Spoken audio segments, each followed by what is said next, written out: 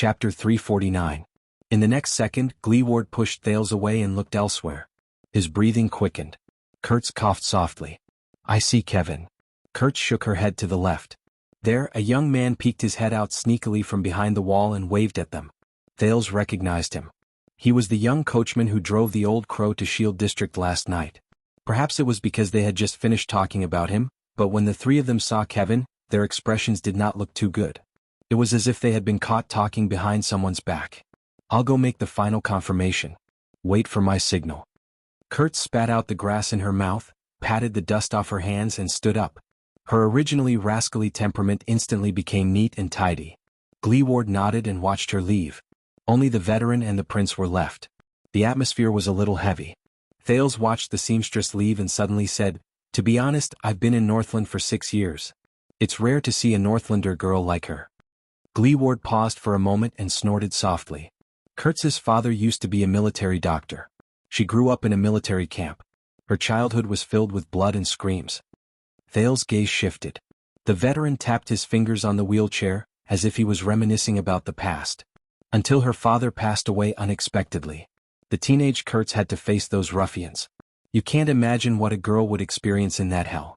You can't even imagine what she would become. Thales' heart tensed.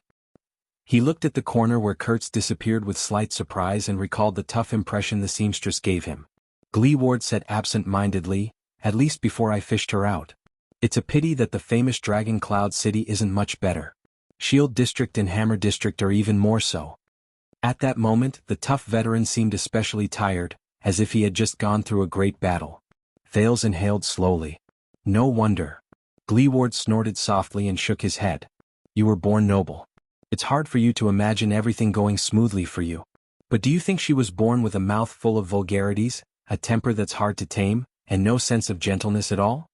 Do you think that she doesn't want to put on glamorous clothes and makeup, sit in a warm, splendid palace, and enjoy a sumptuous dinner and a man's love like a regular noble lady from the north?" Gleeward tightened his grip on the wheelchair. The remaining 3 fingers on his left hand trembled slightly. When life is tough on you, you have to be tougher than it is. Thales did not speak for a long time. But then he looked up. "But I think she's very good right now." The prince's heart was a little heavy for some reason, and his gaze was sharp. A woman at her strongest, most beautiful and most charming. "Dong!" Thales cried out in surprise.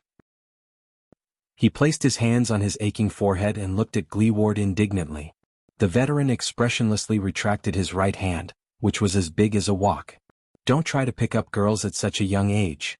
Thales gave him an aggrieved look. "But you're right. She's great." Gleeward smiled faintly. The wrinkles at the corners of his eyes shone slightly. "It's been more than 10 years. Kurtz has been our brother for a long time now." Thales rubbed his head hard and said in annoyance, "Just brothers? She'll be very disappointed." Gleeward cast him a glance, whether it was intentional or not, but he did not speak. A few seconds later, the veteran suddenly spoke. "What kind of person is your father?" Thales tensed up. "My father?"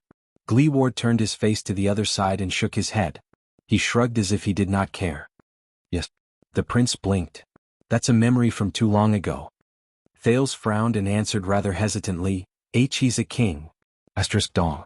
The second time, Thales held his head with tears in his eyes and watched indignantly as Gleeward retracted his right hand.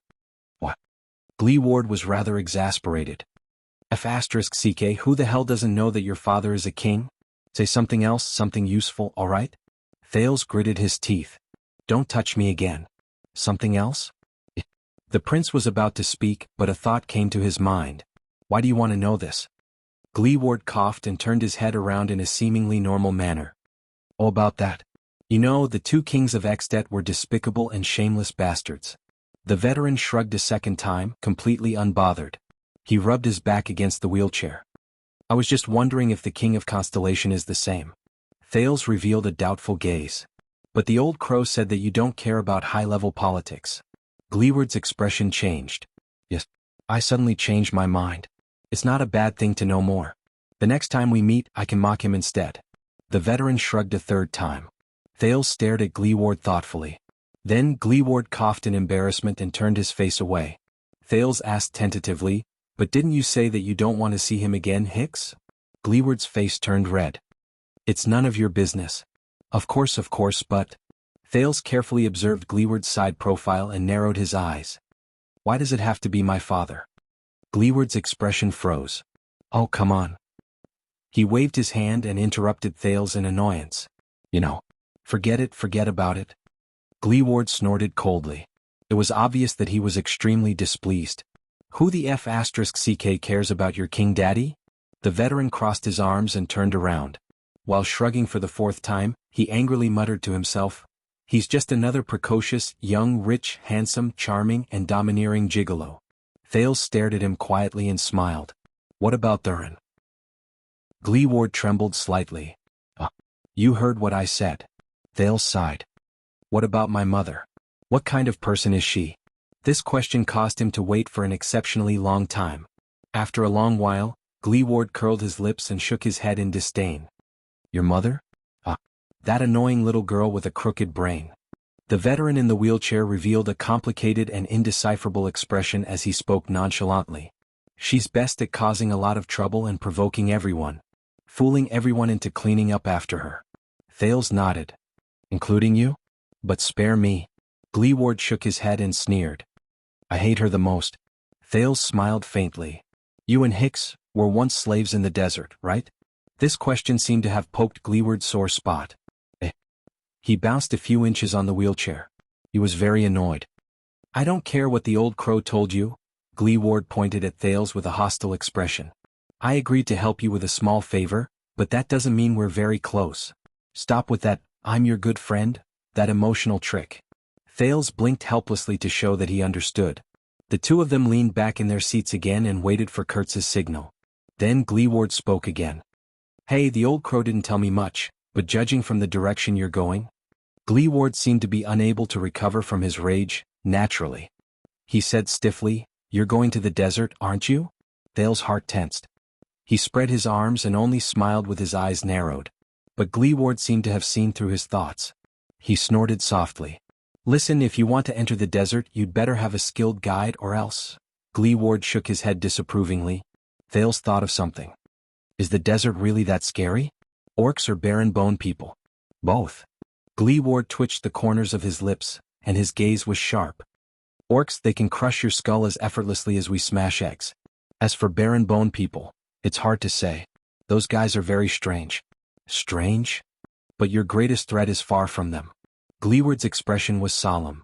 It's the desert itself, the sun, the yellow sand, and the demons who constantly whisper in your ears, lie down, sleep, dream, and never stand up again. The veteran's expression began to drift into the distance again. Thales looked at his side profile and remembered something. You've been to the desert before, haven't you? Gleeward nodded absent-mindedly. When I was a soldier, I went there to fight. Thales frowned slightly. Gleeward raised his head. And the veteran on the wheelchair looked at Thales sternly. There's nothing else. At that moment, a commotion suddenly came from the street in the distance. It seemed to be two men arguing. Get ready. Gleeward held both ends of the wheelchair vigilantly. The signal is here. It's our people. Thales stood up nervously, lowered his body, and held on to the low fence. Will this work? Thales looked worriedly at the two men who started fighting at the slightest disagreement. He watched as their fight became more and more intense. More and more people joined in, turning the brawl into a group fight, and the group fight into a riot. The patrols at the outpost began to frown as they walked towards them. They seemed to be suspicious. Thales was anxious. The Star Killer might be suspicious. I've seen the actions of the former White Blade Guards in Dragon Cloud City. I've seen how they could locate a Camion's whereabouts within half an hour in a chaotic situation. The Star Killer and the White Blade Guards know Dragon Cloud City like the back of their hands. This is their home. The commotion in the distance grew louder. Many people rushed over from the streets after hearing the news and joined in the fight. Then, a patrol soldier who tried to stop the fight was also punched to the ground. Gleeward sneered mockingly. The Star Killer? I had that lackey leader and his lackeys? The veteran in the wheelchair turned around with a stern expression. You're wrong. Gleeward silently patted his chest. The people who are most qualified to call this city home, it's never them. The next second, Gleeward turned his wheelchair around. Amidst the growing commotion, he decisively drove out of the cover and rushed past the countless people towards the cliff of the sky. Let's go. Thales exhaled deeply, then jogged to catch up with the veteran. The process of avoiding the outpost was easier than he imagined. The fighting between the poor people in Shield District was so loud that the pitiful dozen people in the patrol team were surrounded so tightly that not even a drop of water could trickle through. They could barely protect themselves, much less notice them sneaking into the cliff of the sky. In Gleeward's own words, Dragon Cloud City is really getting worse with each generation. In the chaos, before the patrol team could send a large group to suppress them, they slipped under the rocky and uneven cliff wall. God knew how the veteran could move so fast while sitting in a wheelchair. After making a few turns and before Thales was about to faint, he followed the rear wheel of Gleeward's car and finally saw Kurtz in front of a small, dark hole. "Are you ready?" Kurtz looked nervous, but her movements were not sluggish. She took out a low-quality everlasting lamp that was obviously modified from an old product from her backpack and tossed it to Thales. Thales hugged the everlasting lamp while panting. He watched Kurtz take out ropes and tools. With a solemn expression he said, "Anytime." The sounds of fighting behind them started to slow down. Kurtz smiled softly as if she was disdainful. "Remember, only touch the places I've stepped on." Thales took a deep breath and nodded with mixed feelings. "Pray that I don't die in there." Kurtz smiled and patted the veteran's back. The seamstress put the everlasting lamp in her mouth and straightened her body. She took the lead and slid into the small, dark hole with her feet facing downwards. She was nowhere to be seen. "This is the Black Track?" Thales did not have the time to be surprised that there was actually a whole other world in that small cave. Gleeward sighed and patted his shoulder. "My people will prepare a horse over there. You can go wherever you want to go." The veteran looked displeased, but in the end he did not say anything. "But follow Kurtz closely inside." Thales took a deep breath and imitated the seamstress. He put his feet into the cave. He did not step all the way to the bottom, but he could feel the slight chill inside as well as the faint breeze. "You're not coming?" The fight behind them was still going on, but the whistle of the patrol team could already be heard in the distance. Obviously there was not much time left. Gleeward patted half of his thigh and said mockingly, "Do I look like I can leap over roofs and vault over walls?" Thales felt suffocated. "Go." With a dark expression, Gleeward turned to the side. "I have to go back and clean up the mess, especially that dead face." Thales looked at the veteran and clenched his fists tightly. "Gleeward." Thales gritted his teeth and nodded heavily. "Thank you." The teenager said seriously, "Whether you're doing this for the old crow or for my mother." Gleeward was stunned. Thales looked at him with sincerity and nodded slightly. In the next second, the veteran's expression became annoyed. He slapped Thales back and as the latter cried out in surprise, he pushed him into the Black Track. As he watched Thales disappear into the Black Track, Gleeward took a few deep breaths to calm his agitated heart. "Damn it." Gleeward cursed in his heart. For his mother? Who does he think he is? With a displeased expression, Gleeward turned his wheelchair around and watched the fight on the street, which was becoming more and more obvious. He spat in displeasure. "A king." He looked at the sky, which had just lit up, and mumbled, "A king." Gleeward's expression darkened. His mutterings were filled with dejection. How could he be a king? The veteran looked at half of his thigh and touched his empty left eye. His expression was forced and gloomy as he said in a low voice, "Don't worry." He said in a low voice, F***CK, but after a few breaths, Gleeward's nervous expression relaxed. With a stiff face, he pulled out a thread from the pocket of his robe in a panic. He slowly took out a small black leather pouch from between the two layers. Gleeward opened the leather pouch with trembling hands. He stared at the item inside in a daze, then at the entrance to the Black Track. He did not speak for a long time. The veteran stopped moving, snorted softly, and shook his head in a self-deprecating manner. F***CK, the sounds of fighting behind him began to die down, but Gleeward did not seem to notice it. He held the item in his hand. His face was livid and red, and he tried his best to put on a fierce expression. F***CK. As if that could prove something. A few seconds later, Gleeward leaned against the back of his wheelchair in relief. He laughed dryly and weakly. The veteran shut his eyes tightly. There was a faint hint of melancholy in his tone. F***CK. Finally, the item in Gleeward's hand slowly floated down and landed on his wheelchair. The morning light illuminated it. It was a neatly tied strand of a woman's hair. It was soft, smooth and bright. It was fiery red. He felt the friction between his back and the rock strand. After he slid to the bottom with a tense heart, Thales opened his eyes and saw darkness. Then he heard footsteps. "Hey, you're afraid of the dark?" Thales narrowed his eyes to adapt to the sudden light. He was still in a state of shock as he stared at Kurtz, who was holding the everlasting lamp and watching him with a contemplative look. It was dark around him. And cold. Their everlasting lamps could only light up a small area around them. "Follow me." In the darkness, the seamstress only had half of her face exposed by the light. She helped him light up the everlasting lamp and sighed. "Even if some paths are difficult to walk, you must still follow them." Thales got up in a disheveled manner. Kurtz turned around and used her hands and feet to climb up the dark rock wall. She seemed to be going up the slope. "I have to climb this stupid place again? At least I got 300 gold coins last time," Kurtz said sarcastically to herself. "What about our client this time? He gave us a chance to be hanged, huh?" "Prince?"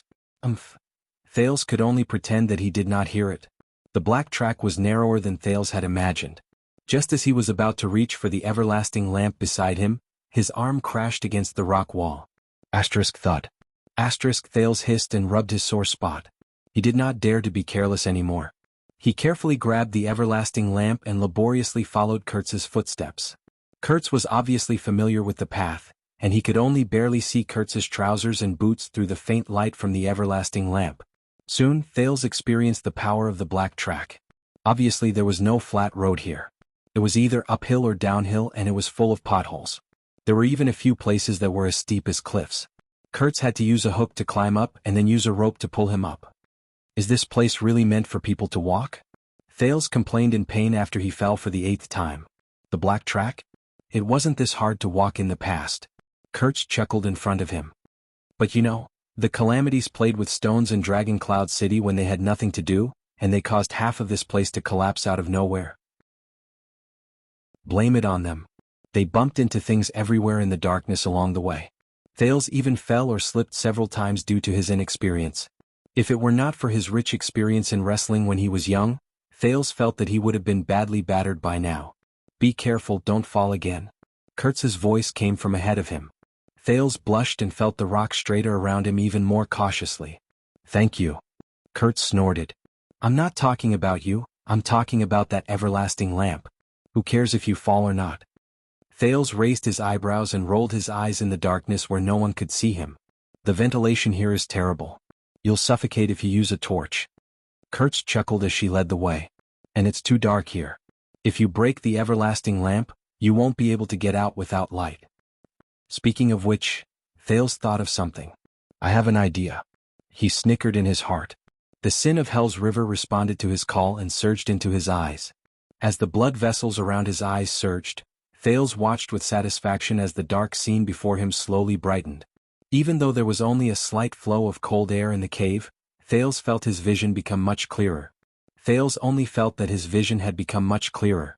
Many of the obstacles that could not be seen in the dark could now be avoided beforehand. Hence, he quickly caught up with Kurtz, and this made the seamstress look at him in a higher light. "You got the hang of things pretty quickly." Thales could not help but feel a little smug. He began to pay attention to his surroundings. "Oh, there are words here?" Thales flipped over a rather flat rock platform. Through the sin of Hell's river, he saw strange words on the rock wall. "Huh?" Kurtz, who was feeling the way ahead, asked in puzzlement. "Why didn't I notice it?" Thales paused for a moment. The sin of Hell's river continued surging. He narrowed his eyes and touched the words carved on the rock wall. "August 20th, livestock food." He read the words on it in a low voice. Thales' expression became serious. "The ancient empire." Kurtz climbed up a protruding rock and asked curiously, "What?" "Words. The words on these rocks are the language of the ancient empire. This writing style is not that of the final empire. It's from the ancient empire from a much longer time ago." Thales blinked and recalled the ancient empire's alphabet that Gilbert taught him a long time ago in bewilderment. This tunnel has a history of at least 1,000 years or even longer. At least at that time, Northland was still under the rule of the ancient empire. No.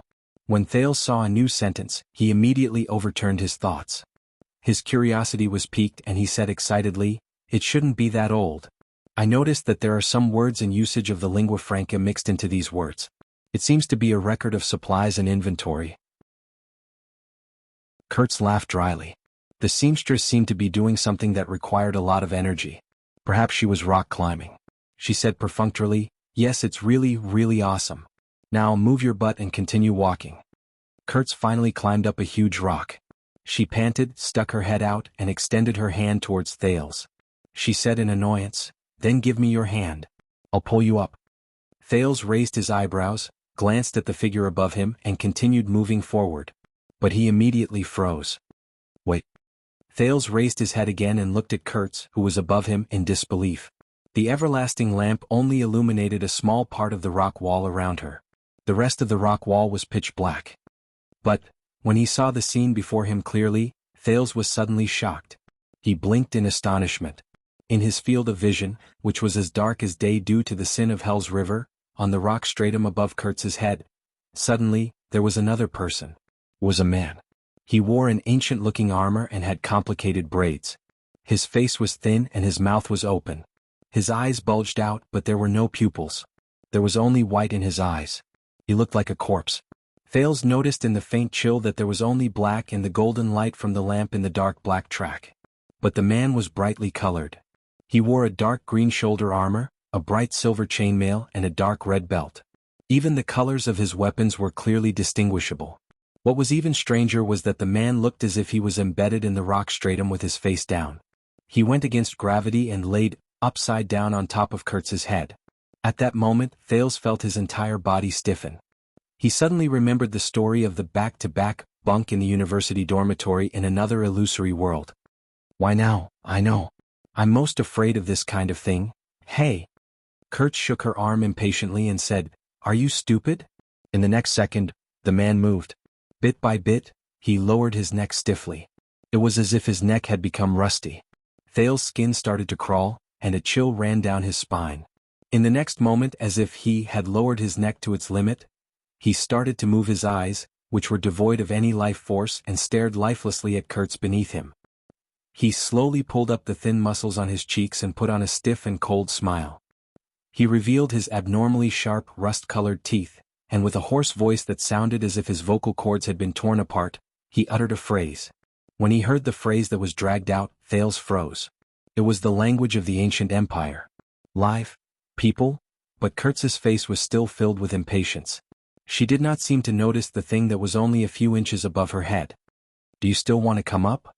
It was as if she did not even hear that phrase.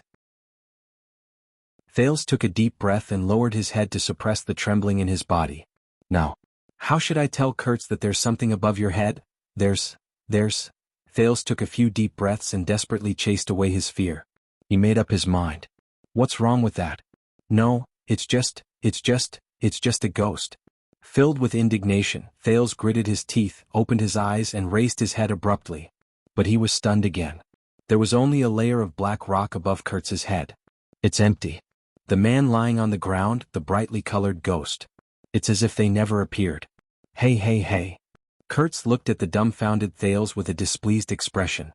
The light shone on the side of her face and the rock wall. Chapter 350. What is that?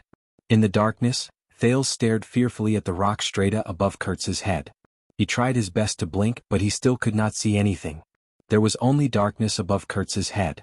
The sin of Hell's River did not give him any feedback. "Hey brat." The seamstress' dissatisfaction almost filled the small cave. "Are you messing with me?" Her voice traveled through the cave, and it echoed frequently. Thales was shocked by the angry shout. "Nothing."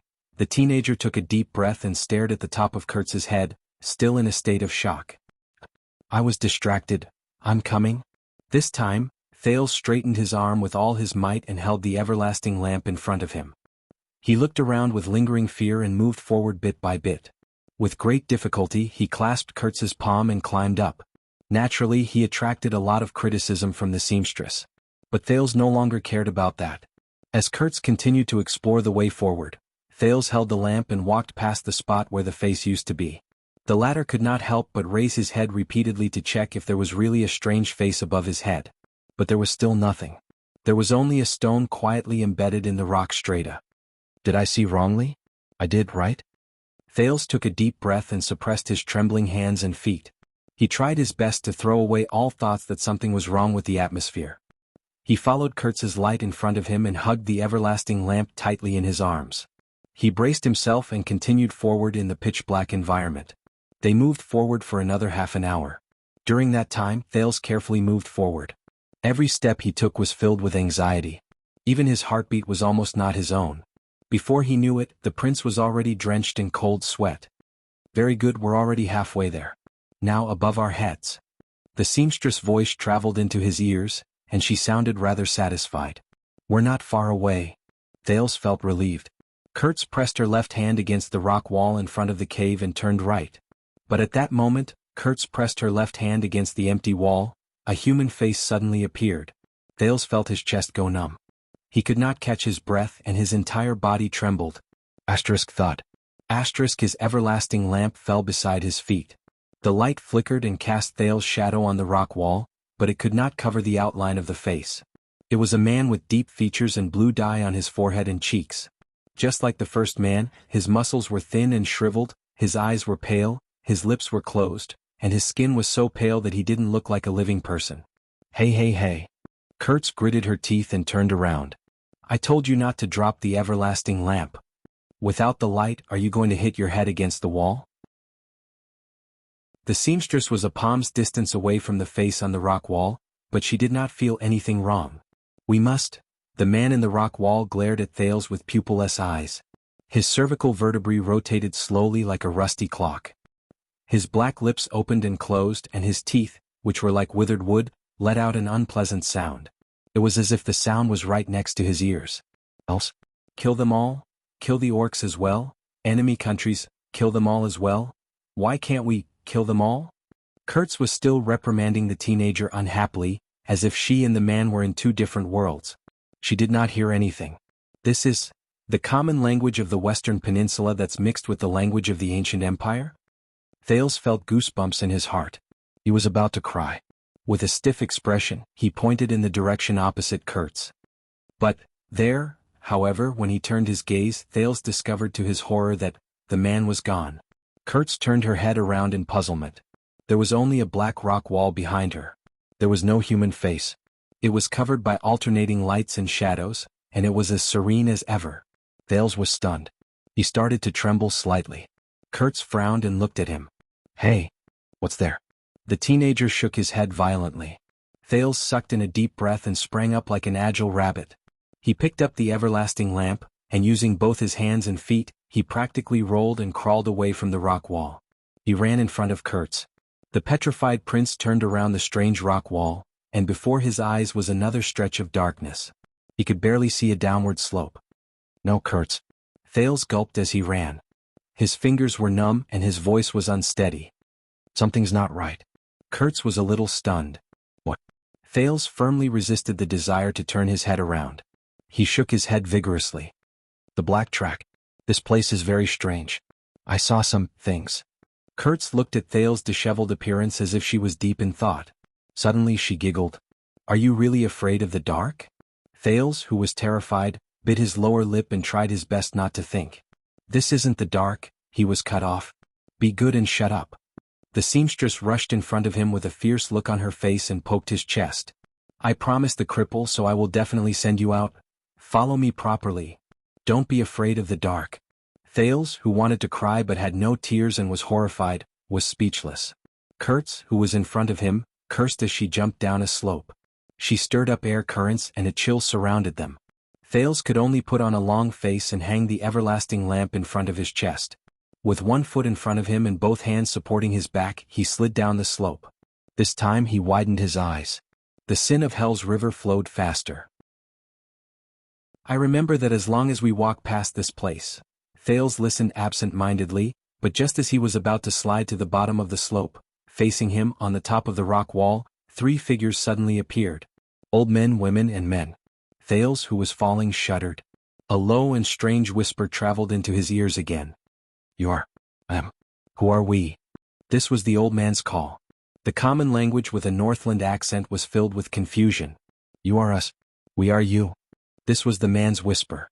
It was filled with the language of the ancient empire. His words were elegant but very strange. They were stuck to the rock wall. Their eyes were pale and they looked like corpses. They stared at him and their gazes were extremely clear in the darkness.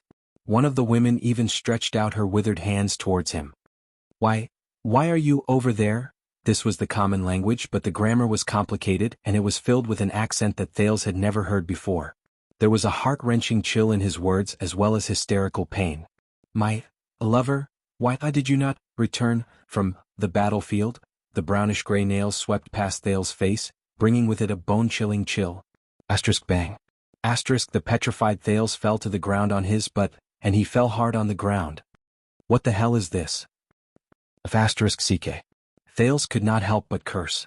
At that moment he only felt goosebumps all over his body. He got up and took a step forward, just wanting to stay further away from the figures above him. What the hell is this place?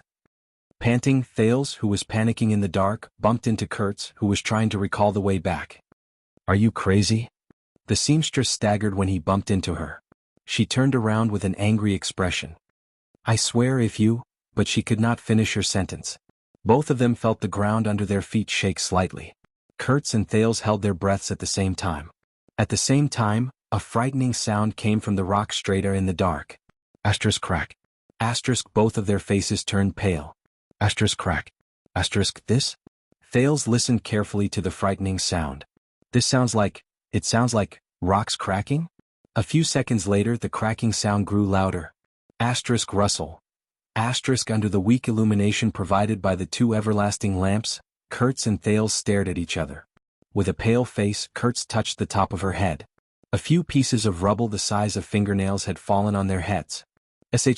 T, that was the only word she had time to utter. The ground shook violently again. The panicked Thales grabbed the rock beside him so that he did not fall. Feeling the ground shake, Kurtz finally stabilized herself with great difficulty. Her expression changed drastically. Damn it. Something must have collapsed again. She had just finished speaking. Bang. The cracking sound and shaking sound turned into a piercing crash. It was as if a huge rock had fallen behind them. The seamstress' expression was unpleasant. She could not care about reprimanding Thales. She hung the everlasting lamp around her neck and nimbly climbed up the path. Run. Thud. A huge rock smashed onto a low slope not far from them and rolled down. Thales' heart trembled. He knew that this was not the time to be afraid of ghosts. The prince could not care about preserving his strength. He summoned the familiar yet unfamiliar power and desperately activated the sin of Hell's river in his body. Boom. The sin of Hell's river happily rushed to the top of his head and filled his entire body. Thales felt the pulsation of his blood vessels and the fullness of his muscles. He felt his vision clearer than day and the flow of air in the cave. Thales stomped on the ground and instantly stood up. He clung to the rock wall and chased after Kurtz with all his might. The ground shook again. Soon, the sounds around him turned into a deafening roar. Together with the tremors of the rock strata and the ground, they traveled into his ears. Rumble. The terrified prince caught up to Kurtz. Boom. The sounds of falling rocks became louder and more frequent, as if they were very close. What the hell? Thales desperately jumped over a shallow pit and clung to a rock strata going up the slope. He gritted his teeth and shouted in the midst of the roars, "This stupid place. Was it like this before?" The ground shook again. Thales lost his footing and fell to the ground. His everlasting lamp crashed against the rock wall and was instantly extinguished with a shattering sound. But he could not care about that now. Escaping was more important. His skin crawled. Thales propped himself up again and covered a distance of a few meters with just 2 or 3 steps. As the ground shook violently, he fell on his face countless times, but he could only move forward with all his might. Who knows? The last time I brought someone here was 6 years ago. Kurtz's exasperated voice came from the roars. It was obvious that she was not having a good time either. After Shield District was destroyed, the black track would sometimes collapse. That's why the cripples sealed this place. Thales crashed into the walls left and right during the tremors. He struggled to maintain his balance and keep moving forward. But in such a terrible environment, even Kurtz, who was very familiar with the path, could not move faster. Bang. Boom. A loud sound came from behind them.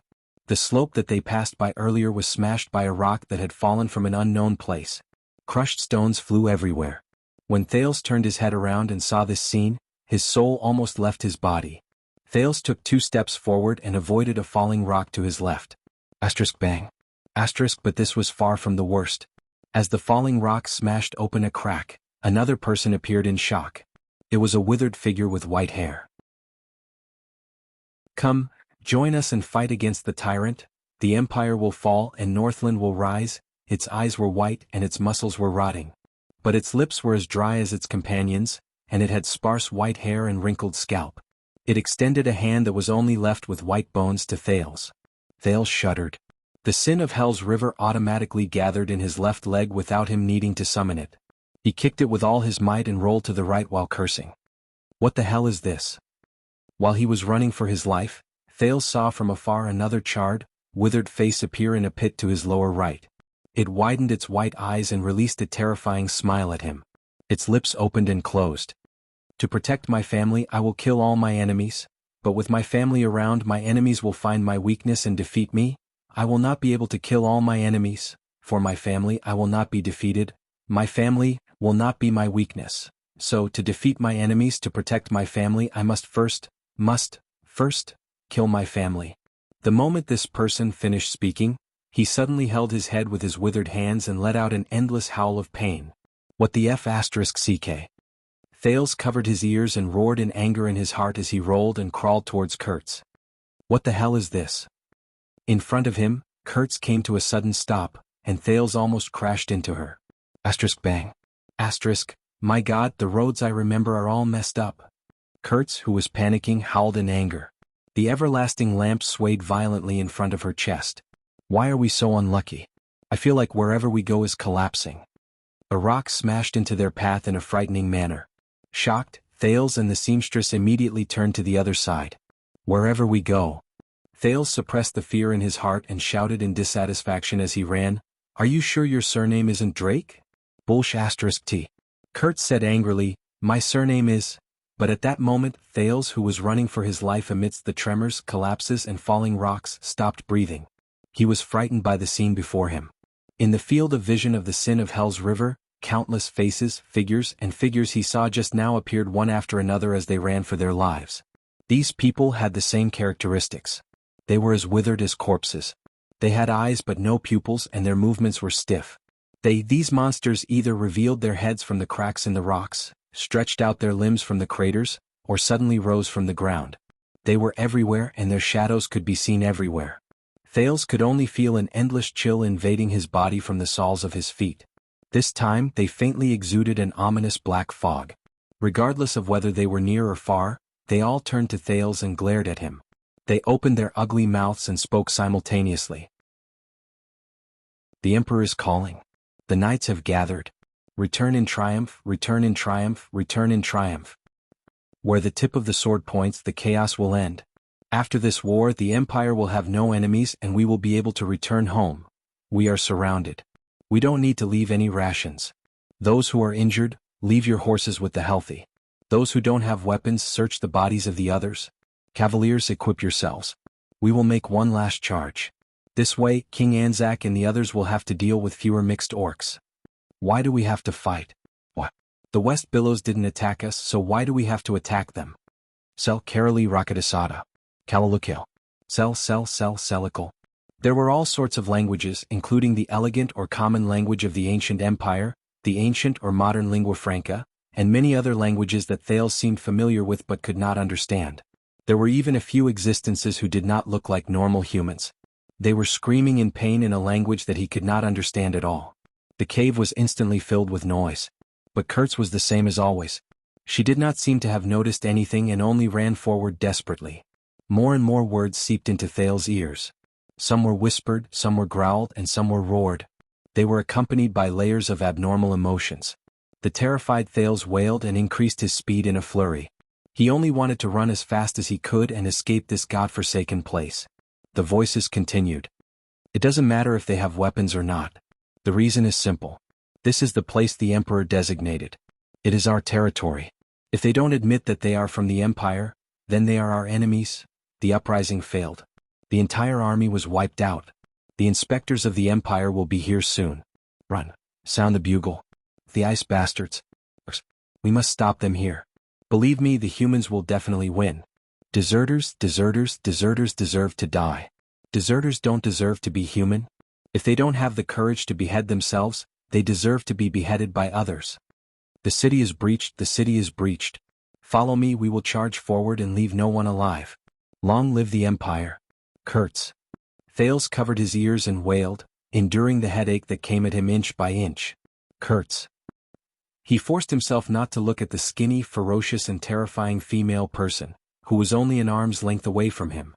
He shot past the obstacles without a care in the world. He relied on the vision of the sin of Hell's River to prevent himself from falling in the darkness. We have to leave this place as soon as possible. The black track. Something is very wrong with this place. Amid the rumbling sounds, Kurtz's enraged voice traveled from the front. She seemed to have just avoided a rock that fell on her head. Yes, I can see it too. Also, thank you for your nonsense. Asterisk crack. Asterisk the moment Kurtz turned around, another huge rock above her head cracked. It fell vertically. Be careful. Kurtz subconsciously raised her head, and her face instantly turned pale. That rock enveloped all of them beneath it. Thales felt his skin crawl. He did not care about the soreness in his legs and exerted his strength to catch up.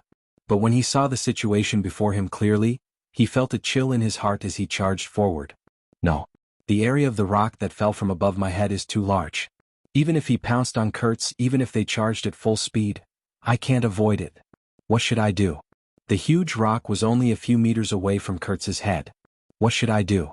At that moment, Thales desperately tried to recall all the skills he could use. Jayla, Ralph, Waya, Black Sword, the Corleone sisters, Ida. But in the face of such a crisis, their skills and emergency measures were all useless. What should I do? At that moment, a figure that Thales did not expect suddenly appeared in his mind. In his memories, that man's expression was cold and his face was pale. He swung the blade in his hand and miraculously retracted it. Thales shuddered. The rare power of eradication seeped into his bones and joints, and an indescribable power erupted. In the blink of an eye, Thales sped up and pounced on Kurtz, who was in front of him. He held her waist tightly. As Kurtz screamed, they fell forward together, and the huge rock above their heads drew closer and closer.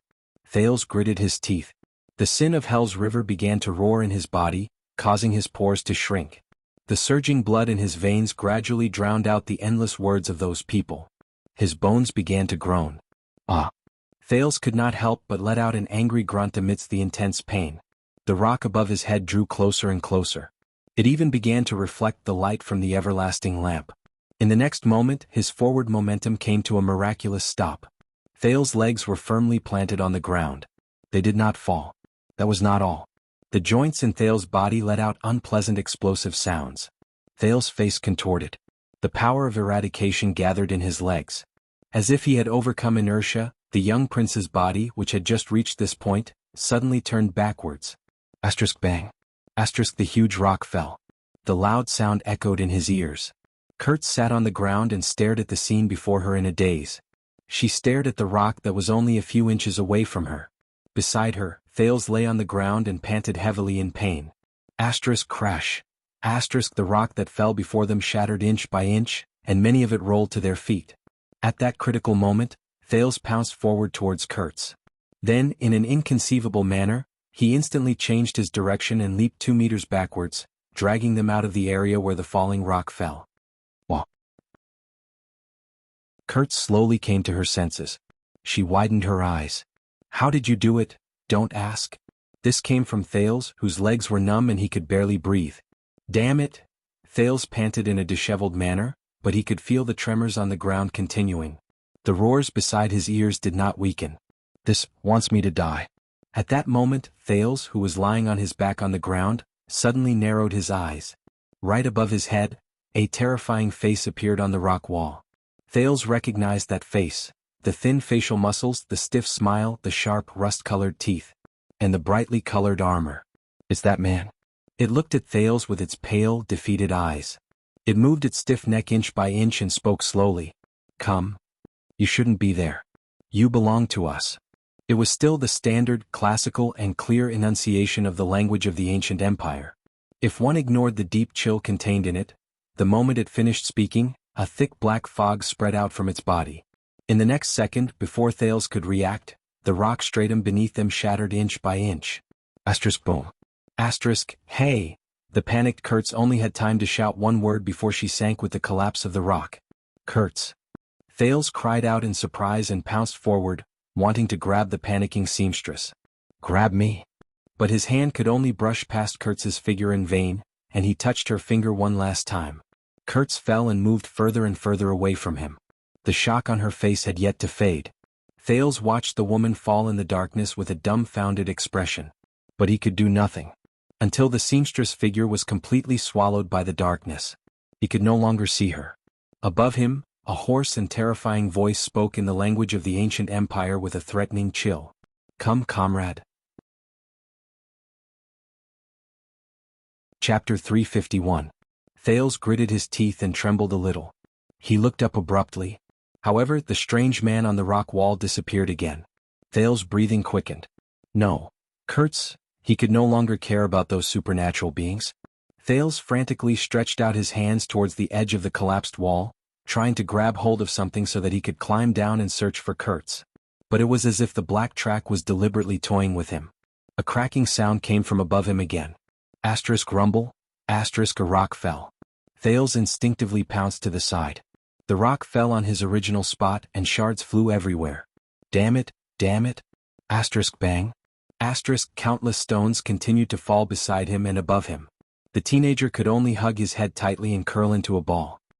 He rolled left and right under the perception of the sin of Hell's River, trying his best to avoid the larger stones. Asterisk rumble, rumble. Asterisk finally, Thales felt that everything around him had quietened down. The prince panted and put down his arms. He lay down on his back and endured the pain in his eyes. Kurtz. When he remembered the seamstress's despairing face, Thales could not help but clench his fists and slam them on the ground. At this moment, Thales suddenly felt a chill on the top of his head. He sat up abruptly. As expected, the prince was horrified to see that countless figures had appeared around him again. The wall in front of him, the protruding rocks behind him, the ground beside his left foot, the edge of the cliff above his head, withered faces, pale eyes, rotten lips and teeth. It's them. It's them again.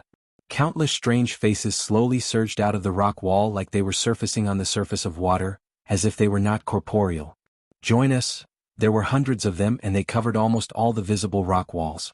All of them stared at Thales from all directions with their deathly pale eyes. You don't belong there, join us. We are one, and return to the battlefield. Thales felt a chill run down his spine. He took a step forward to stay away from the person behind him who was about to touch him. More and more voices reached his ears. Thales subconsciously covered his forehead. He was starting to have a headache again. Victory, why did it not come? Your father, wife and children are behind you. For Northland, defend this place to the death. Remember, we did not kill anyone. We are the army. When we go to the battlefield, it is the army that kills, so we are not murderers. It is the empire that kills. This is the empire's responsibility. We are just following orders. We are innocent, innocent. Advance, advance, until death. There's no other way. There's not enough food. Go to the village and search for food. Remember to be polite and buy it. No, if anyone dares to resist the rations, then they are our enemies. Let's eat the war horses first, starting from the sick ones. Be more decisive. Bring the prisoners of war over. It's only right for us to eat the flesh and blood of our enemies raw. There are no more prisoners of war? Let's go to the village. It'll be fine. We're only picking the worst scumbags. We're doing a good deed. Follow Wuxia, let's do this. As long as we kill Duke Arund, the Northland will be ours. The survival of the Dark Knight army will be decided today. Run. The Emperor has lost. There's no hope for us. Run, run to the desert, run to West Billow Province, run to Dragonkiss Province. I want to crawl back, crawl back. My daughter, my wife. They're waiting for me. No, I can't scare them. I have to find my head first. Suddenly, the prince sensed something. He raised his head shakily. Thales froze. It's it. It's that man. It, who was at the top of the rock wall just now, still had its terrifying white eyes and rust-colored teeth. At this moment, it was floating in the air. Surrounded by black fog, it slowly floated towards Thales. You are ours? Thales tried his best to dispel the chill and fear in his heart. He clenched his fists. When he remembered Kurtz's expression when she fell, anger and hatred instantly surged within him. Who are you? It did not react. It only floated towards him quietly. Who are you? Thales gritted his teeth and spoke, but he stopped abruptly. It got closer and closer. Under the gazes of countless faces, it stared at Thales. Thales seemed to have understood something. He sucked in a few deep breaths and overcame his trembling and goosebumps. He spoke stiffly in the language of the ancient empire, which Gilbert had once taught him. "Who are you?" Thales saw that it paused slightly. The surrounding black fog slowly left its body. "What do you want?" In the air, the most unique, it slowly raised its head and shook its head violently. Thales saw that the colors on its body seemed to have become a little brighter. Its expression changed. The stiff muscles at the corners of its lips trembled. It opened its mouth and let out a terrifying laugh. But in the next moment, it suddenly opened its mouth wide and revealed its sharp teeth. "Ah!" A shrill roar instantly rang in Thales' ears. He instinctively covered his ears and shrank back in pain. As it howled shrilly, the hundreds of faces around him became agitated. They opened their rotting mouths and responded to the howl. In the next second, countless people left their original positions. As they howled, their bodies, other than their heads, appeared. They were like predatory beasts. "Hell's River, what does Hell's River look like? Mother, can I see you there? To be loyal to the Iron Blood King, we can die without regrets. No, our deaths are definitely not meaningless. This rotten so-called empire, that high and mighty shameless tyrant, must be overthrown. Avenge them. Believe me, as long as we kill all our enemies and leave none alive, peace will come." "What? New enemies?" "Then continue to kill, until the day peace comes. My God, a dragon, that's a dragon. How can we win against a dragon? After the war, I can be promoted to captain. I want to go home and marry Ellie. Who am I? No, we picked up our weapons for them. I would rather go to the gallows than hurt them. I came to be a soldier to win the war and finish it. This way my son's son, will not have to be a soldier anymore." Countless voices were like whispers, but they penetrated the howls without any obstruction and poured into Thales' ears. Thales covered his ears tightly. He was in great pain. The person closest to him, who only had half a face left, roared angrily and extended its withered, twig-like hand. It first touched Thales' left arm. "Ah!" Thales cried out in pain. That feeling was like being immersed in boiling water and then pouring ice water over it. The cold and burning sensation spread to the arm that was touched at the same time. The sin of Hell's River circulated madly, instinctively strengthening his arm muscles, hand bones, filling his joints and increasing his blood flow. Thales screamed and swung JC's dagger with all his might, but it was useless. The arm of the monster that did not have a corporeal body passed through Thales' hand without any obstruction, and a wisp of visible smoke drifted out. Thales roared. The pain was still there, and as the monster seeped into his arm, the pain in his arm increased. That was not all. The hundreds of monster faces on the rock wall extended their limbs, climbed up the rock wall and crawled towards him. They reached out to him shakily. It was not just his arm but also his legs, neck, head. No. No, no. Every time he came into contact with them, Thales felt as if he was being tortured. He could only scream in vain, and even the sin of Hell's River could not help him. In the intense pain, Thales' consciousness gradually blurred.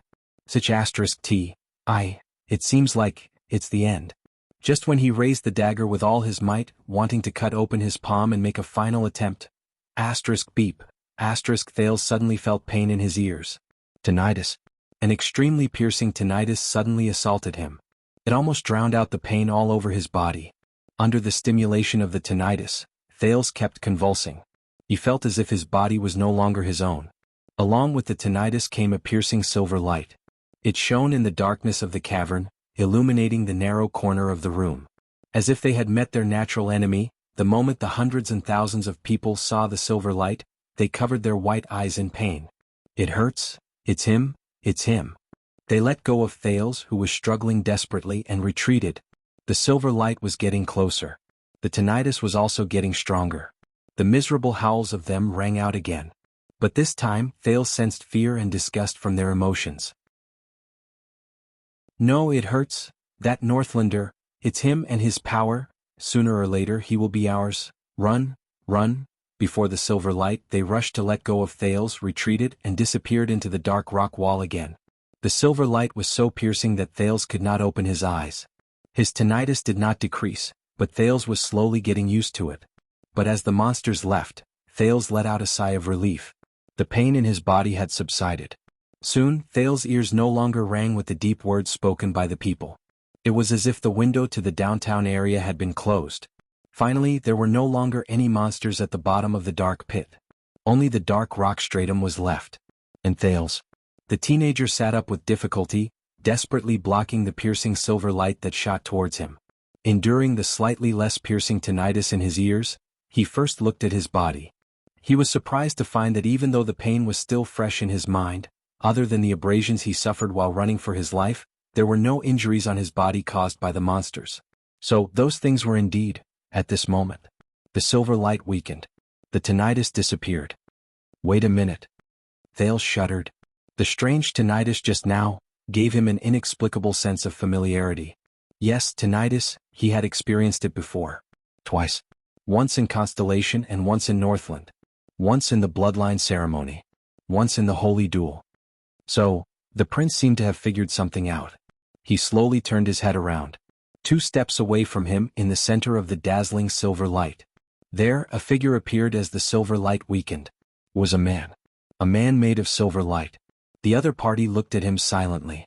Thales stared blankly at the figure in the silver light and came to the next conclusion. He was a warrior. The silhouette of the other party's body was embellished with silver light. Only his facial features were dark and profound. The silver light formed the light armor on his body, and even outlined the strong muscles and slender figure exposed under the armor. However, the thing that left the deepest impression on Thales was the heroic, dignified, majestic, and bold aura this man showed when he stood in front of him. He was like a figure in myths and legends. But the other party was still just a transparent silver light. Thales could even see the rock stratum behind him through his body. Thales looked at him in shock and bewilderment. So who is he? The next second the figure took a step forward and spoke slowly. His voice was cold and his words were as firm as steel. So you are the culprit? What entered Thales' ears was a Northland accent. It was the lingua franca that was half ancient and half modern. Thales blinked. What? The figure in the silver light shook his head and stepped forward. You don't belong here. Thales watched him approach slowly and he instantly became nervous. I really don't belong here. I'm sorry. Thales stood up in a flurry. He swung his wrist and felt the soreness brought by the sin of Hell's river. So who are you? Silver Shadowman's footsteps paused for a moment. Who am I? His handsome face tilted and his pitch-black eyes slightly distorted. He seemed to be thinking, who am I? But Thales could only sense a deep sense of confusion from his words. Silver Shadowman shook his head. I don't know. I can't remember. Thales was stunned. Silver Shadowman suddenly raised his head, and his tone was firm. But I must protect this place. And you came to the wrong place. His deep, dark eyes seemed to have the power to see through people's hearts, and it made Thales' heart clench. Silver Shadowman walked in front of him, and suddenly extended his strong right arm, which was formed by silver light, to touch Thales' face. Ah! Thales cried out in pain and was shocked. Silver Shadowman's touch seemed to have substance. Wherever the silver light touched, there was a sharp pain on his skin. The prince gritted his teeth and took 2 steps back. He left Silver Shadowman's arm, held his dagger, and stared at him warily. The ringing in his ears started again. You're a little different. Silver Shadowman seemed to be even more puzzled. Your body is filled with an ominous presence, and even the power of the mountains is rejecting you. But, Thales widened his eyes, showing that he could not understand the current situation. The tall Silver Shadowman shook his head violently. It was as if he wanted to shake off something. When he raised his head again, his emotions had already turned cold and his tone was stern. No, Silver Shadowman said firmly. His facial features slowly gathered together under the silver light as if he was convincing himself, you are just their new trick, a byproduct of their chaotic consciousness. You are the other side of evil. In the next second the silver light shone brightly. Silver Shadowman instantly turned into a man of silver light. In an instant, he appeared in front of Thales and seized him by the neck. Wait, what's going on? But his thoughts were soon interrupted. Thales only felt that there was a tremendous pressure that came along with that arm, causing him to be unable to move. The ringing in his ears and the piercing pain were instantly transmitted to Thales' nerves. The intensity was even greater than before, and he could not help but scream. No. Unlike the monsters that did not have a physical body, Silver Shadowman's arms seemed to be non-existent. When he pressed down on Thales' neck firmly, the latter actually felt an illusory sense of suffocation. Silver Shadowman's hesitant voice pierced through the ringing in Thales' ears. I have a responsibility I must protect. Destroy the threat. Silver Shadowman raised his left arm. The silver light on his arm grew brighter, and it pierced straight into Thale's chest. The silver light sank straight into Thale's chest. At that moment, Thale shuddered, and he felt a chill rise from his heart. It brought about a piercing pain all over his body. Even the sin of Hell's river seemed to be firmly suppressed, and there was no reaction. The ringing in his ears, the piercing pain, and the chill were like three tortures tormenting him at the same time. Ah! Thale shut his eyes tightly. His face was contorted, and he howled in pain that was 100 times worse than before. At that moment, Very abruptly, Silver Shadowman stopped what he was doing. He pulled out his left arm from Thale's chest. Silver Shadowman's pitch-black eyes slowly drew closer. This is... Thales, who was firmly suppressed, stopped screaming. He was drenched in cold sweat and he could not stop panting. He looked like he was about to collapse. The light on Silver Shadowman's body weakened. He turned back into Silver Shadowman and grabbed the limp Thales. What is he trying to do? Is he repeatedly torturing me? Is he a sadist? Thales sensed the piercing pain and the ringing in his ears disappear, but he felt as if he had just gone through a great battle. His entire body was exhausted, and his consciousness was fading. Silver Shadowman laid him down gently, and his left hand stopped in front of Thales' left chest. He touched his chest, causing Thales to feel waves of discomfort from the piercing pain. The next second, Silver Shadowman raised his head, and his tone was stern. Who are you? Thales could not even maintain the most basic ability to think. He lay on the ground powerlessly, and he felt that all the cells in his body were roaring, dissatisfied with the abuse brought by their master. Damn it. You, lunatic, I'm just a lost traveler, a pitiful lamb. I went in the wrong direction and met a pervert. He panted and sneered again and again, mixing his dissatisfaction and grievance into his words. At this moment, the silver light on Silver Shadowman's body flourished again. The piercing pain and ringing in his ears assaulted him again, causing Thales, who had just recovered from the pain, to tremble again. King hate naughty children the most. So, son of AB *tis, I will ask you one more time, Silver Shadowman said coldly. Silver Shadowman pressed his palm against Thales' chest and pressed it down forcefully. The silver light seeped in again. Who the *ck are you? Arg. Ringing in his ears, piercing pain, heavy pressure, suffocation, chilliness. Under the torment of several senses, Thales resolutely gave up on resisting stubbornly. He roared in horror and despair. Thales? Thales Jade Star. I am Thales Jade Star.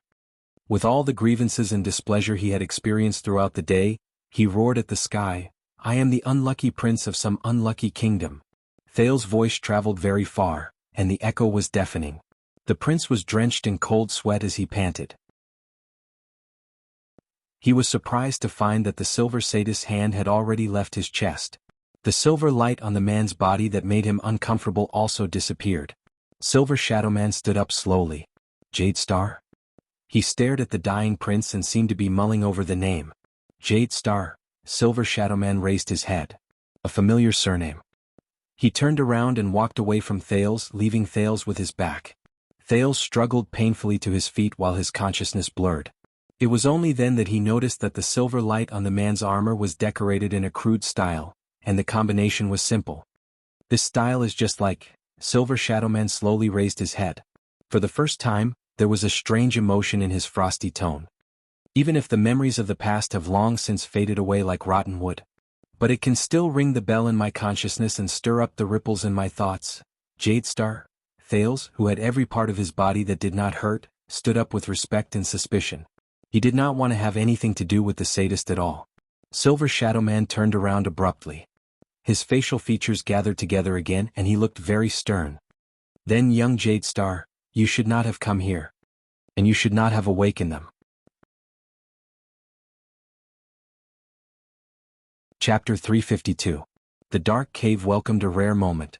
The light from Silver Shadowman's body illuminated the place. Awaken them? Thales leaned against the rock wall and panted. He thought about it again and again in his vigilance, but in the end he gave up on most of his confrontational actions. This Silver Shadowman was obviously not an existence he could handle. The teenager asked in puzzlement, What, them? Silver Shadowman stared at him with his eyes, which were so black that they seemed to contain nothing. Them? He was still speaking in the Western Peninsula's common language with a Northland accent. The outline of Silver Shadow Man's face moved subtly under the flickering light. It was almost as if a real person was speaking, and it was a little strange. You saw them. Those homeless souls of the deceased. Anomalies that hover between life and death. Thale's heart trembled. What? Hover between life and death? He muttered. He raised his head anxiously and looked at the dark walls of the cave around him. He imagined the scene of the densely packed ghosts appearing on the walls. Those shriveled and rotting faces. Thales could not help but feel a chill run down his spine. He buried his face in his hands and heaved a painful and labored sigh. So, this world really has such things. Sigh. He even thought about this for me. This world of holographic, four-dimensional and dynamic horror movies is too beautiful. The dejected Thales used a whole 5 seconds to free himself from the unpleasant memories of the past. He lifted his head listlessly. But how? He leaned against the rock wall and pressed against the scratches on his body. He asked Silver Shadow Man weakly, "Why are there so many souls of the deceased under Dragon Cloud City? Are they bored and come here to scare people?" Silver Shadow Man's body shone faintly. He seemed to be hesitating. "A ruined castle is above our heads," he answered in the end. The words that came from the silver light were like murmurs in a dream, and they echoed faintly. "It has stood here for thousands of years. The flames of the great dragon, the footprints of the elves, the warriors of Northland, the iron hooves of the Empire, and even the heavy hammers of the orcs have plowed through this place." When he heard the unfamiliar name, Thales was instantly stunned. "Yarinde Castle?" the prince repeated doubtfully, but his eyes immediately brightened. "Wait a minute, are you talking about Dragon Cloud City?" Arund Castle was its former name. Thales immediately understood something. In a moment of realization, he began to size up Silver Shadow Man with a strange gaze. "Using this form of address. So you're from the ancient times, you're from the Empire era?" But Silver Shadow Man only stared at him quietly and did not answer. "All right." Thales spread his arms, inviting a snub. In his mind, he crossed out the option of finding things to talk to get information out of this person who was neither a human nor a ghost. Then, souls of the dead? When Silver Shadow Man heard this, he slowly raised his head and stared at the cave as if he was filled with emotions. He turned around and moved away from Thales. The footsteps formed by the silver light left brilliant and colorful traces on the rocks that they stepped on. This land has experienced countless wars, bitter cold, disasters and deaths. Heads have fallen, blood has spilled, corpses have filled the fields, and wails have lingered. Silver Shadow Man walked forward slowly. His words traveled into Thales' ears again, and they contained a certain melancholy that could not be dispelled. For thousands of years, countless living beings have been buried here. The souls of the dead gathered in the past cannot be dispelled. Cannot be dispelled, cannot be dispelled, cannot be dispelled. This time the echo in his voice was especially clear, and it shocked Thales. It was only then that the prince noticed that Silver Shadow Man's words did not come from his voice, but from his heart. "Wait. The words that came from the bottom of my heart. This situation. Doesn't it feel a little familiar?" But before Thales could figure out what was going on, Silver Shadow Man's tone changed. "Originally they should be sleeping quietly without any consciousness, have nothing to do with the living, and have nothing to do with the mortal world. They should slowly lose their sense of self and time, until they die and no longer exist." The man turned around abruptly, and the silver light on his body became as dense as a lit oil lamp. His tone became stern and serious. "Until you woke them up." Thales was stunned. "Me? But I didn't do anything." He stretched out his hands in an innocent and puzzled manner. "How did you wake them up?" Silver Shadow Man was facing him. Under the contrast of light and darkness, his facial features suddenly became a little sharp. "No," he said firmly. "You did." Thales was stunned. Silver Shadow Man slowly raised his right hand and faced him. His palm shone with a faint silver light. Thales instantly felt uncomfortable. There seemed to be something in the silver light that made his skin prickle with pain, just like when this dangerous existence had threatened and interrogated him. "I can see it. They can see that you have a special power." Thales' heart tensed. Silver Shadow Man said faintly, but it made Thales' breathing inexplicably quicken. "It hides in your strong body. It absorbs nutrients, and it also benefits you. It allows you to communicate with the world and the underground, and the living and the dead." Thales raised his eyebrows. "Huh. The moment it fused with you, you wandered between life and death, and the boundary between life and death became blurred." Silver Shadow Man's words made Thales' heart skip a beat. Between life and death, he immediately figured something out. You used yourself as the key to open a path in the wall between worlds that are not connected to each other, the man said solemnly. The souls of the dead, who should not have been able to sense anything and could not affect the living, were startled and awakened. Like hyenas that gather after rotting corpses, or sharks that thirst for blood. Thales blinked in shock as he stared at Silver Shadow Man's increasingly distinct black facial features. Are you saying? He whispered in disbelief. The sin of Hell's River? Silver Shadow Man did not answer. Thales, who was feeling uneasy, took action the moment he thought of it. He clenched his fists tightly and took a deep breath. He summoned the sin of Hell's River in his body and activated its most commonly used effect, which was to strengthen his sight and hearing. In a few seconds, the sin of Hell's River followed his consciousness and poured into the blood vessels around his eyes and ears, making his world brighter and clearer. But at the same time, Thales immediately felt that there was something strange around him. In the distance, on the rock wall where the silver light could not shine, countless black shadows emerged. The new and strange faces of ghosts looked in his direction. Ah, it hurts my chest. No, why do you want to kill me? I didn't join the uprising. Sada. Noxada. They can't stay here. The vanguard of the orcs is coming.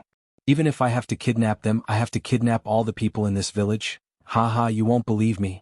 I locked that ice bastard on a rack, used a pair of red-hot tongs to wring out its intestines and poured kerosene on it. I will never forget what they did to my Lisa. I want every orc who falls into my hands to die in agony. At that moment, a cold chill, deep whispers, painful howls, and all the nightmares returned to Thales' senses. The prince was greatly shocked. However, the sin of Hell's River, which had sensed the threat, not only did it not stop, it even sped up uncontrollably and continued to strengthen his senses. That feeling was similar to when he watched a horror movie in his previous life. At the climax of the scare, the movie would suddenly change from a 2D perspective to a 3D perspective. I'm just doing it for the reward and food. Why should I risk my life for them? Anyway, they've never treated pawns like us as human beings. I'm so hungry, General. We've eaten all the prisoners and criminals. I'm so hungry. Can we eat the sick and the elderly? They're going to die anyway. If they fill our stomachs, we can also help them protect their families. I don't understand. We're warriors. We have our own honor. Is there any honor in slaughtering civilians? Listen, soldier. Your honor is not up to you to decide. Who are civilians and who are enemies are not up to you to decide. It's up to the army, the empire, and my orders. Do you understand? Now, soldier, kill this Northland brat. Because he's an enemy, this is honor? His voice grew louder and his surroundings grew colder. Thales covered his head in pain, closed his eyes, and started convulsing. T. How can this be? The souls of the deceased around him became increasingly agitated. Many of them even climbed towards him. At that moment, get lost. Silver Shadow Man's furious roar echoed in Thales' ears. Silver light shone brightly in the cave again, and it was so piercing that Thales curled up. Go back to your lair. As Silver Shadow Man roared, the screams of the souls of the deceased rose again, but they gradually became weaker. They painfully avoided the silver light and retreated back into the darkness. Those terrifying whispers and emotions also retreated from Thales' senses like a tidal wave. Then the area around him became quiet again. After a long while, Thales, who was sitting paralyzed by the rock wall, put down his hands weakly and sensed the disappearance of the sin of Hell's River. Damn it. He panted and cursed in his heart. Damn it, damn it, damn it. As of now, these souls of the deceased cannot directly harm your body, Silver Shadow Man's voice rose again. But they can affect the environment and destroy your mind, contaminate your soul, and turn you into a walking corpse. Of course, if they were a little stronger and you were a little weaker. Thales opened his eyes and exhaled in frustration. The silver light on the man's body slowly weakened. He put down his palm, which was shining with silver light, and stared at the teenager quietly. Very good, the effect of the sin of Hell's River. Thales said dejectedly, I can actually see ghosts with my yin and yang eyes, or release infrasound waves to summon souls. That's really great. He said mockingly. Silver Shadow Man returned to Thales' side and lowered his head to look at him. I recognize this power. I once had a friend who was just like you. Silver Shadow Man's words made Thales perk up. The sin of Hell's River? The man in the silver light shook his head. Under the torture of this power, he was rejected by Hell's River, and the mortal world did not accept him. That was the greatest misfortune in his life. Just like this place, just like this group of pitiful souls of the deceased who are stuck between life and death because of an evil curse. Thales, whose mood was occupied by gloom and irritation at the same time, let out a mocking chuckle. I guess I'm not much better. But he thought of something. An evil curse. The exhausted Thales looked up and asked, You mentioned this more than once. This is not the first time you mentioned it. What do you mean? This time, Silver Shadowman, who lowered his head to look at the teenager, paused for a long time. The silver light on his body flickered. Finally, Silver Shadowman spoke again. These tortured souls aren't trapped here out of their own will. His words were full of sorrow and pity. On the contrary, they are bound here because of a vicious curse, unable to continue their journey of death. Because of this curse, they are cut off from the cycle of life. They are trapped in the swamp of eternity, and they suffer endless suffering. Thales was stunned. He stood up laboriously and looked around him. He could only see a dim cave and a dark rock stratum. There was nothing there. The prince suppressed the fear in his heart and asked curiously, What kind of curse? Silver Shadowman was silent for a few seconds. When Thales could not help but urge him to speak, Silver Shadowman looked straight at him. His facial features flickered under the silver light. His words were solemn and he enunciated each word clearly. The curse of the Iron Blood King. Thales' eyebrows twitched. Iron Blood King? I remember this legend. The prince scratched his head. The Iron Blood King. All the Northlanders know him. He seems to have built something. Thales bit his lower lip and thought hard. He felt that he was about to recall it. Silver Shadowman snorted softly and interrupted his recollection. The Iron Blood King, the first human king to lead the people to fight against the ancient orcs, and the builder of the humans' last line of defense. Yes. Thales, who felt that he was being underestimated, blushed and shrugged. Yes, I know. The Iron Blood King died in battle, the last line of defense was lost, the ancient orcs invaded the south on a large scale, and the ancient chauvinistic countries were destroyed. These marked the end of the uncivilized era of humans and the beginning of the era of kings. I remember now. Thales sighed. I really miss history lessons. But he then frowned strangely. But what does the Iron Blood King have to do with the curse? Silver Shadowman shook his head, causing the light and shadows of the rocks around him to tremble. This is a tragic thing from ancient times. It is cruel and sorrowful. You do not need to know the details. Thales narrowed his eyes in displeasure. The man's facial features froze slightly. He looked as if he sighed. You only need to know that this is a sin committed by a group of noble people. They embraced hope and love and tried their best to save the world, but in the end they made a grave mistake and the consequences will be endless. His next sentence caused Thales to inhale slightly again. Even the wizards avoid mentioning it. It is a taboo. Thales froze slightly. Even his breathing shuddered. Wizards? Thales stared at Silver Shadowman in front of him in surprise. He began to doubt his identity again. Is this related to them? Silver Shadowman turned his head around. Ripples of flowing light appeared on his silver armor. Not only are they related but they are also the main characters in it. His voice became piercingly cold and solemn. The Iron Blood King's curse is a disaster brought about by magic, and it is also the cause of wizards going astray. Thales continued to stare at him in surprise. That's right. If this person is from the era of the Empire before the Battle of Eradication, then he definitely knows about magic and wizards.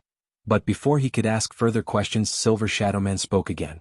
Silver Shadowman turned to the dark cave and said in a low voice, Because of this curse and this mistake, many of the dead, no matter what their names were when they were alive and where they belonged, their souls were locked in this black track before they went to Hell's River. They could not enter the cycle of reincarnation. If life is a long rope, then they live in a dead knot. They neither advance nor retreat, and they are the most pitiful and tragic existences. Thales remembered the colorful male soul of the deceased. He remembered his strange face when he sneered at him, and he could not help but feel his heart tremble. So they did not die. Silver Shadowman shook his head and denied it. Death is not terrifying. What is truly terrifying is not being able to move forward after you die. What do you mean? Death is the disappearance of both the physical body and the soul. The man in the silver light raised his palm gently. The silver light formed a human figure on his hand, indicating to Thales the separation of the soul and the physical body. And these souls of the deceased, they lost their physical bodies. They do not have a shell, and they do not have a carrier to carry their senses and memories. But because of the curse, they left behind souls that should not have been able to survive alone. Silver Shadowman's words became more solemn, and the echoes in his voice grew louder. This means that over a long period of time, these souls of the deceased, who should have disappeared but have mysteriously remained, are unable to create new memories. They also continue to forget their memories of the past. It is difficult for them to distinguish themselves from others, and the past from the present. To them, the past has become an illusion and the future is meaningless. They do not know where they came from and they do not know where they are going. He enunciated each word clearly. They are no longer who they used to be. They have become something else, some other monster. Silver Shadowman stopped his explanation and stared at Thales, as if he was pointing at him to give a positive response. Thales widened his eyes in disbelief.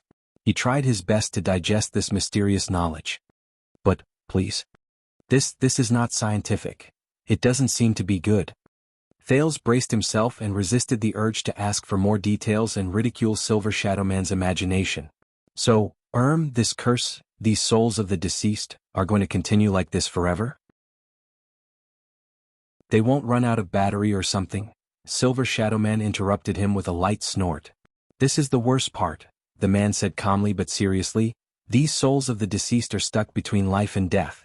One side of them is connected to the living, while the other is connected to the deceased. They are affected by both sides at the same time, and they can also affect both sides in turn. Thales recalled the haunted incident on their way here just now, and his eyebrows furrowed even more tightly. For example, not long ago there were countless deaths on the surface. A new round of death and despair, a new round of greed and madness, a new round of hatred and stubbornness. All of these affected the souls of the deceased in the black tract deeply, Silver Shadowman said quietly as he retracted his palm. Thales was puzzled at first, then he raised his eyebrows. What? Countless deaths. The teenager did not understand and asked, I don't understand.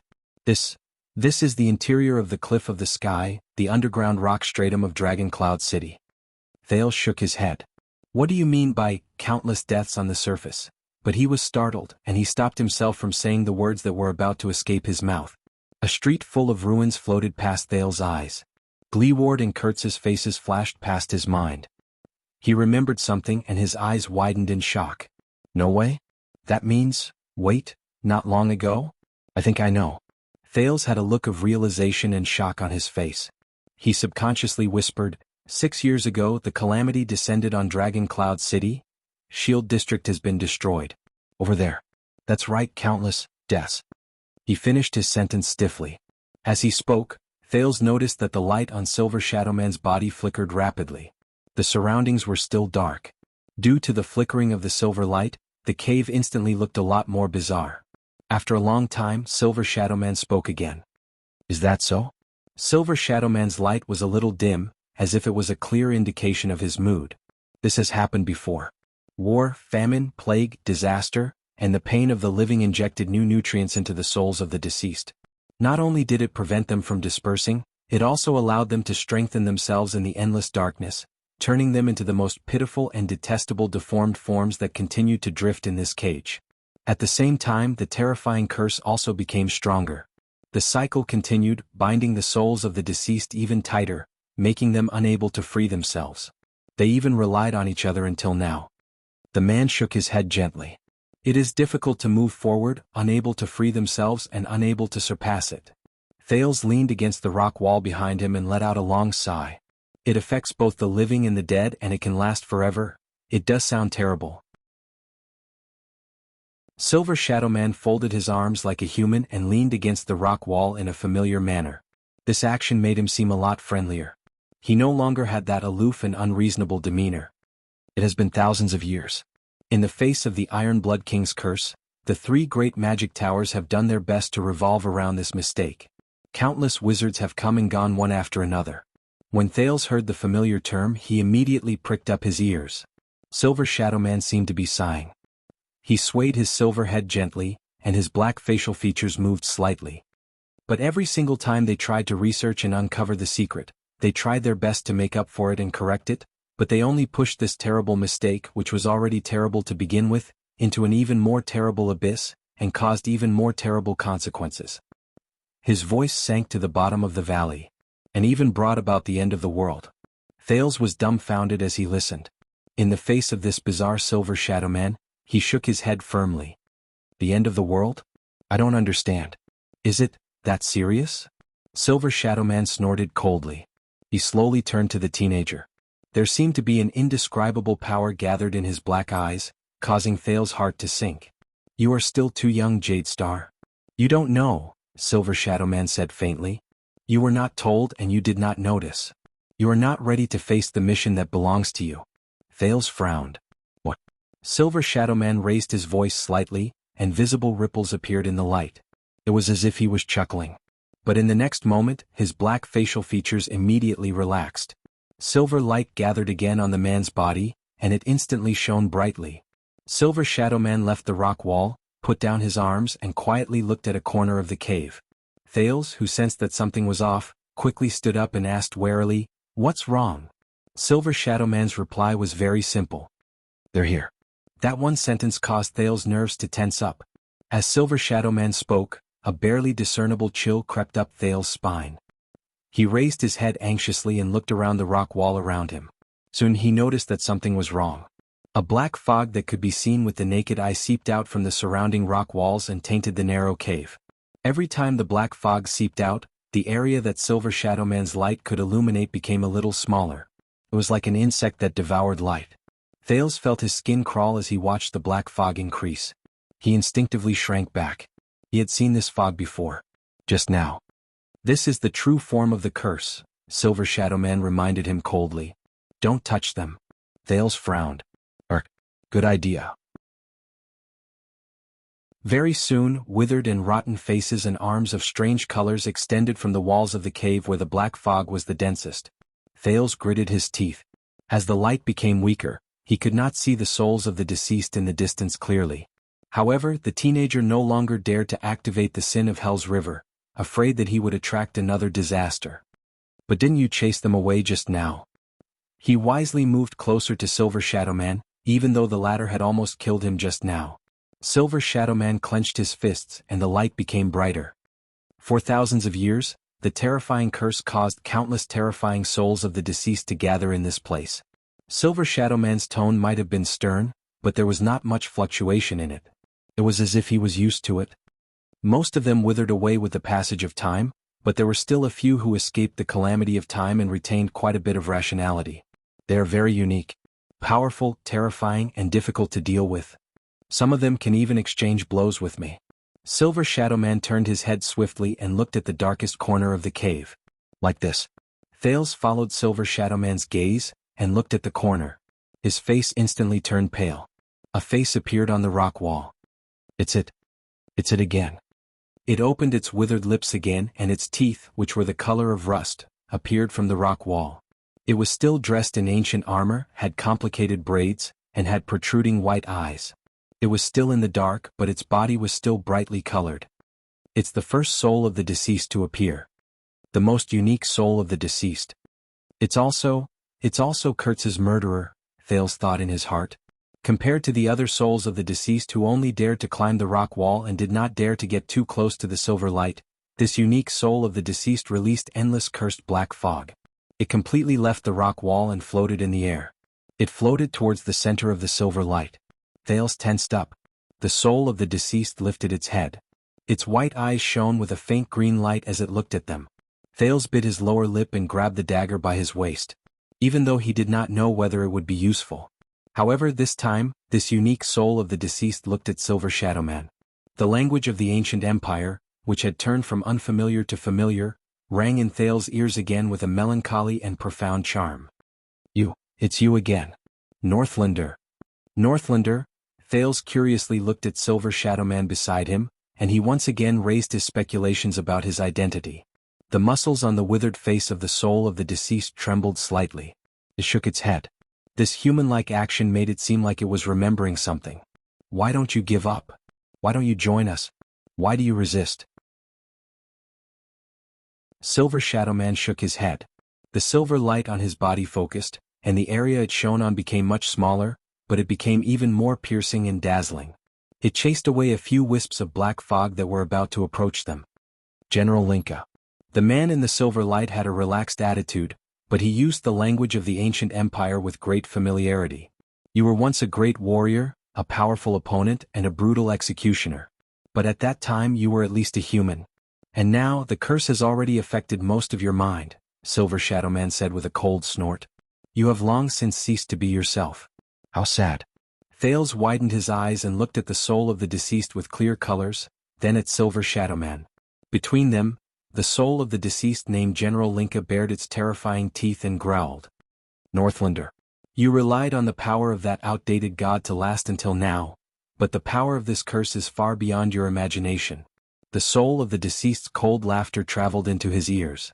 Black fog surrounded his armor, but it did not block the colors and decorations on it. The surroundings grew darker.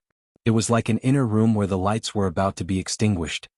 Northlander, it is already very difficult for you to even maintain your own mind, and you still want to continue suppressing us? You will not be able to last forever. I can feel your power. No, the power that the god gave you is weakening. Silver Shadow Man snorted softly and did not speak. Outdated god?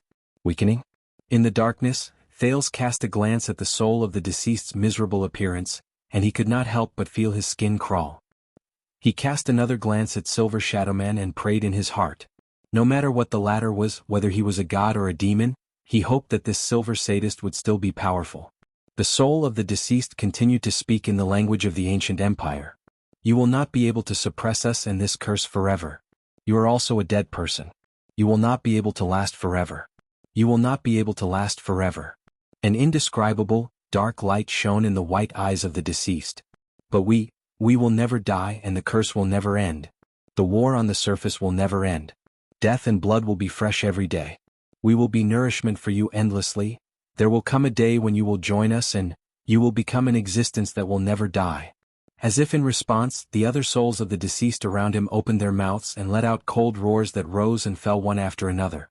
The voice echoed in the cave. Coupled with the strange black fog and the increasingly dim light, Thales felt a chill run down his spine. Your greatest sorrow, General. Silver Shadow Man turned his head and flexed his wrist joints, which were formed by silver light. He looked like a hooligan who was about to join a fight. Is that you often forget that you have long since died. Thales had a feeling that if it were not for the silver light on his body, which indicated that this person was extraordinary, Silver Shadow Man would not be any different from a normal person. Thales coughed and tried to join the conversation in the language of the ancient empire. You know each other? Of course. The chief general of the final empire's 14th army. The man's black mouth slowly widened as if he was sneering. Kane Linka. People call him the Snow Butcher. Thales stared at the soul of the deceased before him in disbelief. He stared at his terrifying face. The final empire? So, this General K something should have been dead for how many years? I remember his name, his title, his deeds. Silver Shadow Man stared at the soul of the deceased in the air from a distance. His tone was solemn. Even better than me remembering my own past. Ha ha ha ha ha. The soul of the dead, Kane Kammer, opened his frighteningly dry lips and laughed coldly in the cursed black fog. Likewise. One day we will return to this world and rebuild the glorious past of the empire. And you, Northlander who overestimates yourself, you will eventually fail. Silver Shadow Man stared at him coldly. He did not move, and neither did he say a word. You will ultimately fail. At the same time, with endless hatred and resentment, the countless souls on the rock wall opened their mouths and let out deafening, cold howls. Thales tensed up and instinctively covered his ears. Silver Shadow Man stood his ground without fear. He even took a step forward and blocked Thales' way. The black fog surrounding Kane Kammer suddenly increased in size, blocking out the countless silver lights and covering the entire cave. You will ultimately fail. In the next second, with endless black fog around him, the withered and rotten face of the Empire's general, Kane Kammer, who had passed away many years ago, instantly appeared in front of them. Thales was shocked. His vision suddenly darkened. The roaring general of the deceased pounced on Silver Shadow Man in an aggressive manner. The teenager's vision immediately darkened until he could no longer see his surroundings clearly. In the dark cave, the shrill cries of the souls of the deceased rang in his ears. Thales could not help but feel terrified. Among them, the Empire's general repeatedly growled in a low voice. It was chilling. You will ultimately fail. In the next moment, the black fog completely enveloped Silver Shadow Man. Not a single inch was spared. Not a single inch was spared. The last ray of light finally disappeared from Thale's vision. Only darkness was left. And the general's whispers. X, you will ultimately.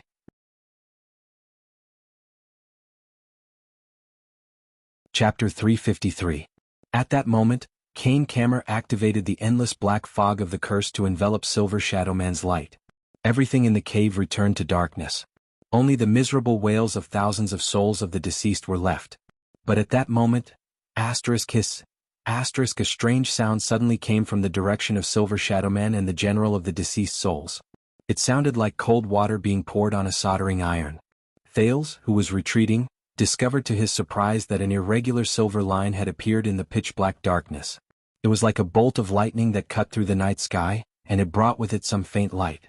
Thales subconsciously narrowed his eyes. No, it's not a silver line.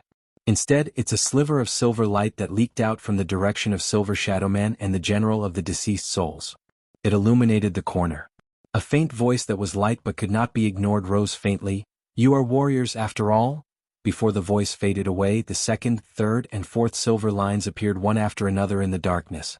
They overlapped with each other to form the shape of a tree branch, and they illuminated the black fog that flowed even faster around them.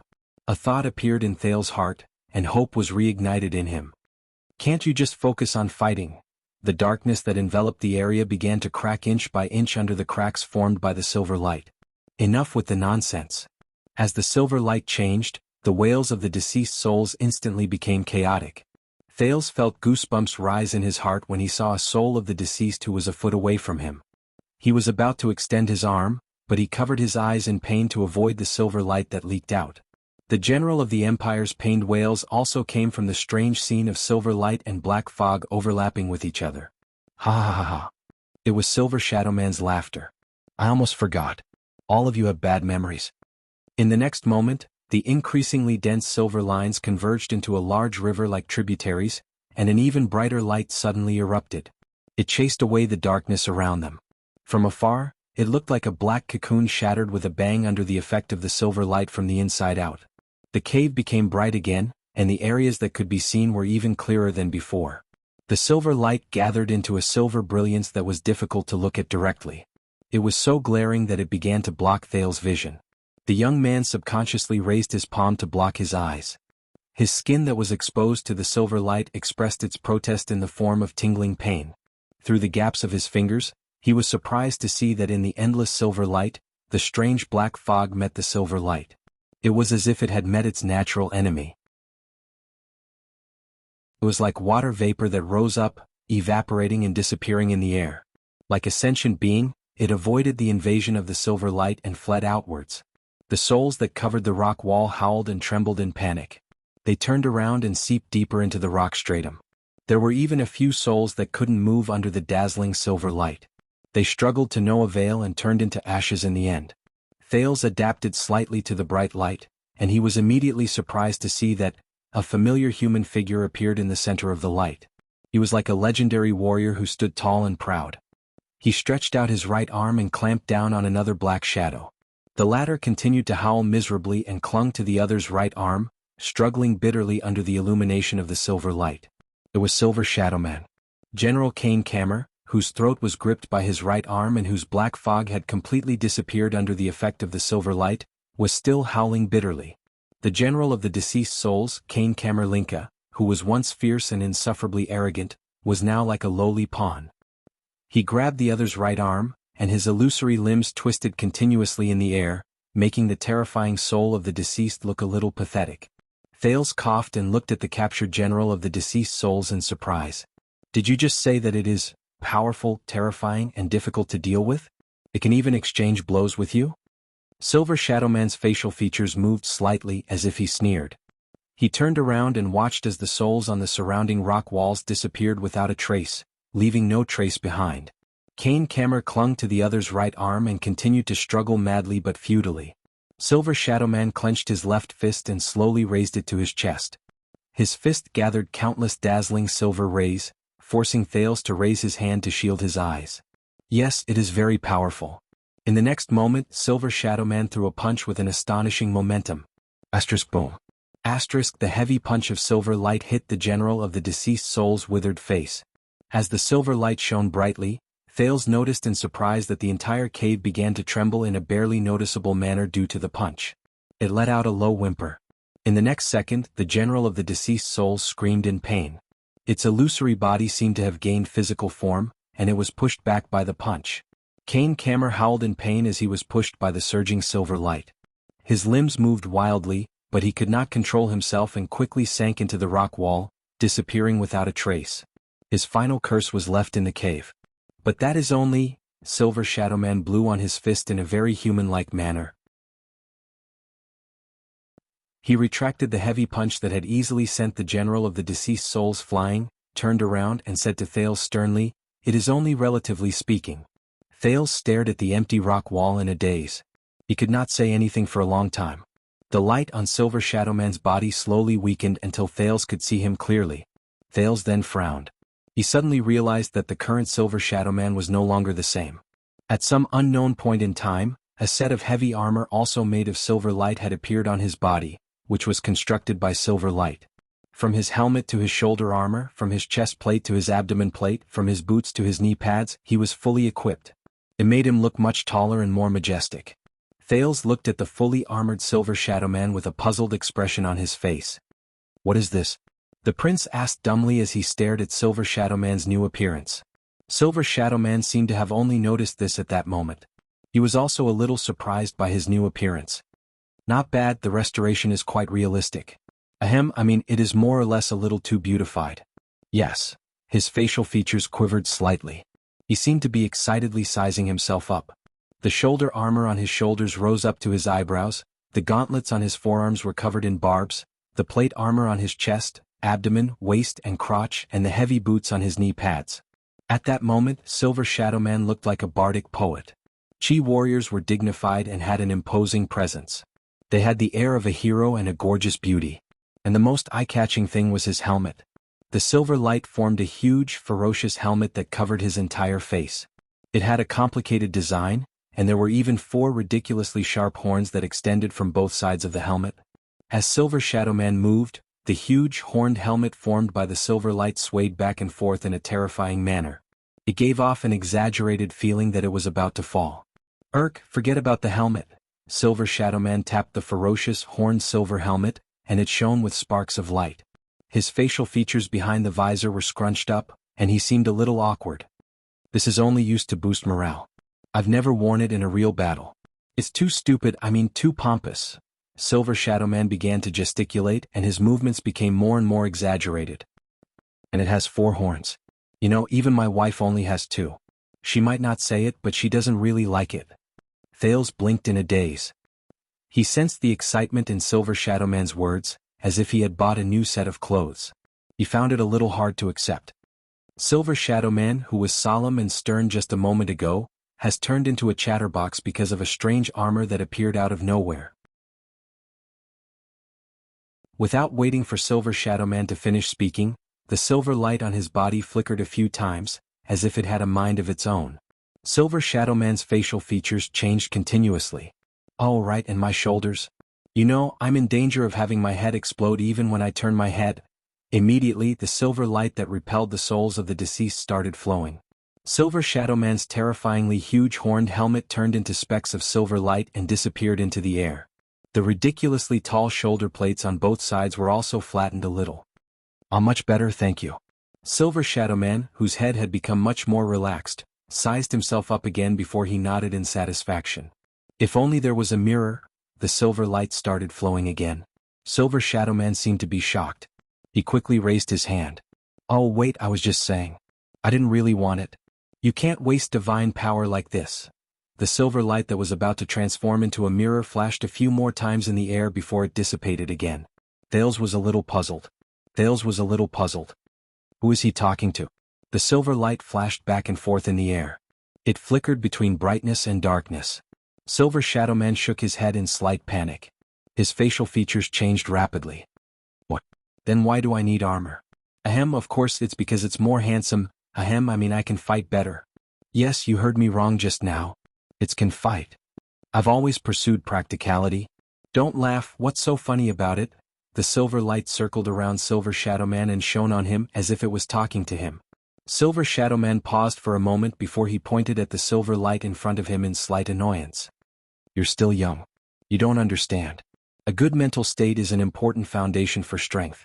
For example, if I want to bring out the full power of this punch, I must fulfill one condition. I must be handsome. The silver light flashed 3 times and gathered into a palm in midair. It gave Silver Shadow Man a thumbs up and fell down. Silver Shadow Man was instantly exasperated. I was just making an example. Why do you have so much to say? You're so long-winded. What's going on? Baffled, Thales watched Silver Shadow Man quarrel with the silver light on his body. He was dumbfounded and felt that the world was really strange. Finally, the silver light armor on Silver Shadow Man's body turned into stars and disappeared into the air. Thales averted his gaze from the human-like silver light and looked at Silver Shadow Man. He said quietly, Extet. When he heard this name, Silver Shadow Man paused for a moment. The relaxed expression he had just now disappeared. That soul of the deceased called you Extet. Thales stared at Silver Shadow Man in front of him and asked tentatively, Is this your name? Silver Shadow Man was silent for a few seconds. This is not important, he said faintly. Thales took a deep breath. There aren't many people with this name in history. The teenager suppressed his excitement and tried his best to voice his guess calmly. And there is only one person with this name who has a close relationship with Northland and Dragon Cloud City. There is only one person who knows what Jade Star is. Silver Shadow Man did not move. Thales bit his lower lip and glared at the silver existence in front of him. Without realizing it, he used honorifics. You are, sir, you are? Silver Shadow Man raised his head abruptly and interrupted him. Who am I? But Silver Shadow Man shook his head. Just as I said before, this is not important. Even I often forget who I used to be. Because that's all in the past. Thales' words were stuck in his mouth. He could not help but say in surprise, But, haven't you noticed? Silver Shadow Man walked to stand in front of him. His dark facial features were profound. In essence, I am no different from them and those souls of the deceased. I am just another dead person, one of the thousands of souls in this world. Silver Shadow Man's voice was deep and lifeless in his heart. Even the silver light on his body had become much dimmer. Thales stared at him, puzzled and puzzled. Another dead person. But Thales immediately shook his head forcefully. His gaze was firm. No. I think you are different. Silver Shadow Man froze for a moment. You and that general. I can see the difference between the two of you. They are forced, confused, delirious, filled with pain, resentment, and hostility. But you are clear-headed, rational, autonomous, and even... Thales gulped.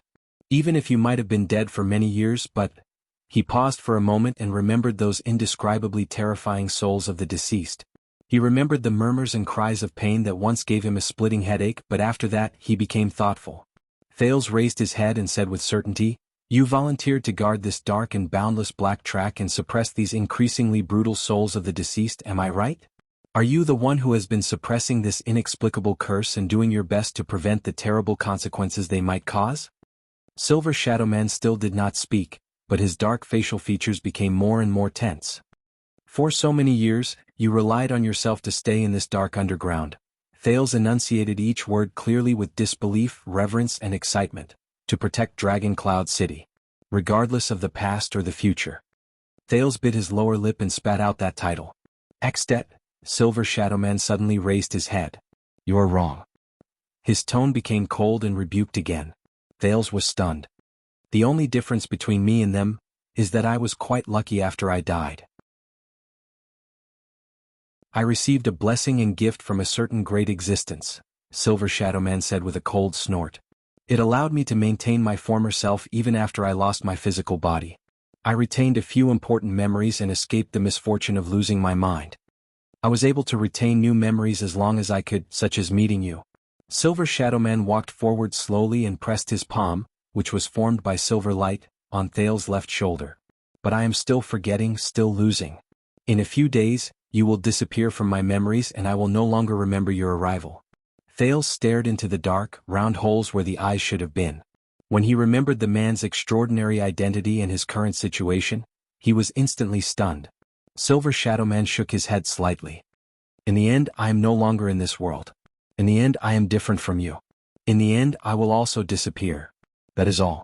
There is nothing more. At this moment, the silver light on Silver Shadow Man's body brightened again. He let go of Thales and looked to the other side with a solemn expression. While he was immersed in the complicated emotions of knowing the man's identity, Thales snapped out of his daze. His surroundings turned dark again. What's going on? He noticed that the ominous black fog had once again appeared in the cave. Countless ghostly faces reappeared on the rock walls. The souls of the deceased had arrived again. Thales widened his eyes. What?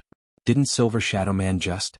Soon, at the spot where the black fog was the densest, the Empire's general, who was as ferocious and terrifying as ever, Kane Camerlinka, who had died many years ago, appeared before them for the second time. With trembling limbs and an increasingly terrifying presence, he climbed out of the rock wall stiffly. His expression was deathly still and his eyes were dark. The language of the ancient empire, which had a strange and ghastly feel to it, rose again.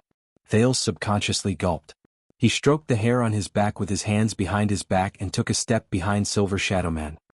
He said anxiously, "Didn't you say that their strength is only relative? That they shouldn't be able to defeat you?" Silver Shadow Man's facial features scrunched up. He patted his head, and the silver light above his head trembled. "That's right, but you have to know that's just," Silver Shadow Man shrugged. With his back facing the souls of the deceased who had climbed out of the rock wall, he said to Thales sternly, "The first round." Thales frowned. The first round?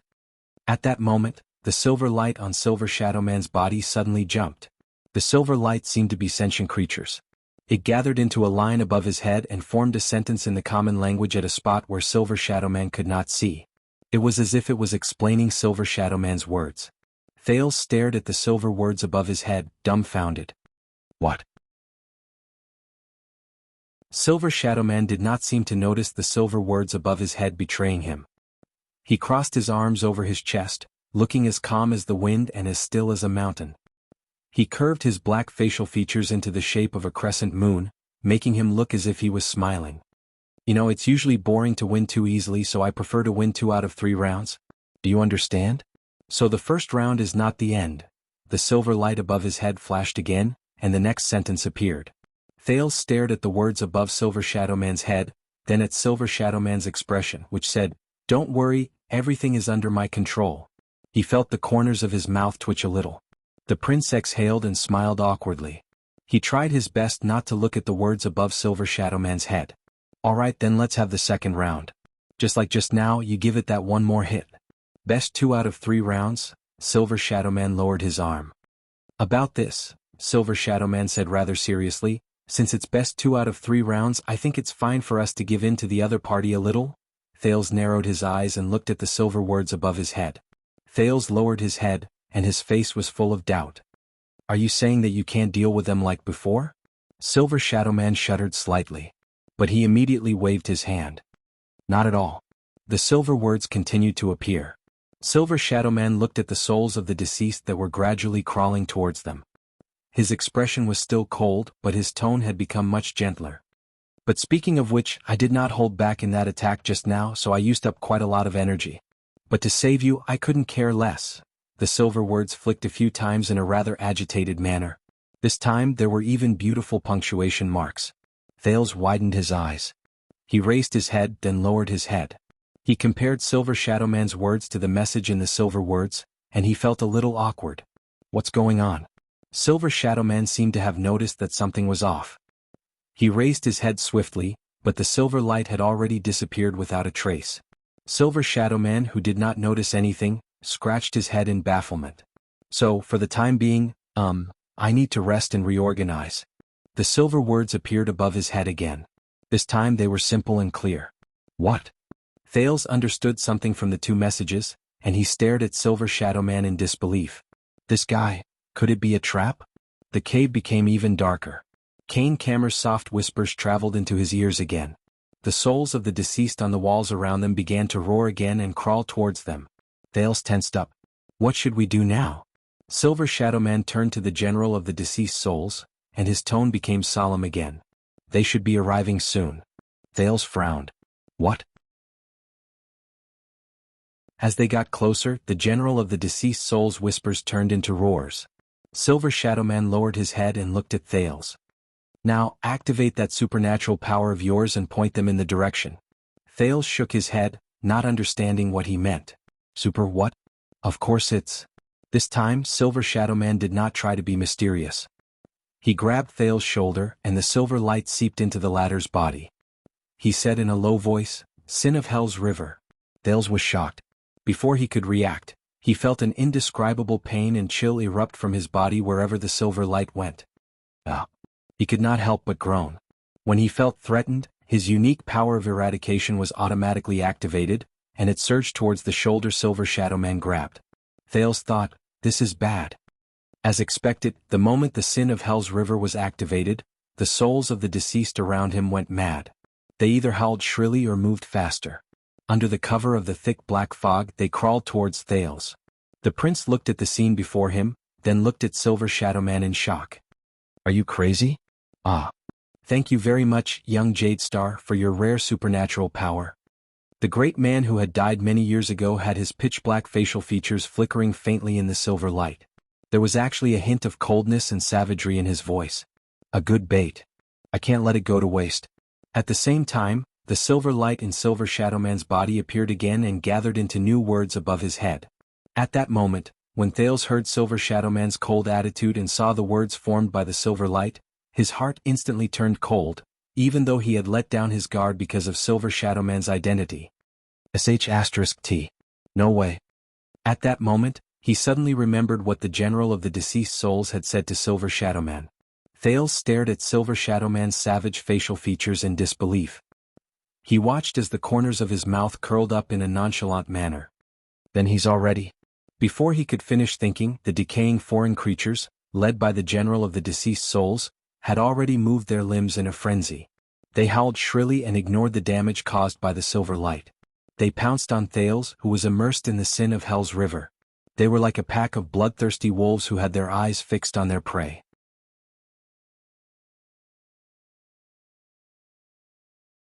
Chapter 354. Boom. Rumble. Another tremor that sounded like a landslide came from another direction. Thales shuddered violently.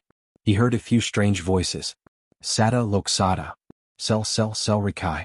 In the next moment, a few similarly withered and terrifying deceased souls that were also shrouded in black fog suddenly appeared from the top of the rock wall. However, their bodies and appearances were very different. These deceased souls were also surrounded by black fog, but most of them were huge and had bulging muscles. The style of their clothes did not resemble those of the Empire, nor did they resemble those of Northland. Their eyes were also pale white, but their noses were even taller, their teeth sharper, and their rotten and withered skin was also darker. However, something surprising happened. The souls of the deceased. The strange souls of the deceased that had just arrived were howling in a language that Thales could not understand towards the deceased soul Kane Kammer and its companions. Kuri. Sel. This situation appeared in every corner of the cave. Almost every new deceased soul that arrived on the battlefield, from top to bottom, was usually a deceased soul with a unique form. They all let out the same terrifying roars at the deceased souls on Kane Kammer's side. The black fog continued to spread in the air, and the number of newly arrived deceased souls also gradually increased. Thales stared at the scene before him in astonishment. Enough. Silver Shadow Man let go of Thales' shoulder and said faintly, "Stop." The silver light on his body turned into something that looked like a barrier and covered both of them. "It's here." Finally, a low roar that sounded like a thunderclap rose from almost every corner, and it resonated with the surrounding rock strata. "Kruri, Scanna Nidalius," the low roar continued. A huge decaying arm that was as thick as a human's thigh slowly emerged from the top of the rock wall and climbed up the rock strata. As the low growl gradually grew louder, the owner of the arm slowly pulled its entire body out of the rock wall. Its enormous body even occupied most of the entire rock wall, until it raised its equally enormous head.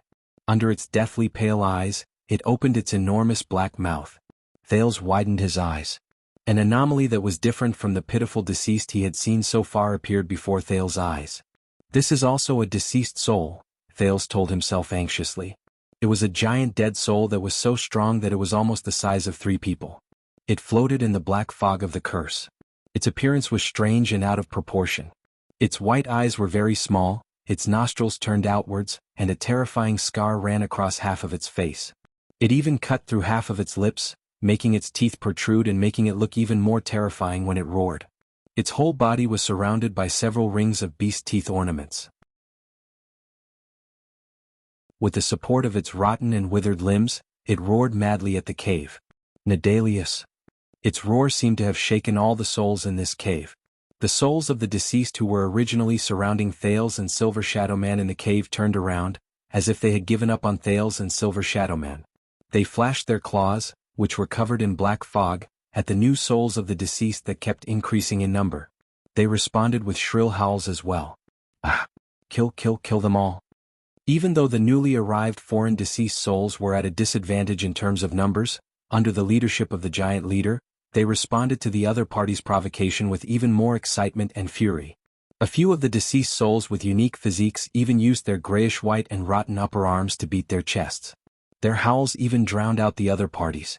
Cell Nadalius, the most unique deceased soul, General Kane Camerlinka, turned his head around with a ferocious expression.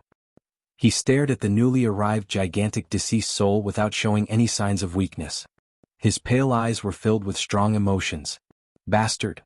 There was an inexplicable hatred hidden deep within his ancient empire's language. Bastard.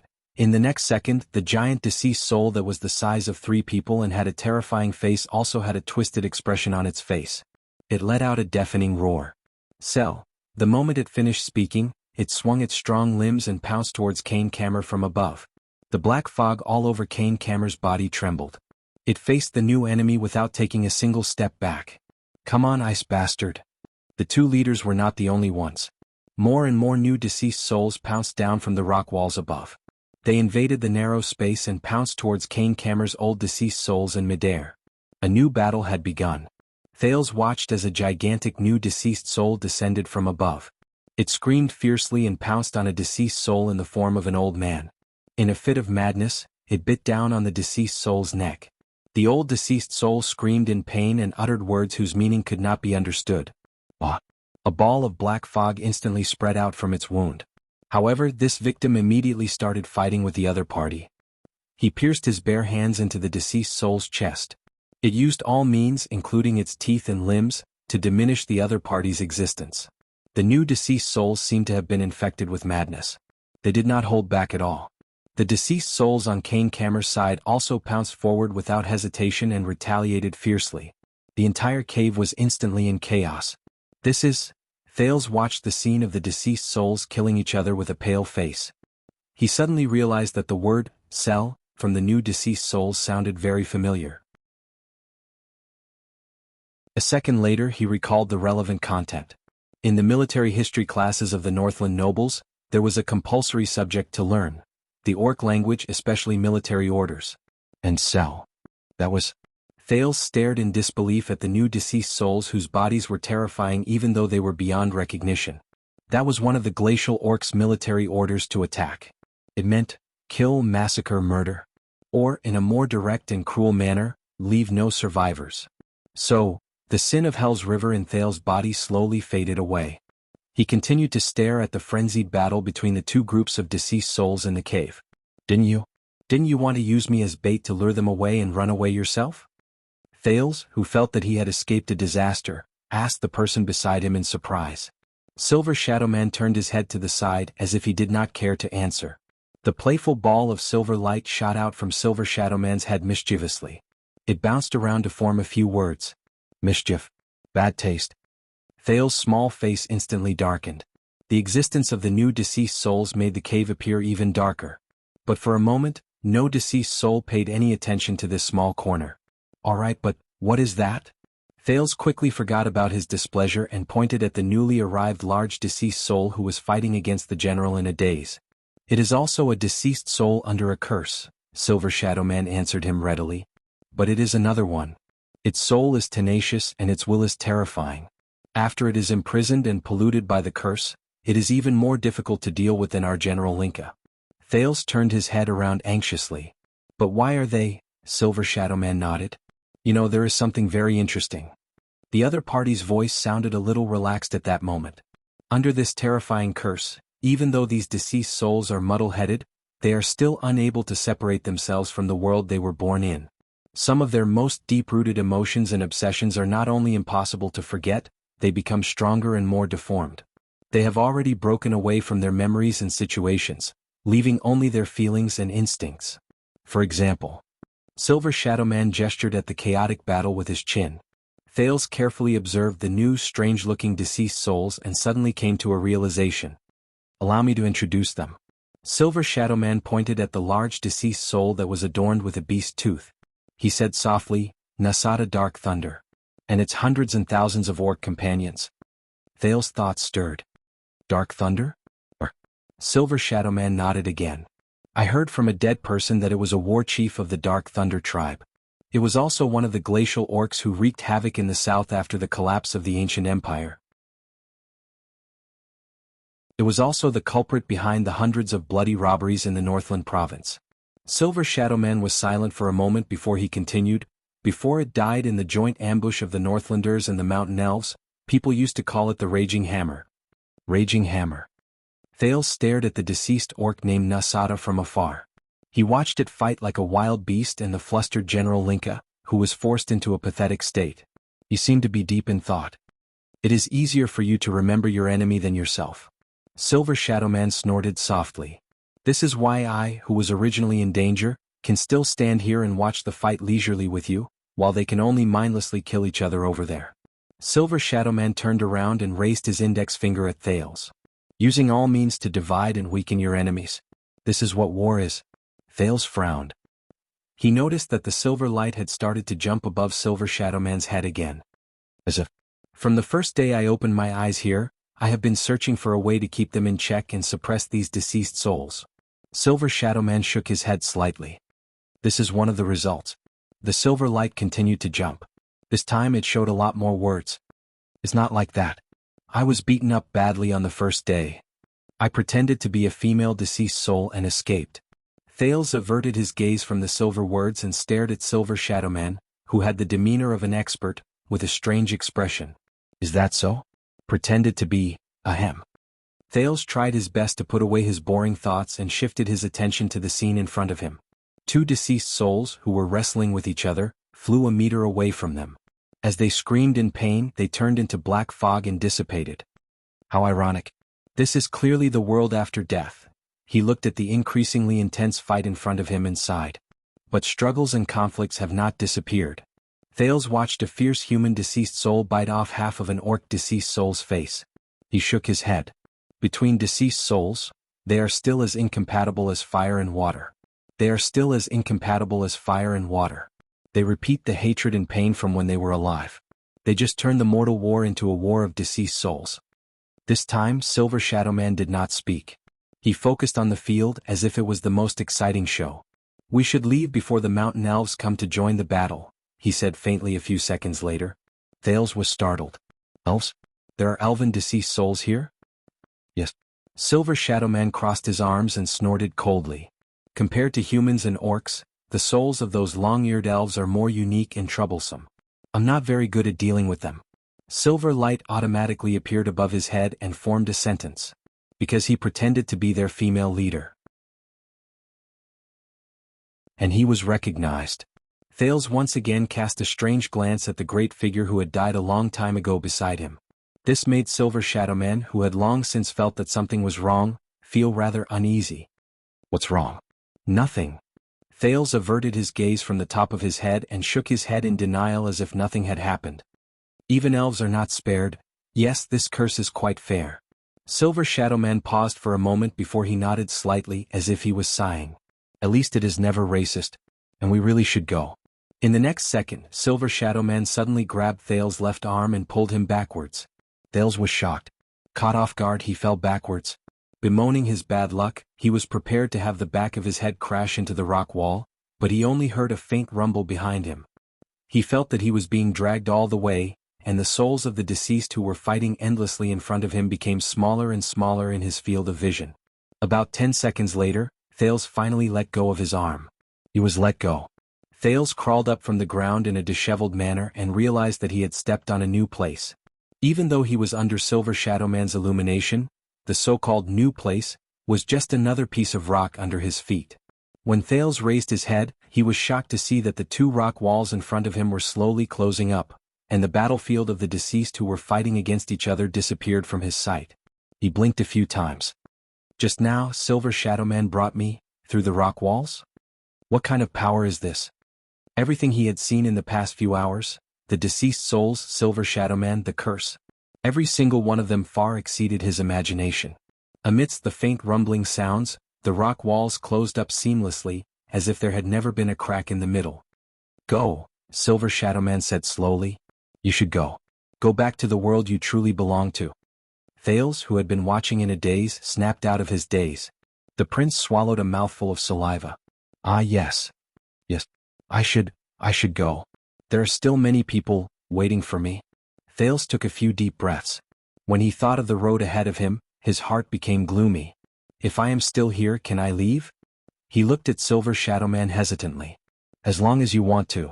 Silver Shadow Man nodded calmly. The rock formation began to tremble again. And after today, I will block all possible entrances and exits from this place. As the rock formation trembled, Silver Shadow Man shook his head slowly. There was a gloomy and sorrowful tone in his voice. The black track will be cut off. No one else will be able to enter this place safely anymore. No one else will be able to enter the dark path by mistake. No one else will be able to witness such sorrow. You will be the last person. The light on Silver Shadow Man's body was slightly brighter. He stared at the dark cave in front of him and did not say a word. Thales felt stifled. But when he looked at Silver Shadow Man's face and at his features, which were as dark as before, he could not say anything. And you, Jadestar, you must keep this secret in your heart or just forget everything about this place. Thales was stunned. What? To avoid attracting even greater trouble. Silver Shadow Man shook his head. You must know that not all those who come for the curse are here to get rid of it and get rid of it. Thales spent 3 seconds to understand even greater trouble. He raised his head in puzzlement.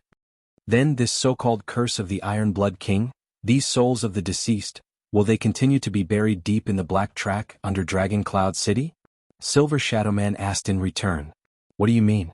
Thales recalled the ghost faces that appeared in layers, and he immediately felt nauseous. Sealing the black track might be a good way to stop the people above from coming down, but the general said, he said worriedly, one day they will. Thales glanced at Silver Shadow Man and said in a low voice, return to. Silver Shadow Man did not answer. Don't forget about your Arund Castle, Dragon Cloud City. Thales stared at him and said hesitantly, there are thousands of people living above our heads and even the entire world of the living. Silver Shadow Man slowly raised his head and stared back at him. Even someone as powerful as you seems to be wary of this curse, Thales asked with a worried expression. And if the curse continues to grow stronger, these souls of the deceased will one day.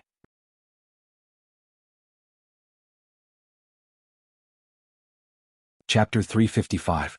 Thales frowned and said, is there such a possibility? What are the consequences? Silver Shadow Man was silent for a long time. After a full 10 seconds he replied coldly, this is none of your business, Jadestar. Thales choked on his words and felt a little awkward. But he still sucked in a breath and stared at Silver Shadow Man sternly. I have friends up there in Dragon Cloud City. I want to know. I should know. Thales thought of Saroma and Gleeward. He even thought of the entire Shield District that was reduced to dust during the Great Battle of the Mystics. Shield District. When he thought of this, Thales could not help but tense up. Silver Shadow Man seemed to be observing him. A few seconds later he spoke slowly. What will happen to this curse in the future is not something you should consider, nor is it something you can control. At the very least, as you can see, I can still maintain the current situation so that the curse will not worsen and the number of deceased souls will not increase. Silver Shadow Man seemed to feel that his words were not very convincing. It can maintain the status quo for a long time. Thales frowned deeply. A long time? How long? He stared at Silver Shadow Man's silver light, which had clearly become much weaker after that strike, and could not help but sigh. If it's just as the general said, powerful existences like you are continuously dying and weakening, and the power you rely on to maintain your sense of self and intelligence is continuously disappearing, Silver Shadow Man's black eyes flickered a little against the silver light. Once you can no longer suppress this curse and can no longer maintain its original state. Although I don't know what will happen to the curse and I don't know what the consequences will be, but above us is Dragon Cloud City, Extet, and the Western Peninsula. Silver Shadow Man did not speak. Thales stared at him. Is there no other way? For example, completely eliminating it once and for all. Silver Shadow Man seemed to be absent-minded for a moment. He mumbled and repeated the prince's words, once and for all? The man's facial features immediately sharpened, and his tone turned cold. "No. All of you. Stay as far away from it as possible." Silver Shadow Man suddenly turned around. The contrast between light and darkness on his face was profound and dazzling, causing Thales to feel a chill run down his spine. "Leave the rest to me. That's enough. This is the best solution I can think of at the moment," he said resolutely. Thales furrowed his brows for a long time. In the end he shook his head. "I don't understand." Silver Shadow Man snorted softly. "You don't need to understand. Because you can't do anything about it, Jade Star." He directly denied Thales' worries. "Even if you are worried, you can't do anything about it. At the very least, the current you, the weak you, the young you, the immature you is powerless." Thales was speechless. Under Silver Shadow Man's radiance, the darkness around him reflected a cold light. A chill crept up Thales' spine again. The two of them were silent for a while. "What about you? You're going to seal the black track, but," Thales asked faintly, "are you going to stay here forever? Can't you just leave? To where you were supposed to be?" This question stunned Silver Shadow Man for quite a while. "Me?" As if this was the first time he had considered this question, he lowered his head and mulled over it for a while. "I died a long time ago," Silver Shadow Man said faintly. "A very, very long time, so long that I don't even remember how long it has been. But I, who died a long time ago, can still survive until this day without relying on my body. Besides that great existence, I actually rely more or less on the effects of this curse." Thales' expression turned cold. Silver Shadow Man's voice became low. "It's very ironic, isn't it? I can only stay here and guard this curse forever until I'm destroyed along with it," Silver Shadow Man said quietly. "Or let it conquer me, enslave me, and assimilate me." Thales' heart dimmed. At that moment he suddenly felt a little cold. In this place, in this dark, damp, cold, dead and silent place, the man before him, just like that, from death until now, he did not know fatigue, nor did he know the end of it? "But that's not all. I'm also the only power that can restrain it." Silver Shadow Man's tone became firm and piercingly cold again. It allowed no room for doubt. "By staying here, I can prevent new souls from being dragged into the curse and creating tragedies, turning them into puppets and nourishment for the next round. As long as I am here, it cannot continue to worsen. This is the reason why I stay here." When he saw the man's determination, Thales could not help but blurt out, "What about you? When will you be free? You will always be trapped here alone. You will face these souls of the deceased, the rocks, the darkness, and the curse day and night, day after day, year after year, century after century. You will still have to be on tenterhooks and be careful to prevent yourself from losing your mind and falling into the hands of the enemy? What will you do?" This time, Silver Shadow Man was silent for a long time. "I can tell, Jade Star," Silver Shadow Man nodded slowly. His tone was slow and profound. "In this regard you are quite like Thor." "Thor?" Thales did not react for a moment. "Who is Thor?" Silver Shadow Man shook his head. "You don't have to worry about me." He returned to his cold tone. "I'm a dead man. My existence will not increase, and my departure will not bring me any harm. I only do what I am willing to do, and what I want to do. That is all. Don't think of me as so pitiful, and don't think of me as so selfless and great." Thales stared at him in a daze. But Silver Shadow Man immediately changed the topic. "But you are alive, young Jade Star. It is not time for you to join us. You should not die today, and you should not die here." His tone was a little dejected. "In the end we will have to part ways." The small cave was silent for a moment. "I know." The prince sighed deeply and glanced at the expressionless Silver Shadow Man. But there will always be a way, right?" Thales thought of something and his eyes brightened. "I might not be able to, but I know some people, some existences whose power is beyond imagination. They are knowledgeable and their thoughts are sharp. Perhaps they will have a way." This time Silver Shadow Man stared at him for a long time. It was so long that Thales could not hold it in any more. "You are not the only one who thinks so," he said softly. The echo of his words rippled in Thales' ears. Silver Shadow Man did not look at him anymore.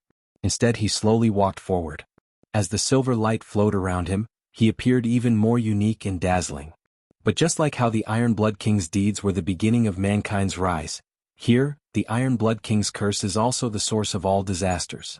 Silver Shadow Man raised his head. His deep facial features stared at the sealed, locked, dark and monotonous rock walls around him. The source of everything? Silver Shadow Man shook his head slowly. If you know how much the wizards have paid in order to get rid of this curse and get rid of the effects it brings, if you know how many so-called powerful, knowledgeable and sharp-witted people have tried to get close to this curse and unravel its secrets, and how many geniuses among them have been lost on this path. They have gone mad on this path and they have broken down along the way, and during this process they have evolved, hastened and brought about many evil consequences. Many of the consequences still torment the people of the world, and even today, I am afraid that they will not say such things so easily. Thales listened to Silver Shadow Man's narration in silence with a puzzled gaze, but he could not understand Silver Shadow Man's words at all. What does he mean? A kind heart might not necessarily bear good results. Silver Shadow Man's words became stern and blunt. Some soil is destined to grow the flower of extreme evil. They sank into silence again. Is that so? Thales lowered his head and did not say a word. He only sighed faintly. Neither of them spoke until the light on Silver Shadow Man's face flickered slightly. But, if you really want to do something.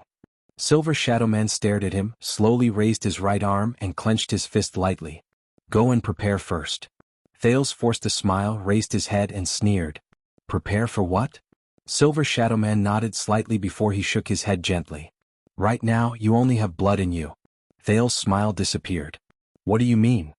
Only have blood in me? Silver Shadow Man's dark facial features twitched. Young Jadestar, your mind is still childish. Your future is still unclear and your understanding is far from enough. I heard what you said. The calamity still exists in the world, mercilessly harvesting lives and brewing tragedies, am I right? Thales was slightly shocked. Huh. The light on Silver Shadow Man's face flickered as he stared at Thales quietly. The prince suddenly felt that hidden behind that silver face was probably a burning emotion that was far beyond his imagination. Tormund did not fulfill his promise. Silver Shadow Man stared at Thales quietly and said slowly, but I can tell that he left hope for his descendants. Silver Shadow Man gently spread his palm. A few wisps of silver light appeared on it, flowing back and forth like a crystalline galaxy. Was amazing. There was a second of silence. Thales' pupils shrank a little. Tormund. He mumbled, you mean, go, Silver Shadow Man said faintly, but the echo in his voice was especially obvious. Thales could not help but be shocked. Find the mission that belongs to your ancestors and family, take it, and become a man who can be entrusted to you. Silver Shadow Man, who had a special status, moved his facial features slightly, as though he revealed the quietest smile. At that time, you will have the right to return and fulfill the long-cherished wish of Thor and me, which failed at the last moment. The darkness in his eyes seemed to contain the profoundness of the entire world. At that time you will have the right to end everything and end the disaster, including this ancient curse. From the beginning to the end, you will have the right to end them. Thales stared at Silver Shadow Man, who was in this state.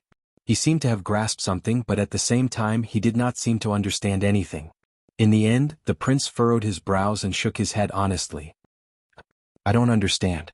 Silver Shadow Man swayed slightly, and ripples appeared on the silver light on his face. Then I hope that you will never understand. Thales was a little surprised.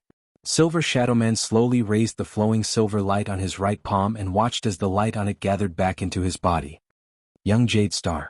As he walked forward slowly, he approached Thales and said faintly, thank you for giving me a few precious, interesting and happy hours in the Dark Watch, which has no scale, no end, no future and no direction. Although I will soon forget. Return to the past. Thales stared at Silver Shadow Man. The emotions in his heart were complicated and indescribable. In the next moment, Silver Shadow Man placed his right palm on Thales' face. He leaned forward and placed his forehead, which was formed by silver light, on Thales' forehead. He looked into Thales' eyes quietly. Thales only felt a slight chill at the center of his forehead, where the silver light flowed past. He stared at Silver Shadow Man, who was staring at him with a profound gaze. He only felt that the person before him shone with a silver light that he could not look at directly, and he had to squint his eyes. But his eyes were incomparably deep and serene. Thales had never looked into the eyes of this extraordinary Silver Shadow Man at such a close distance. He even had the illusion that the stars of the entire universe were hidden in the man's dark eyes. May the mountains tolerate your footsteps and may the earth bless your journey. The light on Silver Shadowman's body lit up. With each syllable, the silver light on his body trembled. At that moment, Thales heard a faint ringing in his ears. Asterisk beep. Asterisk it was lighter and softer than any of the previous times. It was as if there was no sound. May you never be lost. Once the last few syllables fell, Thales felt the gentle ringing in his ears gradually disappear. In the next second, the light on Silver Shadowman's body suddenly dimmed. Before Thales could react, Silver Shadowman let go of him. The cool sensation on his forehead disappeared. What is this? Thales stared at the man in a daze. But Silver Shadowman only shook his head and did not answer. Thank you. Silver Shadowman continued to face him quietly. Thank you for bringing her greetings. In the next moment, before Thales could snap out of his daze, Silver Shadowman turned around and walked towards the seamless, pitch-black rock wall. The silver footsteps behind him shone brilliantly as always. The souls of the deceased will not disturb you anymore. Turn around and move forward. You will find a way out. Forget today and return to your life. Silver Shadowman's words echoed in Thales' ears. A thought appeared in Thales' heart. He had a feeling that this was his farewell. An inexplicable impulse drove the prince to take 2 steps forward and shout at Silver Shadowman's back. He shouted at Silver Shadowman's back, "Will we meet again?" Silver Shadowman's footsteps paused slightly. The light on his body trembled slightly. "Of course," he said softly. At this moment, the silver light suddenly flowed to the top of Silver Shadowman's head and turned into a line of words. He is lying. Thales was stunned. Silver Shadowman stood where he was, as if he still did not notice the abnormality above his head. One day we will definitely be able to meet again in hell like all the souls who rest in peace. Not here in a curse of last resort. Young Jade Star. Silver Shadowman took a step forward again and walked back the way he came. His body, which was formed by light, slowly fused into the rock wall. The silver light flickered for a while and turned into words again. He is still lying. Thales watched Silver Shadowman's body sink into the rock stratum with a dumbfounded expression. He watched as the silver light gradually dimmed. The silver light also dimmed, and it continued to form a line of words. You will not meet again. Thales furrowed his eyebrows. Finally, Silver Shadowman's body completely disappeared from the rock wall. The silver light faded away and could no longer be seen. The almost dim silver light scattered its final words in the air before it disappeared without a trace. Farewell forever. In the next second, Thales' vision turned black. The entire cave sank into complete darkness after Silver Shadowman left. Thales was left alone, and he returned to the lonely and silent darkness. He faced the cold air, the stiff rock stratum, and the endless silence. Thales could not see anything in the darkness. But he still stared in the direction where Silver Shadowman left with a stupefied expression until an indescribable feeling surged into his heart. Not long ago, Silver Shadowman threw a heavy punch, manifested armor, and mocked him in a relaxed manner. It was as if that scene was still fresh in his mind. I'm already a dead person. The first day I opened my eyes here, I can only stay here, until I am destroyed together with it. I can only stay here, until I am destroyed together with it. It has been a long time, so long that I can't remember how long it has been. Thank you for being a dark guardian that has no scale, no end, no future, and no direction. You've given me a few precious, interesting, and happy hours. You have given me a few precious, interesting, and happy hours. We will part ways in the end, of course. One day we will definitely be able to rest in peace like all the souls. Goodbye. In the next second, Thales clenched his fists. He gritted his teeth, took a step forward, and ran forward. At that moment, he felt an urge surge into his heart and seep into his veins. Asterisk bang. Asterisk his arms slammed against the solid rock wall. But Thales did not notice it at all. He desperately raised his hoarse and uncomfortable voice, gritted his teeth, and shouted in the direction of the rock wall, I will remember it. Remember it. The prince's voice echoed in the cave. Even if you have completely forgotten about it, even if you have already vanished into thin air, I will also remember this day. I will remember this day in the black track. Asterisk bang. Bang. Thales clenched his trembling fists and knocked on the rock wall forcefully. He hoped that this could be transmitted to the other end of the rock stratum, to the other end of the lonely night. Hey, did you hear that? In the bottomless darkness, the indignant prince sucked in a long breath and held back the sourness in his nose.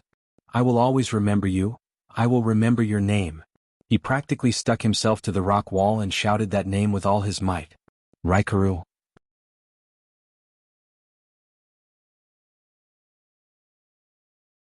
Chapter 356. Thales stayed in the darkness for a while. He calmed himself down, turned around, and walked away cautiously in the darkness. What does that guy mean? Thales cautiously touched the cold rock wall beside him and thought with a heavy heart, I'll find a way out just by turning around? But Thales raised his head and looked at the darkness in front of him. He could barely see anything and he felt a headache coming on. When he thought of the possibility of finding an unfamiliar head on the dark rock strata, or suddenly seeing a stiff face, the terrified prince finally gave up on the idea of activating the sin of Hell's River to explore the way. He used his hands and feet to explore the rock wall beside him and the ground under his feet, not daring to relax. However, the difficulty of the black track was beyond Thales' expectations. He had only taken a few steps when he immediately felt something strange under his feet. Crash. It was the sound of rocks rolling down. Shocked, Thales could not react at all. He only felt that there was nothing under his feet. He lost his balance in the midst of his scream, his upper body leaned forward and he fell down. What? Knowing that he was in trouble, he subconsciously hugged his head and chest to prevent himself from suffering more damage from the impact. However, Thales' luck was obviously worse than that. His elbows barely touched the ground, but he could not stop his body from falling. He continued to slide and even rolled forward due to the inertia. T. Thales thought in panic and pain. This is still a damn slope. Crash. As his body continuously collided with the rock strata, Thales protected his head and face. He curled up his body like he did when he was beaten in the abandoned house a long time ago, trying his best to avoid getting hurt during the rolling. In the dark, his back hurt from the impact, and his knees and elbows were also bruised quite a bit. His clothes were torn in many places on the rough ground. The burning sensation spread throughout his body, and Thales could not help but curse this damned place again. Finally, after rolling for the 6th or the 16th round, the dizzy Thales finally stopped with a loud bang and a sharp pain in his left elbow. He touched a flat ground that was not so stiff. Damn it! In the darkness, Thales lay on the ground moaning in pain. How should I get out? However, in the darkness where he could not see anything, a low, hoarse and chilling moan came faintly. Ah! Thales, who was rubbing the wound on his elbow, immediately felt his scalp tighten. Who is it? The voice was intermittent without any rhythm, and it faintly sounded out in the cavern, light and mysterious. Who dares to disturb my sweet dreams? A gasp that sounded like a struggle before death followed. A chill crept up Thales' back. Seriously? Thales exhaled in pain and shivered slightly in the cold air of the black track. It was hard to believe that he had encountered those things again. Which idiot is it? The voice continued and there was a chilling rhythm to it. How dare you? He did not dare to move, much less make a sound. He only wished that he was a senseless and ignorant rock right now, afraid that he would be discovered by something unknown in the dark. How dare you come to my resting place? Wait a minute. Questions arose in Thales' mind as he listened to the terrifying soft moan. This voice? He raised his head abruptly and spoke in a trembling voice in the darkness. Kurtz? Surprised and puzzled, Thales asked tentatively in the dark, Is that you, Kurtz? The panting in the darkness paused for a moment. A few seconds later, the creepy, mysterious voice turned into an even colder laughter. The cold laughter reverberated in the air and spread out in a low voice. So it's you, kid. It sounded like... Thales felt a chill in his heart. Why does it sound so strange? He swallowed hard and at the same time with confusion and fear he asked anxiously, You are still alive? The silence in the darkness lasted a long time. During those few seconds, Thales could even hear his increasingly rapid heartbeat. Oh. The cold voice came again. Kurtz's voice was a little gloomy and even weak. There was an inexplicable ghastly feeling in her voice. I'm already dead. Thales immediately froze. He closed his eyes and sighed softly. Kurtz. At that moment, Thales said dejectedly, I'm sorry, Kurtz. That was my fault. I couldn't. However, as if she was aware of his emotions, Kurtz's voice traveled into his ears once again. This time it was different. But, if you climb down from my body right now, Kurtz's weak voice became clearer, and Thales gradually grasped the dissatisfaction and anger in her words. If you don't continue to suppress me, I can still be resurrected. Thales felt a chill run down his spine. Then, realizing something, he let out a startled cry and quickly climbed back in a flurry. He left Kurtz's pitiful back. I was wondering, why is this piece of land so warm and so soft? While Kurtz moaned in pain and hissed in dissatisfaction, Thales, who was embarrassed and terrified, apologized profusely, and escaped the crime of manslaughter. In his haste, he helped up the pitiful Kurtz, who had escaped death and was panting on the ground. You're actually all right? I saw you." In the darkness, Thales tugged at Kurtz's arm with surprise and excitement. He blurted out, "You're actually all right." Thales could feel that Kurtz was rolling her eyes at him in disdain in the darkness. "Look at what you're saying, this is nothing." The seamstress was still weak, but her words had returned to normal. "I grew up among piles of dead people." The seamstress leaned against a protruding rock and panted. "You're very tough." Thales exhaled deeply and curled up the corners of his lips. "Is that so?" "I'm glad that you're all right," the prince whispered. Kurtz's grumbling stopped for a moment. A second later, her loud voice rose again. "It's just that the rock strata collapsed out of the blue." Kurtz seemed to be pounding her back hard in the darkness. "I'm indeed a little unlucky. It feels like wherever I go the ground collapses. I must have forgotten to bring my lucky leggings when I went out." Thales raised his head. "The rock strata collapsed," he nodded and repeated. "So, you can't see those souls of the deceased," Thales whispered. Kurtz's puzzled voice rose from the darkness. Those what?" Thales snorted and shook his head gloomily. "It's nothing." So, he was the only one who could see and knew that the collapses were the work of the souls of the deceased. Thales remembered when they appeared in the rock wall. Whether it was the sin of Hell's River that caused them to show their violent forms, or the cleansing of the power of eradication that allowed his eyes to see those souls of the deceased, Thales sighed. "This method of using the sin of Hell's River to strengthen my eyesight or hearing might seem very convenient, but this is practically the same as seeing ghosts with my eyes open." At this moment, rumble, as a low rumble sounded, the ground shook again. Thales and Kurtz held their breaths at the same time. "It can't be?" The seamstress' voice rose in disbelief. "It's going to happen again? Is it really going to collapse wherever I go?" A loud crash rang in their ears. Bang. Thales subconsciously raised his arms to protect his head and retreated as he sensed the crushed stones charging at him. The ground shook more and more violently. A strange ominous feeling rose in Thales' heart. No, this tremor. Thales had a strange feeling as if he knew what was about to happen here. The prince suddenly remembered Silver Shadowman's words from before, and his face turned pale. No, this time. He tried his best to suppress his panic and palpitations, but he could not remain optimistic. "This time it's for real." Thales jumped up from the ground and grabbed Kurtz's arm. There was panic in his words that he could not suppress. "Go." He supported himself against the rock wall in the dark, and panic grew in his heart. The entire black track is about to collapse." Thales urged loudly, "Leave." Kurtz let out an "ah" and said in puzzlement, "But why are you?" Thud. Another piece of rock fell not far from them. Both of them were shaken so badly that they swayed. CK. Exasperated, Kurtz no longer hesitated. She struggled up from the ground like a rabbit and ignored her injured leg. She leaned against Thales' shoulder and limped forward. Boom. The slope they tumbled down was buried by crushed stones. However, after they advanced a few meters in the dark, Kurtz sighed heavily and pushed Thales away. No. The ground continued to tremble, but Kurtz's dejected voice traveled into their ears. "This isn't the route I know. The lights are broken, it's too dark, I can't find the way at all." In the face of Thales' puzzlement and anxiety, Kurtz said dejectedly, "Besides my leg, we can't walk fast." Thales furrowed his brows. No. Go." Kurtz laughed mournfully in the midst of the rumbling. "If you're lucky you might be able to sneak out." Thales finally managed to stabilize his balance amidst the tremors. In his anxiety he subconsciously grabbed Kurtz's arm. "No, we definitely have a way we can't let," but he was held down by Kurtz. "If you go out, tell the cripple that I've completed his task." Kurtz panted and laughed softly. "Also, tell him to forget about that girl." No. Thales refused resolutely and roared, "Get up." Thales wrapped Kurtz's arm around his neck and held her waist, trying desperately to lift her up. "It's not the end yet. Get up, you bastard." A clear sound rose and the rock stratum behind them shattered inch by inch. Crash. A cave not far away from them seemed to have completely collapsed.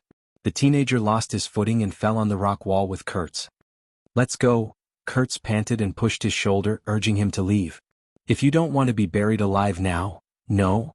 Thales gritted his teeth in the darkness. I just can't find the way, right? As long as I can see clearly. He supported himself against the rock wall. Indignant, he was about to activate the sin of Hell's river and enter the Hell senses that he had always hated. But before he could summon the sin of Hell's river, the moment he supported himself against the rock wall, Thales felt the tremors in his hand, but his heart became calm at that moment. Strange. There's something different. Thales was stunned. His senses, hey, if you don't leave now we're all going to die here. In the darkness, Kurtz cursed in exasperation as she pushed Thales with all her might, but her urging was futile. But then she seemed to have thought of something and laughed. Forget it, Kurtz said with a chuckle. There was fatigue in her voice. Dying together with a prince, and before we died we even pulled and hugged each other and never left each other. Thales was immersed in his own senses and did not have time to care about anything else. At that moment, Thales touched the cave wall and felt the roughness and layers unique to the rock stratum. There was a strange throbbing in his heart. When I was still a girl, Kurtz sighed and leaned against the rock wall absent-mindedly, I dreamed of this day. I dreamed that one day a good, powerful, handsome, elegant and focused man would discover me, a beautiful little white flower blooming in a swamp, and would ride a horse to carry his princess home. Thales did not pay attention to Kurtz's words. He touched the rock wall and felt that his surroundings were different from his senses. He was even more surprised. It feels like I'm touching the pulse of some living creature. Pulse. It's like the earth breathing. It's like the mountains dozing off. It's like the rocks snoring. Thales trembled as he touched the rock stratum and sensed the information coming from it. He was incredibly surprised and amazed. What exactly is this? No, it's not important. What's important is... Most importantly, Thales raised his head absent-mindedly and looked in one direction gently. There. Even though he could not see anything. But he knew. There. It's there. Until that night when those drunk soldiers snuck into my tent. Son of AB****. Kurtz snorted and shook her head slowly. What prince? What wedding? The stories I heard when I was young are all fake. The prince will indeed marry the princess, but don't worry, there's only one princess and it's definitely not you. In the end, you'll realize that the most reliable man is the bastard beside you who curses all day long, has a body full of problems and refuses to repent. Even so, his eyes aren't on you. He's always thinking about AB*** in his dreams. At this moment, no. Thales struggled up from the ground. As Kurtz cried out in surprise, he wrapped his arm around the seamstress's voluptuous waist and forcibly lifted her up. The prince, who had understood something, gasped for air. His body could not help but tremble because of his excitement. We won't die here. The ground began to tremble again. The falling rocks behind them became more frequent. In the darkness, Thales tried his best to lead Kurtz forward. He shouted angrily, "Follow me."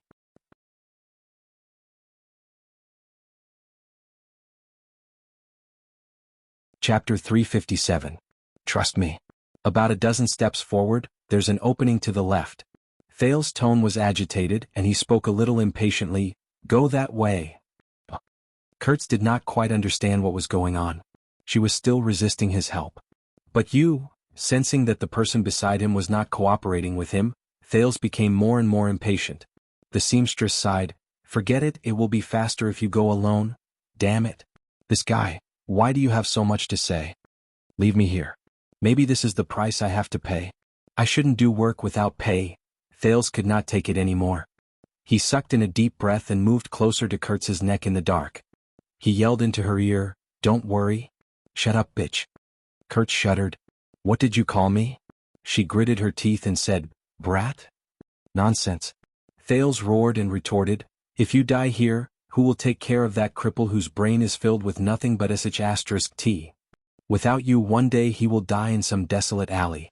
Even if it rots into the soil, no one will know." Kurtz's arm around his neck trembled slightly. Thales dragged the seamstress and moved forward with all his might. He gritted his teeth and said, "Stop your stupid chatter. We can definitely get out of here alive. I don't have that much free time to help you pass on a message. The prince is very busy. No matter what you want to say to anyone, say it yourself." Kurtz's voice trailed off. Only the sound of her breathing could be heard. "Damn it." Kurtz gritted her teeth and suppressed her voice. She sniffed. "What do you know? You're just a little brat who has never touched a woman before. but she no longer resisted. Instead, she limped forward, following Thales' rhythm. The collapse behind him was getting closer and closer. Thales suddenly left the rock wall that he had been supporting himself on and forcefully brought the woman to the rock on the other side. A second after they left, the rock wall suddenly cracked and collapsed. "Follow my footsteps. There's a slope in front of us. We have to climb it." Kurtz was shocked. Huh? Thales, who was so tired that he was out of breath, did not have the time to explain. "We're here. Right in front of us." The seamstress was suspicious. "But how did you know? Damn it. Crawl." Thales grabbed Kurtz's arm and pounced on the slope. He used his shoulder to push against Kurtz's chest with all his might and climbed up with the heavily injured Kurtz. He roared furiously, "Don't talk anymore. This is the prince's order." Kurtz choked for a moment. She had a tough personality, but this time she surprisingly did not retort. Instead, she obediently followed the prince and fled for their lives. This was probably the most obedient she had ever been in her life. They climbed up the slope, and just a few seconds later, it was covered by a fallen slab of rock. "Speed up," while panting, Thales urged. "I will try my best to choose the safest path, but the rock stratum under our feet is fragile. The back is going to collapse." Kurtz did not say much. Instead, she placed half of her weight on Thales' shoulders and quickened her steps. The lonely darkness, coupled with the endless years, was a terrible torture. Knowing that there was a fatal threat behind them, yet they could only grope their way forward in the endless darkness. This was a torture worse than torture.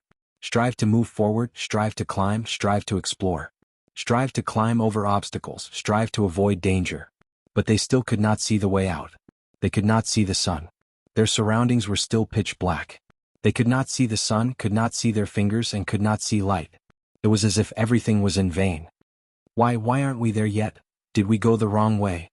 The hope in Thales' heart gradually faded away. He had a feeling that if he was the only one moving forward, he would sooner or later be tortured to madness by this terrible torture. But now, he felt the similarly warm body on his right. He felt the heartbeat in her chest, which was so close to his. It was pulsing. No, he could not give up. Thales bit the tip of his tongue hard and let the pain remind him. He could not give up. Darkness still shrouded Thales' eyes. It was as if he had become completely blind during these 10 or so minutes. It was cold and damp underground. It was bumpy and difficult to walk. But he could not give up.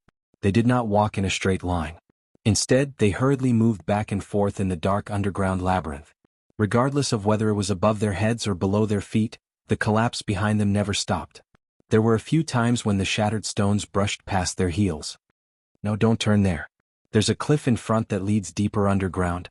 We'll turn right," Thales said through gritted teeth. He took a deep breath, touched the rock wall, and shook his head to confirm his senses. "How do you know?" Kurtz, who had been holding back all the way, could not help but speak up. She questioned, "The sound of the falling stones on the right is too loud. We will be buried alive. Because there's a cliff in front of us. I don't know if it was cracked open after an earthquake thousands or hundreds of years ago." Thales shook his head. "And there's a naturally formed cave on the right. It's very sturdy inside." No. Kurtz's doubts grew stronger. "I'm asking about the cliff, the earthquake. How do you know about these?" Thales' breathing froze for a moment. They turned right and entered a cave. Tremors came continuously from the top of the cave, and dust fell from above their heads. But the place did not collapse.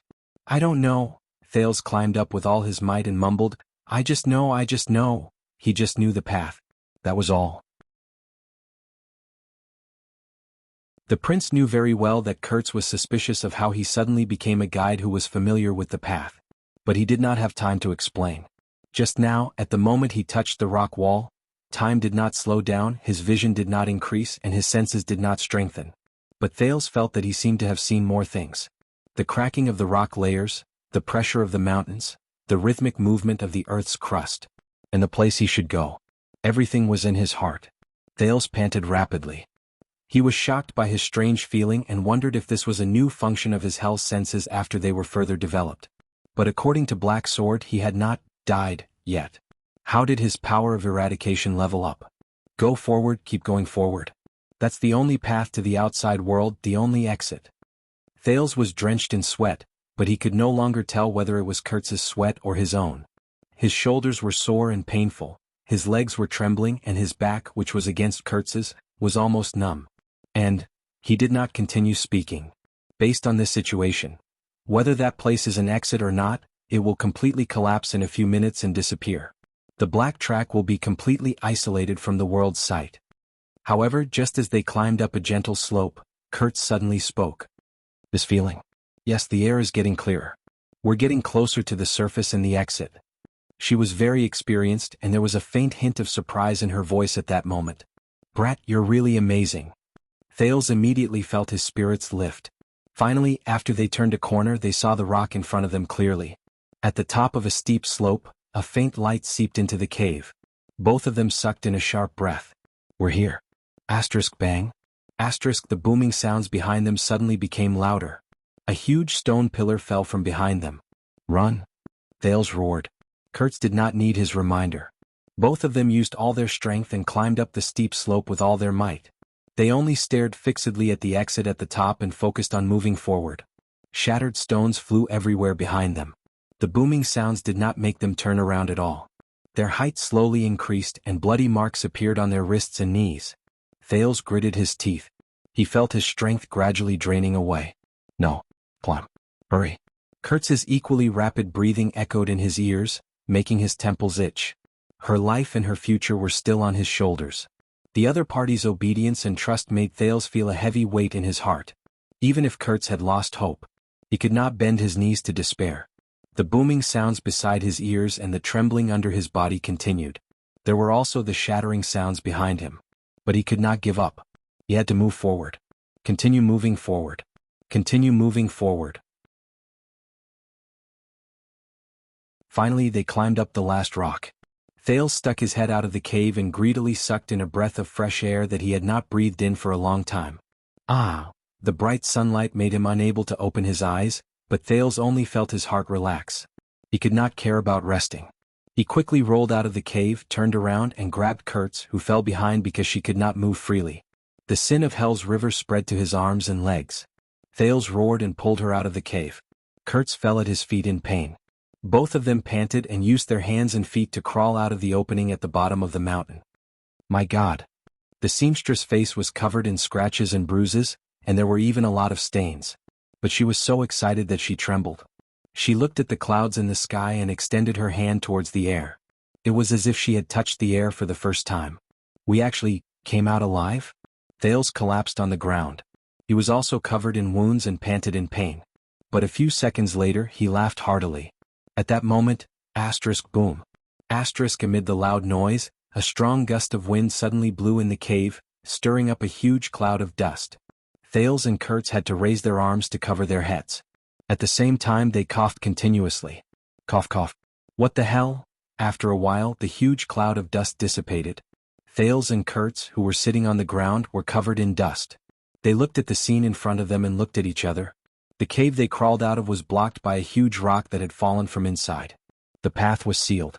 If they had come out a little later, Kurtz stared at Thales, who looked like a refugee. She suddenly burst out laughing and lay down on her back. Thales laughed as well. He too slowly lay down on the ground. They lay in the opening at the foot of the mountain and laughed together. They laughed for a few minutes. At that moment the prince sincerely felt that he could see the sky and the sun. How blissful! Compared to the people underground, as he thought about it, his mood turned cold. Have you been here before? How did you know the exit? Kurtz was done laughing. She lay on the ground and stared at the blue sky and white clouds she had not seen for a long time. A sense of satisfaction rose in her.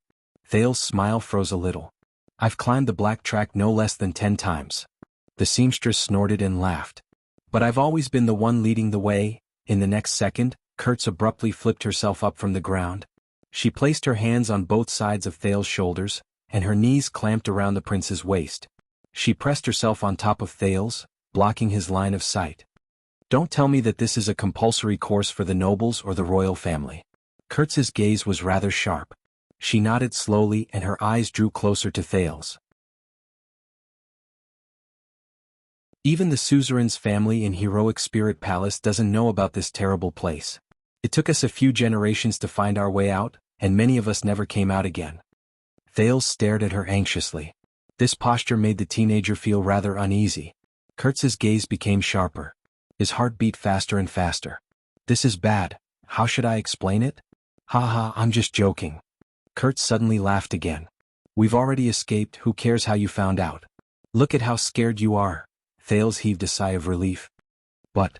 Kurtz's eyes turned and she scrutinized him with a contemplative look. You're quite calm? It doesn't seem like your first time.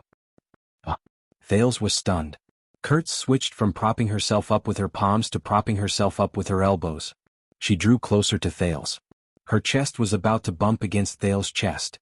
Thales stared at her nervously. Kurtz observed his expression and smirked. No wonder you dare to call me a B***tis. Hee, you've played with quite a number of girls, haven't you? This time Thales choked and his face really turned red. Ahem, he turned his head away awkwardly. That's not true, is it? Didn't you feel rather good when you bumped against my chest just now? Kurtz narrowed her eyes and stared at him as if she had caught him in the act. Thales felt awkward again. Right about why I know the way. That's because, tisk. Kurtz watched Thales change the topic. She shook her head in disdain, turned around and sat back down. Thales escaped from her restraints. He anxiously fled from the spot and stood up. But he was immediately stunned. He raised his head and looked at the towering mountain, the layers of rocks, the tranquil soil, and the tenacious trees before him. Thales' gaze moved upwards again. He looked along the curve of the mountain, and he could see the entire mountain range that stretched outwards. Under the sunlight it looked so special. This is the Sighing Hills. He exhaled slowly and walked forward without realizing it. He touched the rock strata that towered in front of him. This was the first time Thales stood outside the belly of the mountain. At the foot of the mountain he looked around at the towering mountain range that surrounded and protected Dragon Cloud City. It lay quietly on the ground under the clouds. The scorching sun, the blowing wind and rain, and the footsteps of travelers never made it move. From ancient times until now. From the present to the future. To eternity. There was a strange magnificence to it.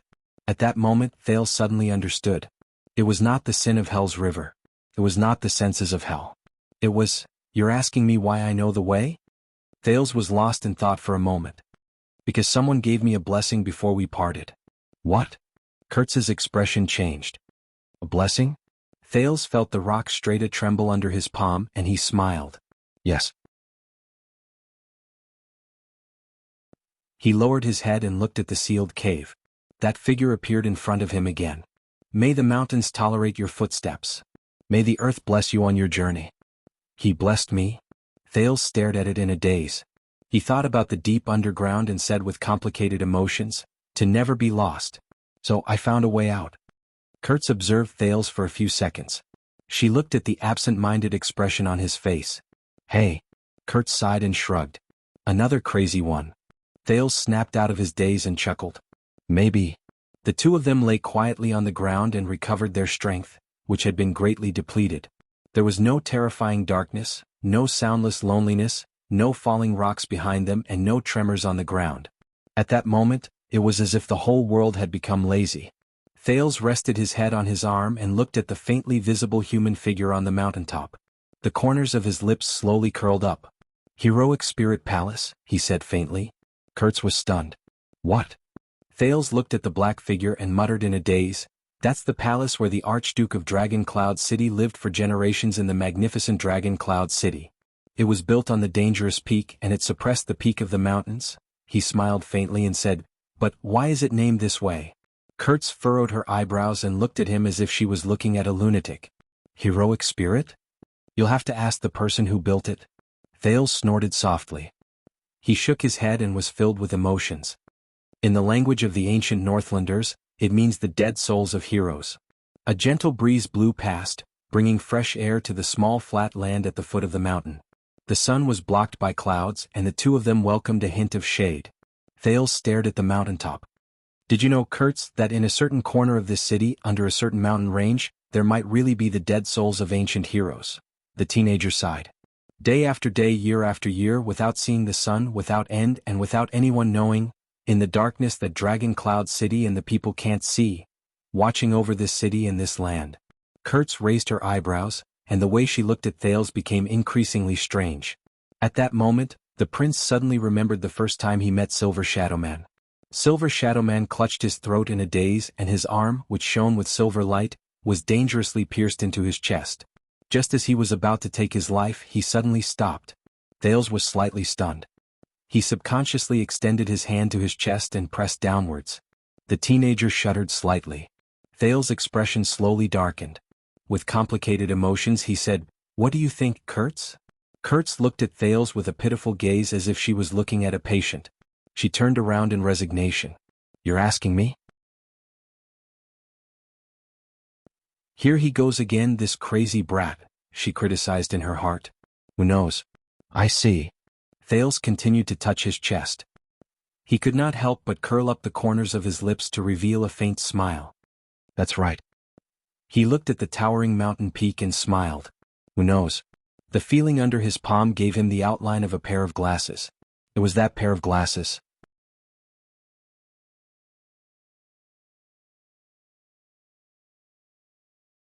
Chapter 358.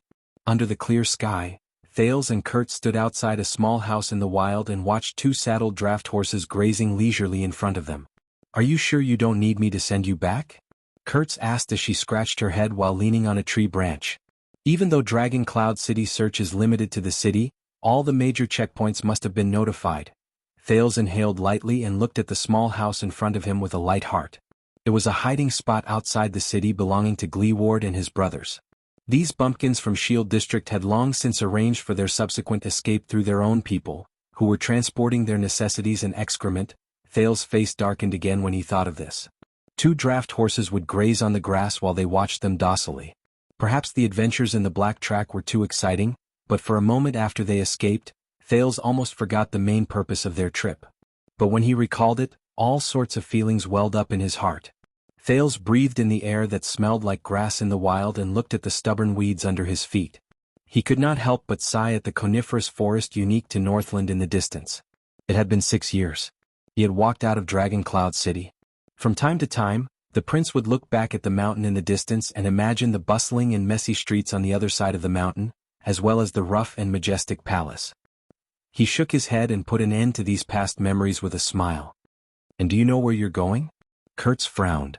"Yes, I know the direction and I also know where the checkpoints are and where I can't go." Thales recalled the map and remembered the route Raphael had pointed out to him. He found that it was still quite clear. "Don't worry, someone will pick me up ahead."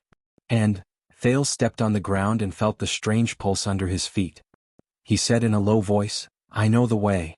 Kurtz placed one hand on her hip and stared at him fixedly. It was as if she knew some of his secrets. It made Thales feel uneasy. "All right." After a while, the seamstress spread her hands. "If you reach the place, let go of the reins. This is the Fallon family's old horse. It knows how to go home." Speaking of which, Thales looked at the horse with a worried expression. He remained alert and tentatively tugged on the reins, ready to dodge the horse's hooves at any time. However, he was immediately stunned. "What happened?" Kurtz asked curiously. "It's nothing." Thales tugged at the reins in surprise. He watched as the old horse obediently let him pull it towards him. He reached out to touch its head in a tentative manner. "It's just that. I didn't really get along with animals in the past. Horses are one of them, but today," the Fallon family's old horse looked at him docilely. It even stuck out its tongue and licked Thales' palm in an intimate manner. Thales suddenly felt a great sense of accomplishment. What was going on today? Single dog welfare? Even animals are obedient? He blinked and felt that the world was really strange. Then he recalled Nicholas' horsemanship teachings in his memories and nimbly got on the saddle. Kurtz looked at the obedient old horse, then looked at him in disdain. "Tisk, look at how familiar you are with this.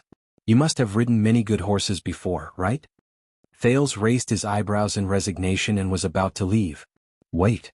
Kurtz suddenly opened her mouth and revealed a strange smile. "I'll give you one last present. Come here. Let me tell you a little secret about Gleeward." Thales responded in a stunned manner. However, based on their friendship after they escaped from the cave through life and death, he obediently moved his horse forward and bent down to put his ear close to her. Gleeward's little secret? Could it be? Unexpectedly, the moment he bent down on the horse's back, Kurtz grabbed him by the neck and flashed a mischievous smile, as if she had succeeded in her scheme. Thales was shocked. In the next second, Kurtz tiptoed forward and intimately approached Thales' cheek. Smack. She planted a kiss on Thales' lips. Thales was stunned for a moment. In the next second he was so shocked that his jaw dropped. Why? What are you doing? With a horrified expression, Thale's reaction was exaggerated. He tugged at the reins and retreated while he wiped his lips. It's still wet. She actually licked it. He felt the sensation on his lips and pointed at Kurtz in disbelief, who was grinning mischievously. Why you? Ha ha ha ha. Kurtz held her belly and laughed so hard that she bent over. Brat, your reaction is really interesting. Thales stared at Kurtz in a daze. He realized that she only thought that this action was a prank? She's treating this as a prank? Are you kidding me? Thales forced himself to put on a disgusted expression. As he wiped his lips, he said in exasperation, Hey, this joke isn't interesting at all right? Who do you think you are? Oh, it's not interesting? Kurtz's eyes darted around. She stuck out her tongue and licked her lips nimbly. She winked cunningly at him who was on the horse. What, do you want to go further? Thales was so frightened that he lifted the reins again and took a step back. Thales was in a mess. He felt that the whole world was filled with malice. He really did not know what kind of expression he should use to face this crude and violent woman. Tisk. When she saw his reaction, Kurtz said in disdain, It can't be your first kiss, right? How lame. Thales' expression darkened. The pride in his heart made him feel that he could not show any signs of weakness. Humph, conceited woman. Thales put on a disdainful expression. My first kiss was much more beautiful than yours. But he's a pervert who kills without batting an eyelid. Kurtz laughed out loud in response. Thales shook his head in embarrassment. He was just about to fling the reins and leave. Thank you, child. Kurtz's voice traveled into his ears. Was a little deep. Thales turned his head around, puzzled. I remember. When you grow up, you have to be a good man. At this moment, Kurtz's expression was a little gloomy. You have to take responsibility, and you have to be the kind that others can entrust their shoulders to. Even in the deepest darkness, she said absent-mindedly. There was a desolate expression on her face. No one knew what she was thinking about. Thales paused for a moment. He felt a little sour in his heart. Thank you, Kurtz, he said quietly. But Kurtz giggled and shook her head. Kurtz is a nickname, not my official name. Thales put on a puzzled look. The cripple has a big tongue. He thinks that my name is too long, so, after so many years, I'm already used to Kurtz.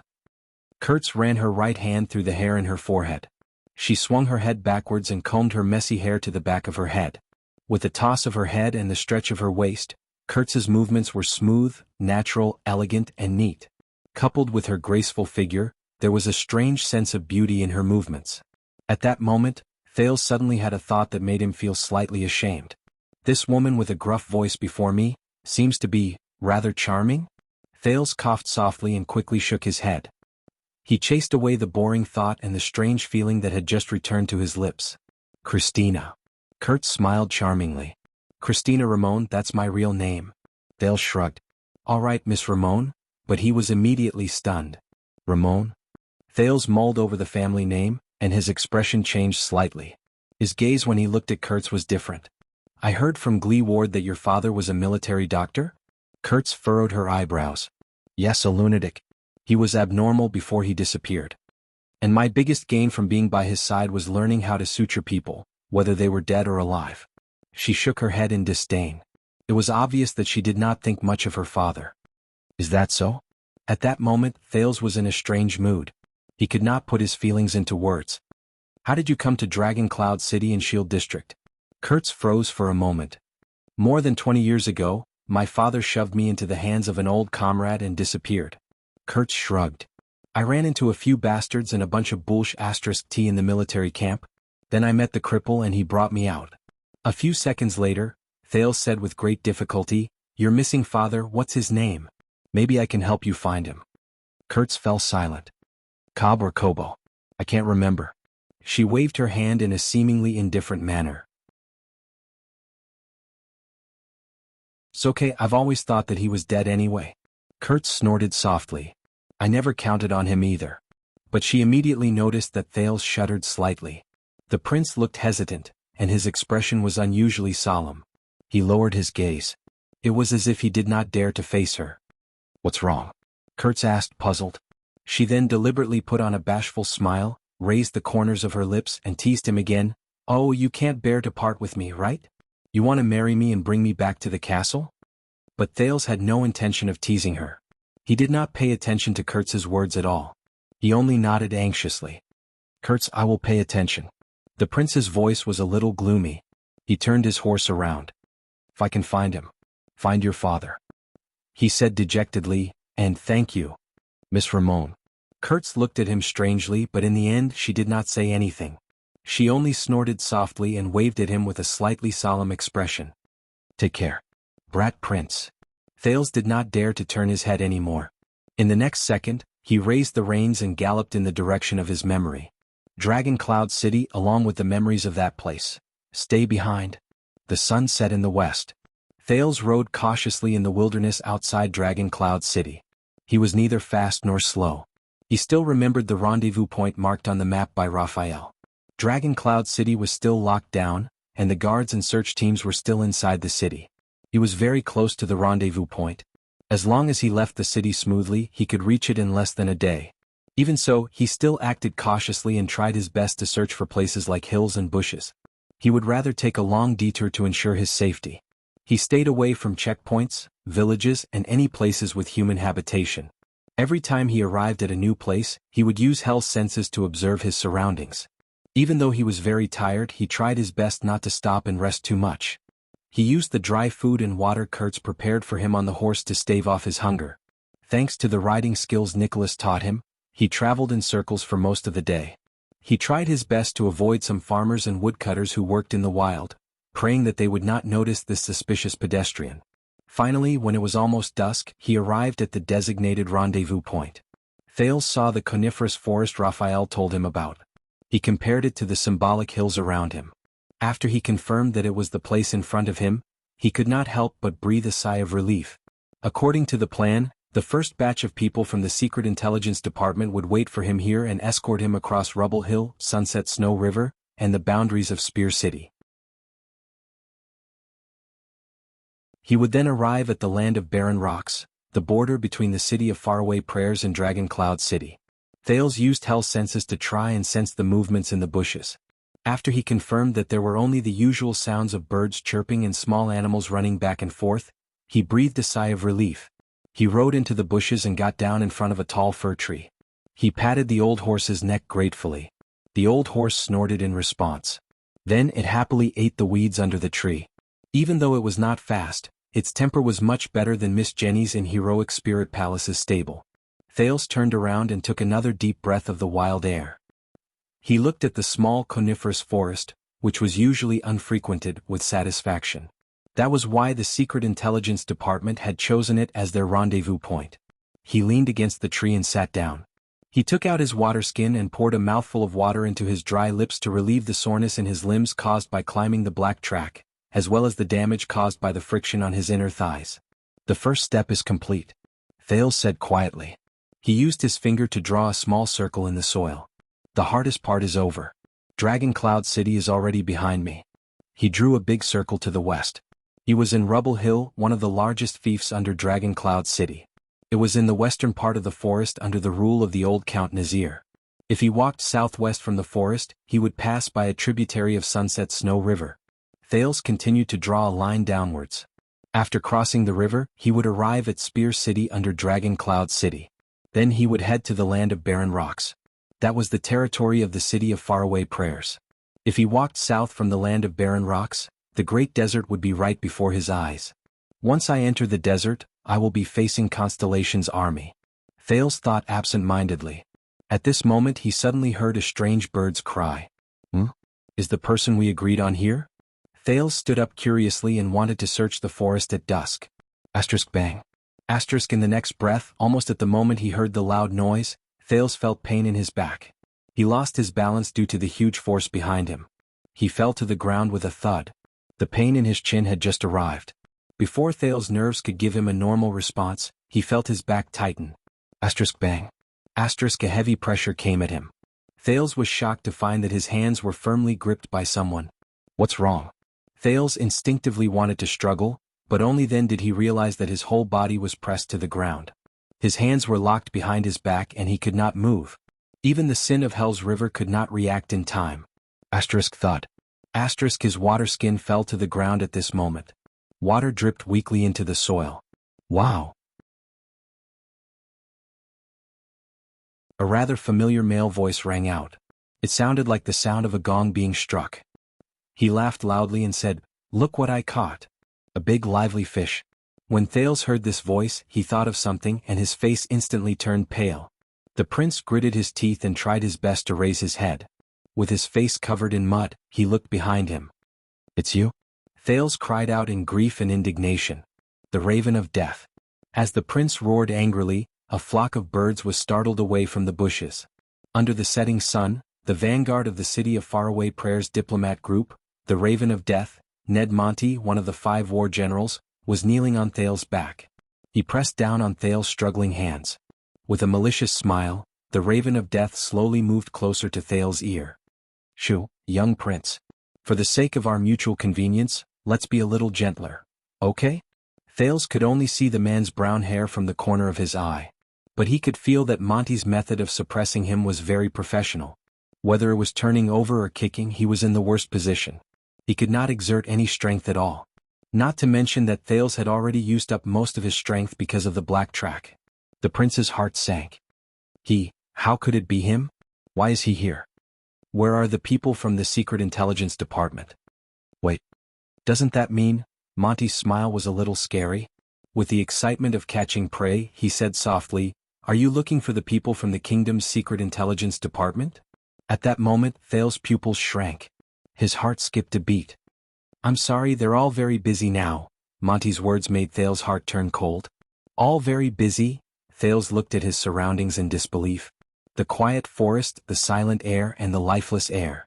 Yes, the people from the kingdom's Secret Intelligence Department should have been waiting for me here a long time ago. But there's no movement at all? What's going on?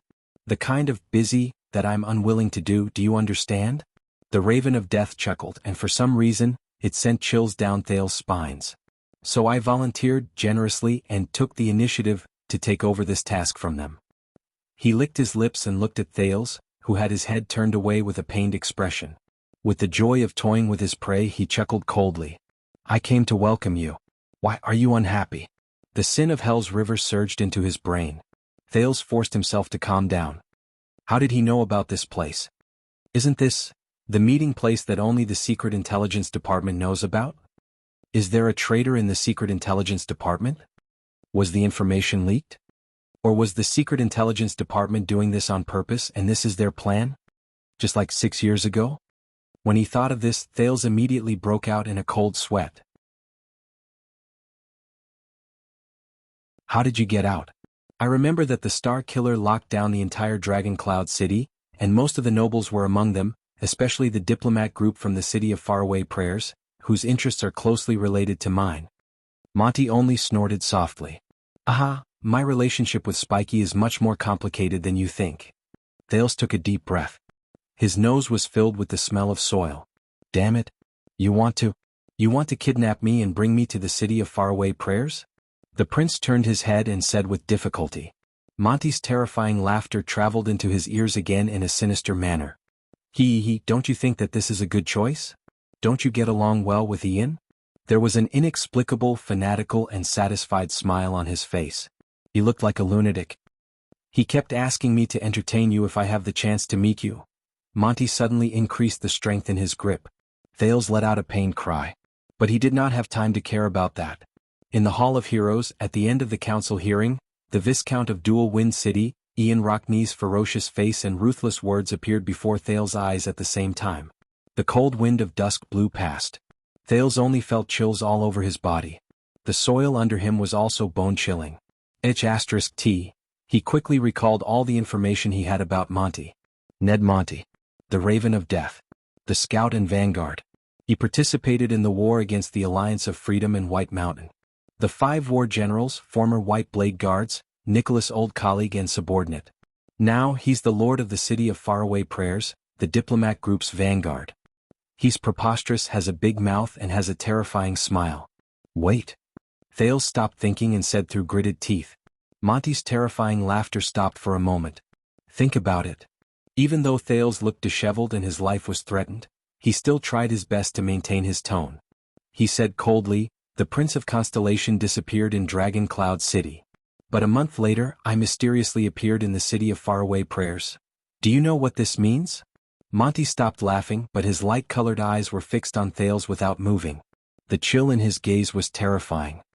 You should also know that I am the key to the war between the city of faraway prayers and the Alliance of Freedom, Thales said with a cold smile, and if I suggest to Archduke Rockney that Constellation can help them, the condition is. At this moment, the Raven of Death suddenly laughed out loud. Ah! Thales, who was interrupted, was slightly stunned. Monty looked very happy. His face was full of excitement, and the curve of his smile was wider than before. He widened his eyes at Thales, and he looked rather terrifying. I remember now. A professional told me this before. Thales Jadestar is not big, but he is very troublesome. So, there are the necessary rules to deal with the young prince. Thales was slightly stunned. What? Deal with me? Necessary rules? Monty's expression darkened and he chuckled softly. For some reason, Thales was terrified. He instinctively felt that things were not good. The first rule. The Raven of Death's smile melted as if ice had turned into ice water, but it was still as chilling as ever. Make him shut up. In the next second, Monty's expression became stern. His right elbow struck the back of the teenager's head at lightning speed. Asterisk thud. Asterisk a heavy, muffled sound rose.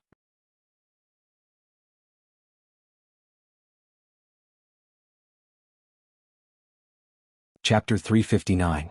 Bright moon, rocks, bonfire, wild, and a man. When Thales woke up, the feedback from Hell's senses gave him such a scene. Good, I'm not tied up. Thales opened his eyes slowly. Despite the pain at the back of his head and the waves of dizziness, he quietly touched his waist. Are you looking for this? A voice that sounded like a gong rose. Thales sighed and gave up on searching.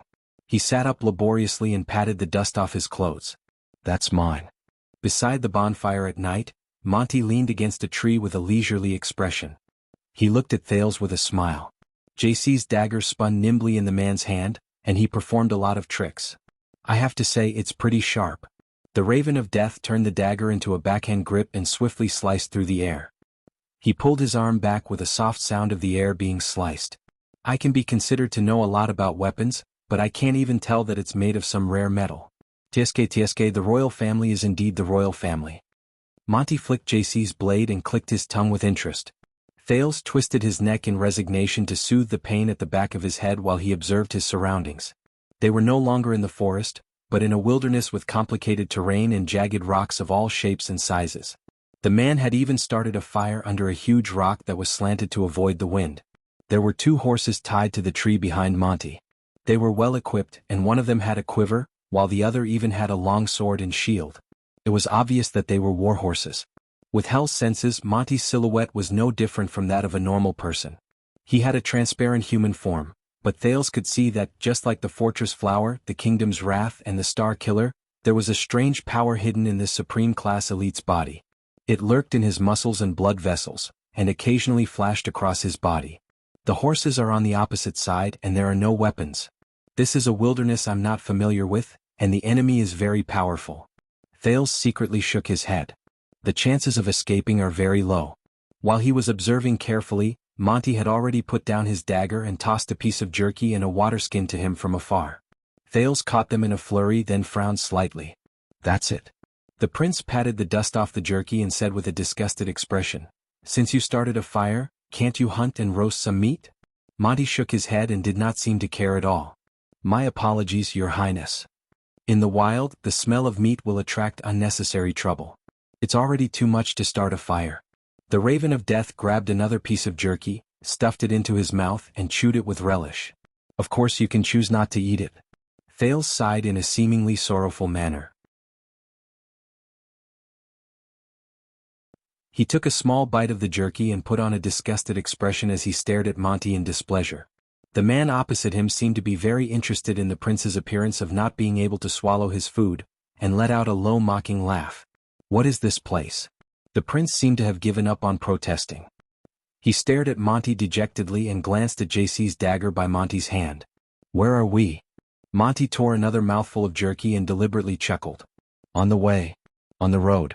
Thales furrowed his eyebrows slightly. Wow, so accurate. I'm really sorry that I did not bring you a map, Monty said sarcastically. Your Highness.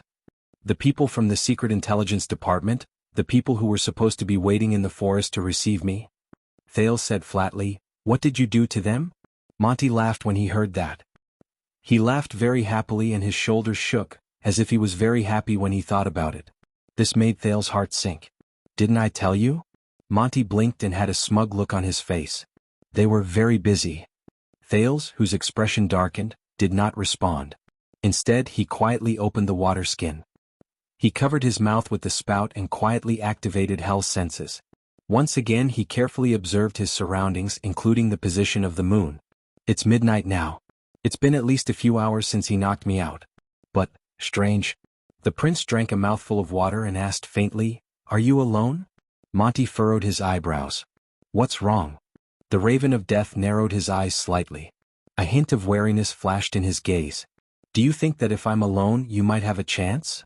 Thales glanced at the bag containing the crossbow beside him, then at JC's dagger lying quietly on the ground. He sighed softly. Forget it. I never had the delusion that I could challenge Extet's most famous scout alone. Monty chuckled softly. A cold glint flashed in the Raven of Death's eyes, making Thales feel uneasy again. Then don't look at me like that. You don't have a chance. Thales put down the water skin and wiped the corners of his mouth. But you're really alone. Monty furrowed his brows and his tone became cold. Do you like to talk nonsense? Thales shook his head. But he still smiled faintly. This can explain other problems. What? Are you afraid of being discovered? Of discovering that you kidnapped the Prince of Constellation without permission? Such as being discovered by Dragon Cloud City, or by your good friend Nicholas? Monty raised his head. His gaze on Thales grew colder. He curled his lips with a fake smile. Thales raised his eyebrows, put down the water skin and started biting the jerky again. That's true. You're not carrying me but 2,000 cavaliers, he said vaguely. Monty's gaze shifted slightly. Do you remember? Constellation's 2,000 cavaliers are still waiting at the desert border, waiting to interfere with the Alliance of Freedom's war. The prince tore the stiff jerky with difficulty and drank a mouthful of water from time to time. It concerns the interests of the city of faraway prayers and Dragon Cloud City. The burden on your shoulders is not light when you bring me along, Lord Monty. Thales said softly, Are you ready? Monty did not speak, but his expression was completely stiff. You talk too much. Thales shook his head nonchalantly. But you're very confident, right? Because you're the best scout in all of Extet. The city of faraway prayers army is also greatly enhanced because of you. The Raven of Death snorted coldly. His gaze on Thales became even more hostile. Flattery won't help you, Your Highness. He said coldly and unhappily, So, why don't you finish the food in your hands and shut up? However, at this moment Thales suddenly laughed out loud. Ha! Monty was slightly surprised at first, then he looked at him suspiciously. I understand now. Thales swallowed the last mouthful of jerky with water and patted his half-full abdomen. The smile on his face became brighter. Oh, you Raven of Death? Monty's expression became even more unpleasant, and his attitude became even more displeased. Damn it. Understand what? Thales forced himself to put away his smile and averted his gaze from Monty. He shook his head hard. Nothing. But he burst into laughter again as if he could not hold it in. It's just that. I suddenly realized that I'm too slow. Monty's gaze became fierce. The Raven of Death said coldly, You've said so much, but it gives me a bad feeling. You're planning something or you know something. Thales seemed to be engrossed in eating his jerky, but his eyes never left Monty. Monty felt very uncomfortable under his stare, and he said coldly, They say that you're very good at persuading and swaying people. So, perhaps in the next moment, you'll say something that will make me hesitate? Thales' smile faded away, but he shrugged. There was not a hint of fear on his face. Perhaps you're hesitating because you're guilty to begin with? When he finished speaking, the air sank into silence. Only the crackling of the bonfire remained. The warmth on the Raven of Death's face disappeared completely. This time he stared at the prince quietly for a long time. Thales felt uneasy as he stared at him. A few seconds later Monty sneered and stood up. You know, there's a good way to overcome hesitation. Thales was slightly stunned. He watched the Raven of Death walk towards him and he subconsciously shrank back. What? But Monty was already in front of him. He put on that savage smile of a hunter again and clenched his fists. That is, don't give yourself the chance to hesitate. Are you done eating? Thales felt his heart palpitate. He subconsciously got up and moved backwards. Wait you, but before Thales could finish speaking, Monty's expression changed. As if he did not need to accumulate any strength, he moved forward at lightning speed. Asterisk bang. Asterisk a dull thud rose.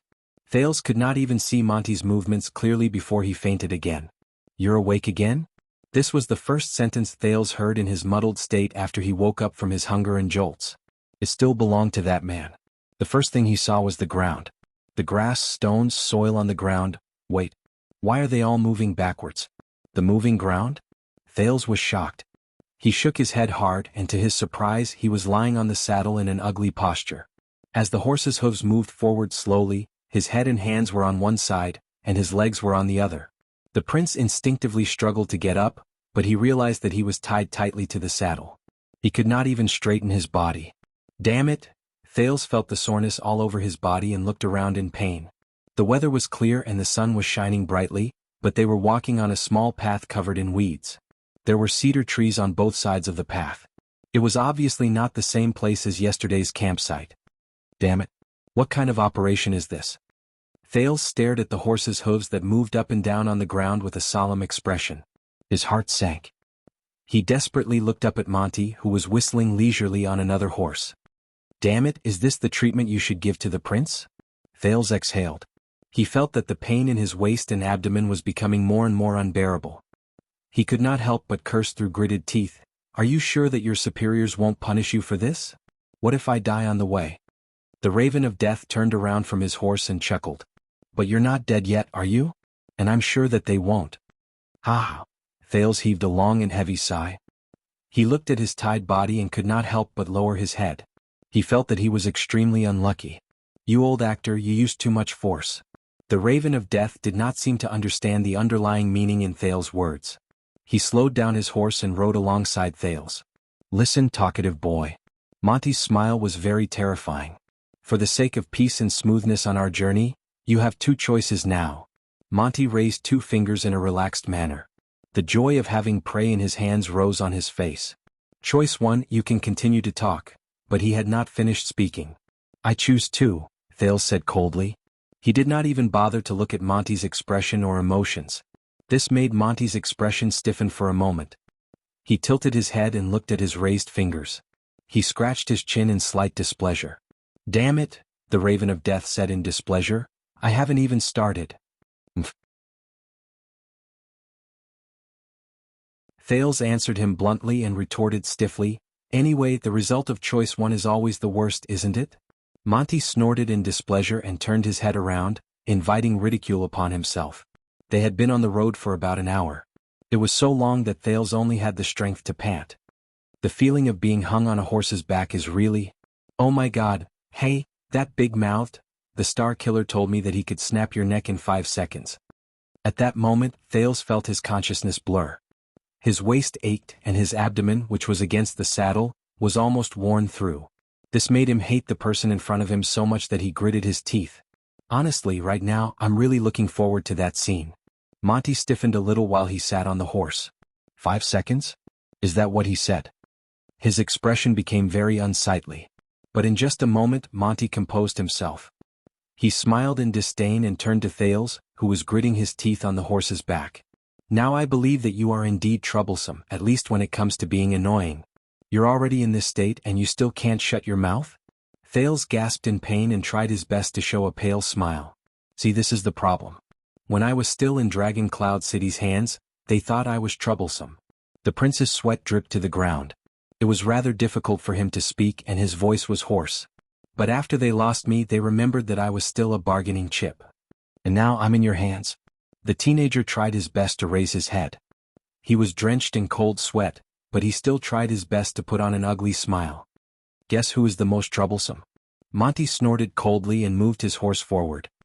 He slowly raised his hand and aimed it at Thales' neck. Thales immediately felt a chill run down his spine. The feeling of being frightened returned to his mind. All right, don't do it. The prince lowered his head in regret and shouted, I will cooperate. Only then did Monty show a satisfied smile. But Thales grimaced in pain and spoke again. I only have one last question. Are you sure that we're on the right path? The Raven of Death frowned hard. Monty let out a long sigh. Didn't you choose the second option? Before Thales could react, the next moment, Monty's hand slashed down heavily. Asterisk bang. Asterisk it struck Thales' neck. The Raven of Death nodded in satisfaction as he watched the prince faint again. He changed to a more comfortable sitting position and muttered as the horse swayed, It's much quieter now. Thales swore that this was the most difficult path he had taken in his short life so far, the most terrifying sleep he had, and the most boring person he had ever met. His daily routine was to eat and faint, wake up to eat again and then faint again. It seemed like Monty was enjoying this as well. Whenever Thales spoke a little too much or angered him, he would basically serve him with a karate chop, and from time to time he would say, First rule. Sometimes Thales would wake up on horseback and sometimes he would open his eyes in the wilderness. Every time he woke up, he could only see the scenery changing, the sun and the moon alternating, and he did not even know how much time had passed. Back pain, leg cramps, dizziness, blurred vision, tinnitus, these were all common occurrences. Oh my God. Thales, who was about to go mad, wailed in pain in his heart. Even pigs aren't this cruel. He felt like he had returned to the abandoned house. No, it was even worse. He secretly said, I'll remember this person, the Raven of Death, Ned Monty. Damn bastard. I'll teach him a lesson when we get back. Thales thought through gritted teeth. However, just when Thales thought that this kind of life would last until they reached their destination, one day when he woke up on horseback, he discovered something different. This time he was forcibly shaken awake. Hey, wake up. When Thales opened his eyes in a daze, the Raven of Death's voice was a little anxious and solemn. It was another day. Sigh. The prince, who had adapted to the light, was at a loss. What's wrong? Are you lost? It was only then that he realized that the scenery around him was different again. The hills full of fir bushes and jagged rocks had turned into gentle slopes with slight ups and downs. There were fewer trees and more weeds. Thales stretched his head and hands in pain to ease the pain caused by lying on horseback for a long time. He was almost used to it. He even developed a way to use the Sin of Hell's river to relieve the pain. You don't want to be captured by Dragon Cloud City, do you, Your Highness? Monty said coldly. Thales became a little more clear-headed.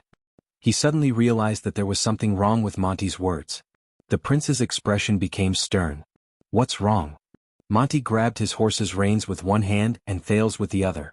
His horse was much faster than usual. We just crossed the Sunset Snow River. Monty cast a glance behind him. His expression was solemn and his gaze was terrifying. Someone has their eyes on us.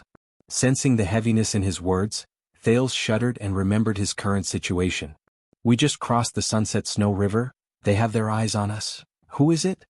He asked warily. Monty shook his head. His expression was tense. I don't know, but if I had to guess, it should be Dragon Cloud City or Lampart's pursuers. Thales moved a little. How do you know? The Raven of Death snorted softly. I just know. With an unquestionable expression, he looked around seriously. This is the scout's intuition. The smell in the air is very familiar. Thales was stunned. Pursuers? How can it be, if you don't want to be captured? Monty said coldly, and there was a warning in his words. Then we'll work together. Thales stared at him in a daze. How do we work together? Monty lowered his gaze and gestured at his limbs. We can't go on a leisurely outing anymore. We have to let go of the reins and charge forward. You're also tired of fainting on a horse and sleeping, right? You make me feel like a human trafficker. The Raven of Death said with a disdainful expression. How about it? Thales stared at him. After a few minutes, the prince finally smiled. Of course. He said affirmatively. There's still a long way to go before we reach our destination. Thales nodded and narrowed his eyes. When we're faced with the pursuit of all of Dragon Cloud City, we both need partners. Not troublemakers. We're not enemies, Lord Monty. Thales put away his smile and said solemnly, especially when we're facing Dragon Cloud City. Monty exhaled and gradually smiled. The ominous feeling of having his eyes on his prey returned to him. Under the sun, the Raven of Death raised his eyebrows. Very good. He smiled, took out JC's sheathed dagger from his bosom, and cut the rope that bound Thales without hesitation. Thales exhaled. Finally. His limbs were numb. He straightened his back and sat up straight on the horse. He felt like he had not ridden a horse normally for a few lifetimes. Thales let out a satisfied sigh of admiration. His feet in the stirrup gave him a sense of security. How is it? Can you do it? Monty glanced at him. His gaze was subtle. Thales exercised his wrists and rubbed his numb waist. He took a deep breath and felt his vitality return. I've been reborn, he said faintly. Very good. Monty smiled sinisterly and tossed JC's dagger back to Thales. Thales caught the familiar dagger and his heart became calmer. As expected, now sit on your horse, pull the reins, control the direction and follow me. Run with your life on the line. Monty patted his bag, which contained his crossbow, and lifted the quiver from the saddle. His expression was stern. Of course, don't even think about running away. I don't want to shoot you down with an arrow. For example, shoot through your balls. Trust me, I can do it. Thales felt a chill in his heart. He raised his eyebrows, held the reins, and nodded obediently. Monty licked the corner of his lips. Get ready to start. Remember, run with your life on the line. In the next second, Monty pulled out the rope in his hand and whipped it hard on Thales and his own horse. As the horse galloped faster, the air brushed past Thales' arms, and he felt the pleasure he had not felt for a long time. He exerted a little force on the stirrup and leaned forward so that the horse could speed up and catch up with Monty's hooves.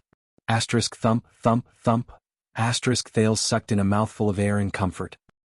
He narrowed his eyes and felt the force of the strong wind blowing against his face. This could be said to be the happiest day he had in the past few days. But after just 10 minutes, Thales' heart sank. Wait! He shouted at Monty, who was in front of him. Why did we change direction? To avoid the pursuers? The Raven of Death turned around and roared back in an unquestionable manner. Cut the crap. Just follow me. Don't relax, they're not easy to deal with. The arrow was knocked on the bowstring. Thales could only suppress the doubts in his heart and follow this unreliable guide forward. They ran for an entire day and night while they galloped anxiously.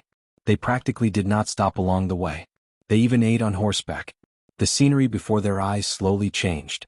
The gentle slope turned into an open wilderness. The trees had almost disappeared and even weeds were rarely seen. What they could see in the wilderness were mostly large, bare pieces of limestone. So, when morning arrived again, they finally found a small stream that was so shallow that they could not even fill a water skin.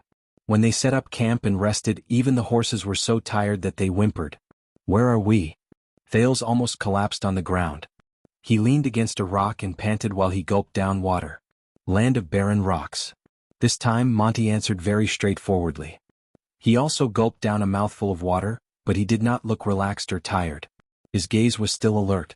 It's already under the rule of the city of faraway prayers. Next, we don't need to avoid the crowd anymore. We can even go straight to the village to replenish our supplies.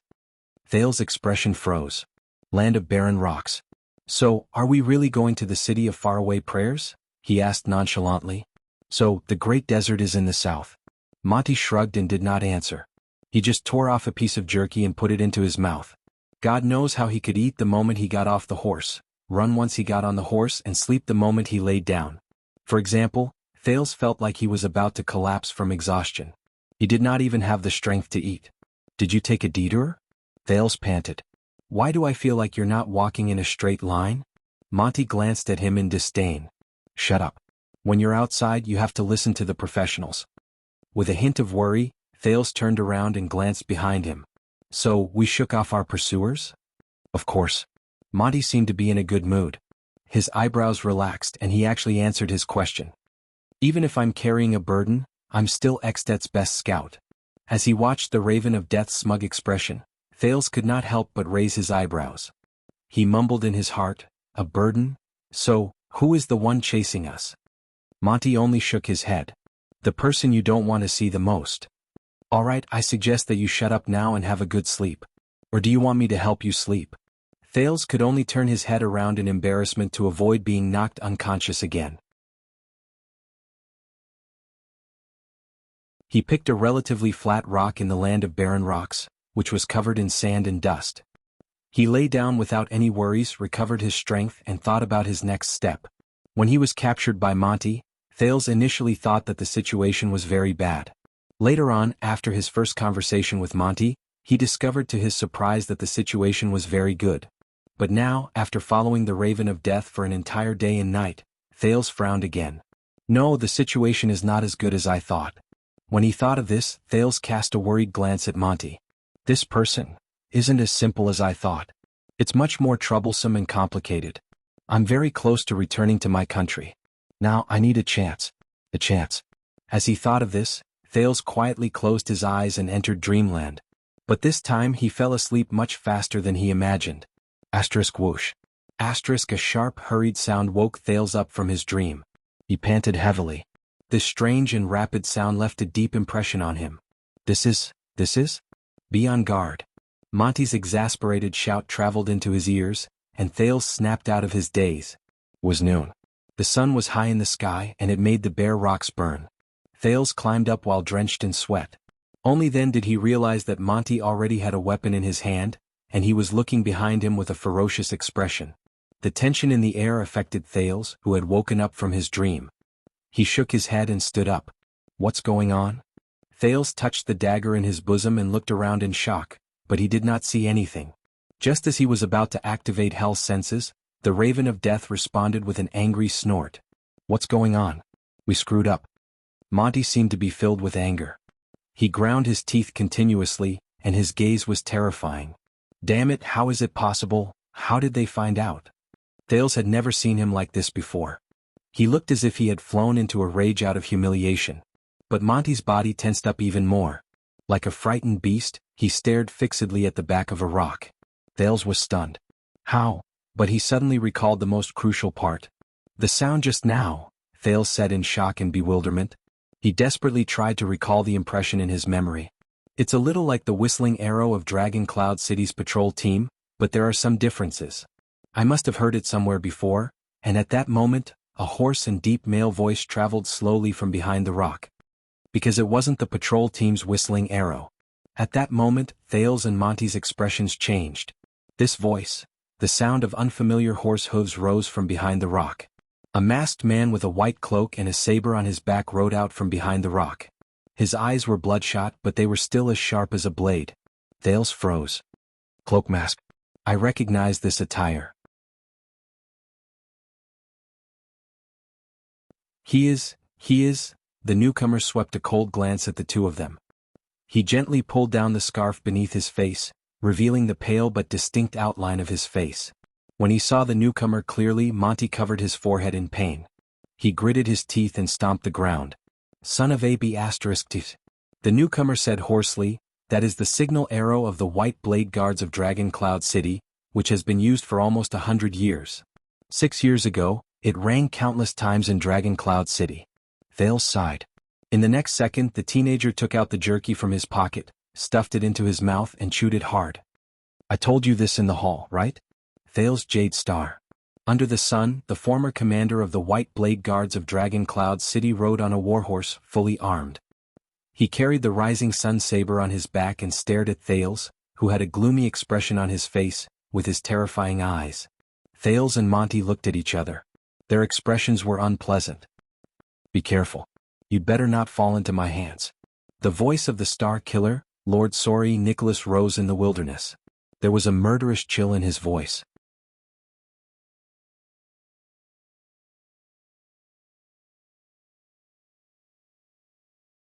Chapter 360.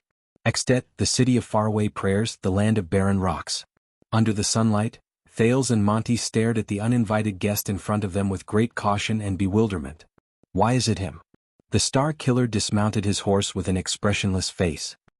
He walked slowly into a piece of rock that had spat out and tied the reins naturally, as if nothing had happened. He gave off endless pressure. I heard what you said, Big Mouth. What? Are you too confident in your abilities? Nicholas slowly tied the reins and turned to Monty, who looked as if he was facing a great enemy. He glanced at the short knife in Monty's hand. Do you think that after Isaiah left the White Blade Guards? The Star Killer fastened the reins. His eyes were bloodshot. It was obvious that he had been working hard for many days, but the meaning in his eyes was chilling. Do you think that after Isaiah left the White Blade Guards, there was no one else in Dragon Cloud City who could keep up with you? He shook his shoulder gently and moved the hilt of the Rising Sun saber to the position where it was easiest for him to attack. Monty's pupils shrank. I have to say, the experienced scout said softly and slowly spun the short knife in his hand. I more or less thought that way. Monty stared at his old comrade and did not move. His face was so cold that it looked like ice was about to form on it. His eyes shone with a light that made Thales feel extremely uneasy again. You are an outstanding scout, Monty, Nicholas said coldly. From the fake appearances, the route you chose, and the way you hid yourself, almost no one can compare to you. But it's only almost. Nicholas walked forward slowly, and the distance between him and Monty slowly shrank. His tone was dark. Just like now. We chased after him for so many miles from Dragon Cloud City, from Rubble Hill, to Sunset Snow River, then to Spear City, and even here, the land of barren rocks in the city of faraway prayers. We almost chased him into the desert. Thales instinctively took a step back. But Monty stood where he was and did not move.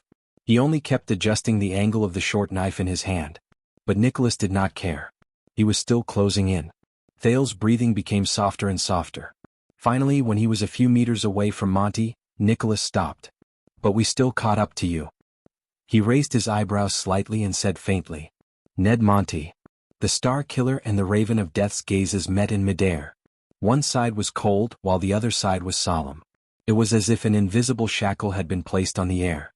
Thales did not even dare to breathe loudly. He could only hold his breath and look at the two people in front of him while he anxiously thought of a countermeasure. This situation. The two men stood still, facing each other like heavy icebergs. The Star Killer's pale face brought out the blood in his eyes. The Raven of Death's eyes did not move at all. Other than being solemn, it was as if he was emotionless. The sunlight shone on Nicholas' hilt and Monty's blade, and they reflected a strange light. After a while, one side finally moved. Monty blew hard and the solemn expression on his face disappeared. It was replaced by a helpless smile. I have to admit, Spiky, you've improved. It's the same for the White Blade Guards. The old scout shook his head as if he was meeting an old friend. He smiled and sheathed the short sword at his waist. How did you do it? When Nicholas saw his old friend put away his saber, his gaze was no longer as terrifying as before. At that moment, Thales breathed a sigh of relief, even though he thought that a fight was about to break out in the next moment. Since 6 years ago, the Archduchess Guards reduced the training for charging and breaking through enemy lines, commanding the army and even fighting alone. The Star Killer, who did not do anything but made people's skin crawl, said coldly, the extra energy and money were all invested in the training of another skill. He said flatly, sentries, reconnaissance, stealth, and tracking. The air was silent for a moment. Monty frowned. 6 years ago, so exaggerated? Nicholas stared at him for a while before he nodded slowly. Yes, it was. Thales' gaze froze in midair. The king's death affected the former White Blade Guard much more than he imagined. Monty sighed. This is a good thing, really. The reform of the guards. Monty smiled sheepishly as he raised his hand and waved it in the air. You know, the old guards in the past. Castellan's shadow is too heavy. Even if you've been the captain for 20 years, everyone still only remembers him. But Nicholas did not seem to have any intention of reminiscing the past with him. The Star Killer glanced at Thales, who was beside him. Thales flashed an unpleasant smile. I'll give you 10 seconds, Monty. Disappear immediately. Nicholas' tone was very flat, as if he was just making a normal greeting. I'll pretend that I never saw you today. Monty's expression froze slightly. He lowered his head, placed one hand on his waist and scratched his neck with the other. He looked like he was in a very difficult position. Spiky, you have to let me explain about this prince. Nicholas' gaze suddenly shifted and landed on the Raven of Death. There's nothing to explain. This is just between me and him. Nicholas gestured at Thales with his chin. His gaze became cold again. I don't care where you are, who you intercepted him from, and where you intend to send him. Thales could not help but feel his nerves tense up again. You can leave now, old friend, Nicholas said mercilessly. Monty's smiling face immediately stiffened. He looked away and exhaled. Thales could see that the Raven of Death was suppressing his anger and clenching his fists tightly. But the next moment, because the prince was about to get angry, Monty exhaled deeply and smiled again. Listen, Spiky. Dragon Cloud City and the City of Faraway Prayers are allies when it comes to the Western expedition. Monty bared his teeth and pointed at Thales with a troubled expression. He will go to the City of Faraway Prayers sooner or later. You don't want to see him fall into Black Sand region and the king's hands, do you? For the sake of our old friendship, and for the sake of each other's superiors, we should stand together in this matter. But Nicholas interrupted him. Big Mouth, the Star Killer said softly. Things are no longer the same now. Monty paused. We have long since passed the age of fighting for a woman's favor and looking for prostitutes together. Nicholas shook his head. His gaze was indifferent. It's useless. I said I'll only give you 10 seconds. Disappear immediately. Monty's smile disappeared. The air suddenly became quiet. A shadow flashed across Thale's heart. Nicholas' pale face was expressionless. He only stared at his old friend quietly. And for a few seconds the muscles on Monty's face trembled slightly, showing his thoughts. You're right, Spiky. The old scout mulled over this sentence, nodded slowly and repeated emotionlessly. Things are no longer the same now. Nicholas did not say anything. Suddenly the Raven of Death laughed. Ha ha. But it was not a happy laugh. It was a cold laugh. The Raven of Death's laughter was chilling. He nodded slowly. Very good, Lord Nicholas. An ominous premonition attacked Thale's heart again. Don't forget. The Raven of Death grinned slightly, and there was a faint threat between his teeth. This is the land of barren rocks. It is already the city of faraway prayers territory. Monty sneered and took a step forward. He stared straight into his old friend's eyes. My city of faraway prayers. Thales subconsciously turned his head around to look for a horse. Unexpectedly, Nicholas also smiled. As smile lines appeared on his pale face, the Star Killer lifted his foot gently. He walked towards the other party. Your city of faraway prayers? He slowly walked towards Monty. The two of them were so close that their foreheads were almost touching, and they could almost kiss each other. The Star Killer met the Raven of Death's sneer. His gaze was fierce and his tone was unfriendly. So what? Monty's sneer gradually faded away. When was the last time we fought, Spiky? 18 years ago? The Raven of Death asked softly. The two old friends stared at each other for a moment without showing any signs of weakness. 18 years. Nicholas nodded. But today? I don't intend to fight alone. You heard the signal arrow, old friend? Nicholas said coldly. The Archduchess guards will arrive soon. Monty's pupils froze. Many of them are your old acquaintances, the Star Killer repeated, emphasizing his words. Soon. Do you know what this means? Monty's expression slowly turned cold. The two of them were silent for 5 seconds. A second later, Monty closed his eyes abruptly and exhaled heavily. He gritted his teeth and said, Damn it. Nicholas snorted softly and revealed the smile of a victor. Yes, damn it. He stared at Monty, who could hardly control his emotions, and said softly, I will only count to 10. Monty seemed to be enraged. He opened his eyes abruptly, and his tone was agitated. But Nicholas was not moved at all. He only stared at Monty coldly and uttered his next words. 10. Monty suddenly extended his hand and grabbed the Star Killer's collar. Nicholas only smiled. Monty seemed to be so angry that his entire body trembled. He took a step forward and roared furiously, almost touching Nicholas' forehead. You, Spiky. *CK. But Nicholas only smiled. His pale face was as pale as ever. Thales sighed secretly. Looks like I can't count on Monty's old friendship anymore. Monty angrily and savagely grabbed Nicholas. He lost his composure and roared, I'll remember you, Spiky, I'll remember you. The Raven of Death panted harshly. One day I will get back at you for what you did today. Bang. Nicholas also suddenly extended his hand. His arm overlapped with Monty's and he similarly grabbed Monty's collar. Then you have to leave first, Nicholas said coldly, giving him tit for tat. Then there's the saying of getting back at me. The Raven of Death and the Star Killer's gazes met again. Their gazes were burning with an unknown flame. In the next second, as if they had come to a tacit agreement, the two of them snorted coldly at the same time and let go of each other. Monty turned around without hesitation and walked towards his horse. Nicholas stared at him coldly. Thales, who was watching from the side, was shocked. You're leaving just like that? Monty untied the reins and stepped into the stirrup. He turned around angrily. What else should I do? Are you going to wait here to be surrounded? Thales looked at the angry Monty, then at Nicholas, who was exuding a cold aura. He rubbed his forehead in pain. My God. Aren't you good at talking nonsense, brat? Monty turned his horse around and glared at the silent Nicholas with gritted teeth. Help me. Be a competent gray magpie. Don't shut up. It's best if you annoy him to death. Thales flashed an awkward smile. In the next moment, Monty flung his reins angrily. The horse under him raised its hooves and swiftly galloped towards the west without any hesitation. His back was hidden among the rocks and he left their sight. Then the sound of the horse hooves disappeared, and the unpleasant smell disappeared. The prince, who had held his breath in the tense atmosphere just now, turned his head around in annoyance. He looked at the only person left. What a deep impression, Lord Nicholas. Thales sighed and said, "You caught up to me so quickly." Nicholas crossed his arms and flashed a cold smile that chilled people's hearts. It was just like the first time they met. The Star Killer lowered his head and glanced at the dagger in his hand. He did not say a word. The teenager shook the JC dagger in his hand and smiled helplessly. Thales sheathed JC's dagger and stuffed it into his bosom. "So, before you wait for your companions to meet up and capture me, can you tell me how you did it?" Thales sheathed JC's dagger and stuffed it into his bosom.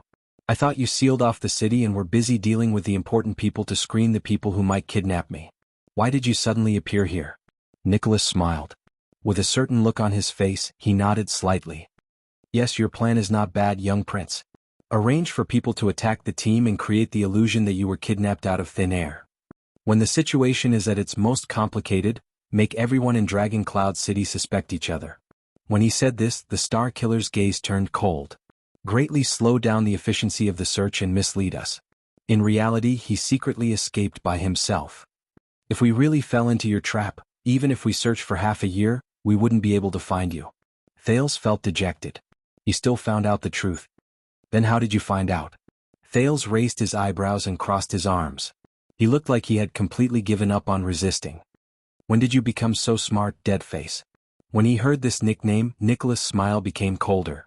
"It's true that I'm not that smart," he said coldly, "but compared to someone like you who can come up with 10 clever ideas in a second, more than 20 years of being a guard, especially the last 6 years, have taught me at least one thing."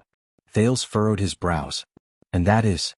Nicholas put his hand into his bosom and said softly, "When you face something you don't understand, you can never be too cautious." The Star Killer took something out of his bosom. He spread it out, then let go of it gently. Thales' pupils shrank.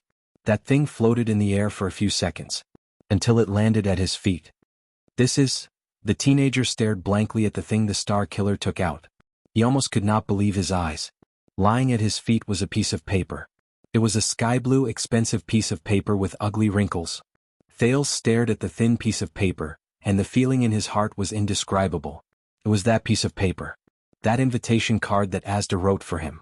After they were intercepted by the highly suspicious Nicholas in Heroic Spirit Palace, under Thales' teasing and cover-up, the Star Killer angrily crumpled it into a ball. "But, I thought you'd thrown it away." Thales frowned and looked at Nicholas. "Didn't you read the joke on the paper? Do you need me to repeat it?" Nicholas let out a chilling laugh. He took a step forward and stomped on the thin sky-blue paper. There was a line of words written on the paper that had faded a lot. It was especially eye-catching. "Star Killer, you big idiot." "Yes, but that's just the surface." Nicholas shook his head slowly. Thales' image was reflected in his eyes. No matter how Nicholas shook his head, it never left the center of his pupils. "You can't imagine how I spent 2 whole months, paid a huge price, and mobilized almost all my information resources. From the quality to the source of the information, I wholeheartedly investigated the details of this piece of paper." Thales was horrified. "Rylan paper," Nicholas repeated word by word in a lifeless and rhythmic manner, as if he was reciting knowledge he did not understand at all. "The raw wood comes from Norton Dukedom. The manufacturing and dyeing process comes from Dragon-Kissed Land. The material is excellent, durable, and can even be repeatedly erased. It's a special paper provided by the Palace of Enlenzo Dukedom in the south of the Western Peninsula. It's specially used for writing nobles' invitations." Thales stared at him solemnly. Nicholas flashed a smile, and there was a hint of smugness from having caught his opponent. "In Northland, the rich and powerful nobles might spend a lot of money to forge a sharp sword or rear a good horse, but no one would use this kind of luxury. You can't buy this kind of paper anywhere. Even the Camion merchants are too lazy to transport it to Northland. And we've searched Constellation's diplomat group before, including Viscount Putre Nemain. There's no trace of this thing either." Under Thales' complicated gaze, Nicholas pointed at the crumpled paper on the ground. "This thing. It shouldn't have appeared in Heroic Spirit Palace and in your hands. The next moment, the Star Killer's voice turned cold. This can only be brought in from the outside through a channel we don't know of. You even had to deliberately hide it from Heroic Spirit Palace's eyes and ears, because it must bear some secret and special mission. When he heard this, Thales closed his eyes gently. Secret and special mission, sigh. Young prince, it's obvious that you've been hiding something from us for a very, very long time.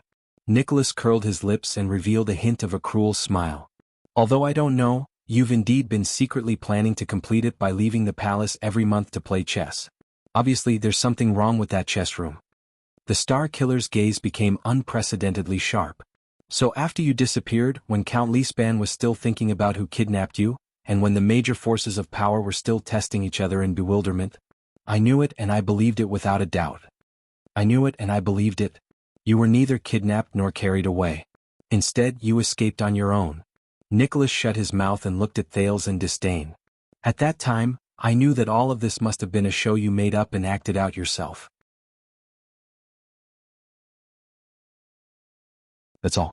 At this moment, a light breeze blew across the land of barren rocks, stirring up sand and making Thales' heart grow colder and heavier. When I think about it this way, it's very obvious where you went after you disappeared. Nicholas' words had never sounded so forceful before. They were almost as forceful as his blade. At that time, the forces of power that everyone suspected and deeply suspected were Black Sand Region, the City of Faraway Prayers, the Secret Room, and the forces of Dragon Cloud City's vassals. These were the places that you would never go to. His words came one after another. Thales even had a feeling that Nicholas' words had almost forced him into a corner. So, the Archduchess guards sealed off the city on the surface and pretended to be suspicious of these forces. They were too busy taking care of themselves. Nicholas' smile became more and more terrifying. In reality, during the hour you disappeared, we had already poured all our energy and resources into one direction. He spoke slowly and enunciated his words clearly. Constellation's Secret Intelligence Department. Nicholas laughed coldly. This was an expression that he had never shown during his previous outdoor training. It was as if this was the moment he completely defeated Thales. Yes, Thales, we caught up to you outside the city. We found the tracks of you and that packhorse in the thicket where you stopped. It was within half an hour after you left. Thales' heart tensed. If it weren't for Monty's interference, you would have been in Heroic Spirit Palace by now. Nicholas shook his head as if he did not care. But you have to know that you can't escape. The Star Killer's cold laughter continued. It made Thales feel even more gloomy. The teenager stared quietly at the piece of paper under Nicholas' foot. He did not say a word. It was as if it was not a piece of paper. It was his pride. After a long while, Thales said with difficulty and hoarse, I can't believe it was this. Even if you beat me to death, I wouldn't have thought that it was this piece of paper. There's a problem with the source of this piece of paper.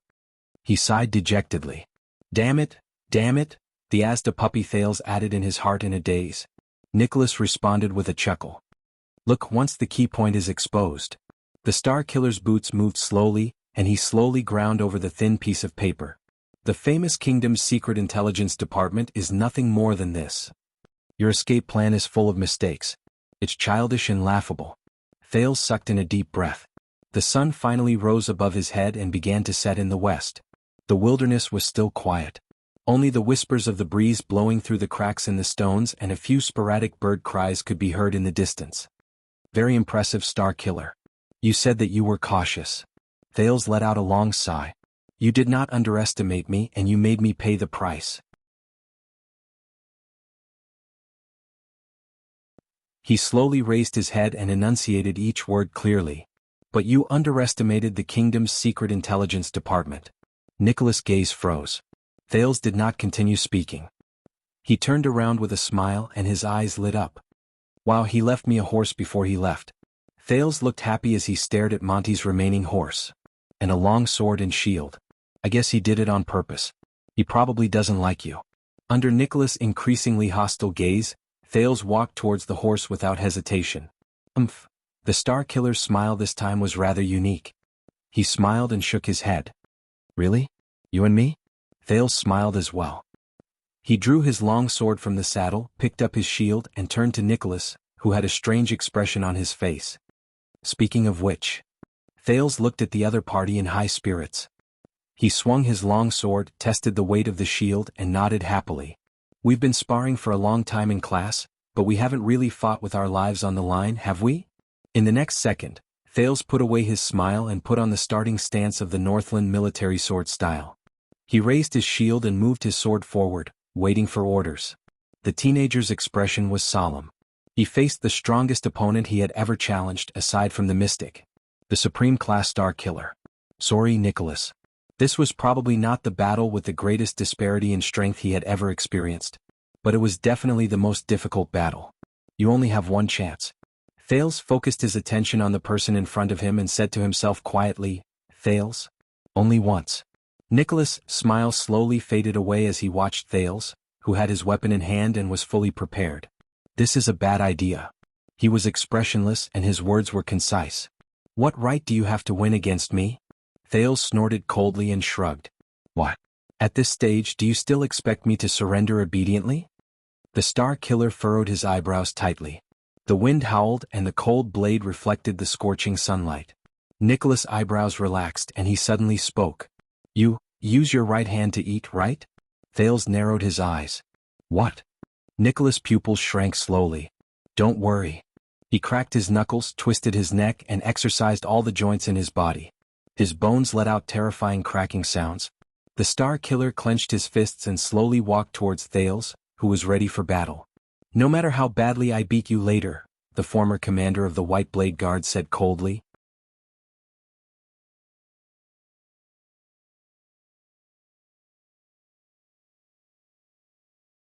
Chapter 361. Thales still remembered his first meeting with the Star Killer. 6 years ago, the prince had seen Nicholas's appearance clearly through Hell's senses. He was a silver human figure that emitted a light that was as sharp as needles. The power of eradication shone inch by inch in the man's body, constantly guiding his movements and direction, causing his movements and figure to become erratic. At that time, even if Thales, who had the sin of Hell's river, racked his brains and calculated all the changes in Nicholas' speed, trajectory, and direction, he still discovered to his dismay that his weak self could not avoid Nicholas' attack, even if Nicholas was unarmed. And now, 6 years later, bang!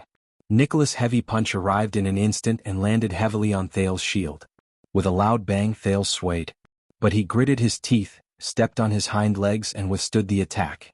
With Hell's senses, the silver human figure in front of Thales flashed.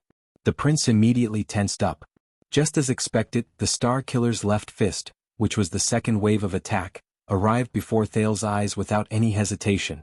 Thales was prepared to retreat as he always did. But at that moment, Wuxia's words when they were training in the courtyard brushed past his ears. "Your Highness, you can't always retreat or defend. This is what happened when Caribbean and I fought against that big guy in Heroic Spirit Palace. We were too afraid of the Rising Sun Saber's attack and kept avoiding the fight, but in the end we failed. Defending is not giving up but preparing for the next attack." Nicholas' fist brought with it a terrifying sound of wind. Thales took a deep breath. The next moment he faced his opponent's fist with a stern expression. He took a step forward and attacked with the Northland military sword style's flank attack. The tip of the sword forced Nicholas to stop attacking for a moment. However, the Star Killer's adaptability was beyond his imagination. While he avoided the tip of the sword, he also changed the direction of his left hand and struck his right wrist, which was holding the sword. With the help of Hell's senses, Thales watched the movements of this supreme class elite. He praised in his heart, as expected, defense is not the same as retreating. Take Nicholas for example. Every time he defended, he would take an aggressive step forward. Even if he was retreating to dodge, his opponent would never think about avoiding damage, but about inflicting damage. When he thought of this, Thales gritted his teeth and moved forward again. He pushed out his shield and collided with his opponent's swinging left arm. It was the third defensive stance of the Northland military sword style. He swung his shield in the name of defense, but it was actually for his next counterattack. Bang! Under the collision, a muffled sound rang out again. His left hand was slightly numb, and his entire body was trembling, but Thales roared and tried his best to counterattack. But Nicholas's movements were faster and more bizarre than he imagined. His left arm was pressed against the shield, but his whole body charged forward without stopping. Aiming at the center of the shield, he delivered a powerful knee strike. Boom! Thales felt suffocated. In the next second he groaned in pain and fell 2 meters away with his shield. Very good. The unarmed Nicholas' expression did not change. He cracked his knuckles and furrowed his eyebrows in a barely noticeable manner. It's probably the best performance you've had in so many training sessions. The Star Killer walked closer slowly and put on a malicious smile. At least you have some awareness of fighting. You're no longer a blind man swinging his sword and a coward raising his shield. Thales climbed to his feet with great difficulty. He swung his numb left hand and picked up the shield again. He smiled bitterly and said, "It's your power of eradication that suddenly changes direction." Again? The Star Killer shook his head as if he did not want to waste time. "Hurry up and end this. I still want to eat lunch." Thales sucked in a deep breath, endured the pain, and reassumed the confronting enemy stance. The Northland military sword style. He suddenly remembered what Gilbert told him when he first learned the sword style. This set of sword style was created to fight against terrifying opponents who are far more powerful than humans. A huge disadvantage, a hopeless battle, a sure-death defense, a suicidal charge. He looked at Nicholas, who was getting closer to him, and sighed in his heart. Terrifying opponents who are far stronger than humans? No, it's not just that. Another mysterious man's back appeared in Thales' mind. How did humans defeat the ancient orcs when they were at an absolute disadvantage? How did they win the battle of eradication? True elites seek hope in hopeless situations, seek to turn the tables when they are at a disadvantage, turn favorable situations into certain victories, and turn unforeseen and unexpected situations into their own support. They seize all useful and useless factors, hold tightly onto every possible bargaining chip, play the most crucial move, and change the entire battle. Thales took a few deep breaths and tried to shake his head, which was a little dizzy from the fall. My bargaining chip, my chance of victory? There are. But only once. In the next second, Thales roared and charged at his opponent again. He thrust his long sword. Nicholas knew him too well. Every time they trained outdoors, the Star Killer would use all sorts of methods to defeat him with a smile that was at ease. Every time they conducted a surprise inspection, the Star Killer would rely on his skills to toy with him. Every time he probed and provoked him, the Star Killer would be fully prepared to test the standard of his followers. So, Thales' pupils shrank. So this is the Star Killer's biggest weakness. He knew himself too well. Come on. Thales' face was contorted. He gritted his teeth, roaring with his mouth and calling out in his heart. Come on, my companion. The sin of Hell's River. The familiar fluctuations surged towards him. After 6 years of experience, it instantly spread through his entire body in a faster, steadier, and smoother manner. Again? Nicholas sneered as he watched Thales charge towards him. Same method, same ending. The Star Killer exerted force in his legs and charged towards Thales. He easily dodged Thales' thrust and threw a punch at the prince's face. The wind from his fist howled. Thales' entire body trembled. He swung his shield once again to counterattack. He swung his fist at his opponent. But this time it's different. This time I need strength. Strength. The teenager thought coldly. The sin of Hell's River surged excitedly into his arm. The shield and the iron fist collided again. Asterisk bang. Asterisk Nicholas' sneer remained. As I said, young prince, but after a mere tenth of a second, his laughter came to an abrupt halt. Because an unprecedented force came from the shield in front of him. It shook his fists and body. Nicholas' expression changed drastically. Nicholas stared in shock at the roaring prince. He was forced to retreat under the great force and took an extra step to stabilize himself. What's going on? This strength. Nicholas blocked the shield in shock and instantly counterattacked with his left elbow. But before he could figure it out, Thales roared again, Star Killer. I need to react. React. The sin of Hell's River surged happily into his eyes, brain, and sword-wielding hand, forming a synchronized connection. At that moment, the roaring Thales seemed to have predicted his opponent's movements. The moment the Star Killer moved, the tip of his sword suddenly appeared and pointed at Nicholas' forward momentum. Nicholas was shocked again. With this momentum, his opponent would pierce his left lung. This prince who doesn't know how to fight. How can he react so quickly? But the experienced and skillful Star Killer reacted in a short moment. At the price of giving up on attacking, he quickly turned around and dodged the sword. But his opponent did not think so. Finally, Thales thought coldly. I need speed. Speed that can take lives. With that thought, the remaining sin of Hell's River surged into Thales' arm muscles with a roar, like a beast released from its cage. It ignited a terrifying flame inside, burning with explosive power. Aha! Thale's roars continued without stopping, as if he wanted to use up all the strength in his life. Asterisk whoosh.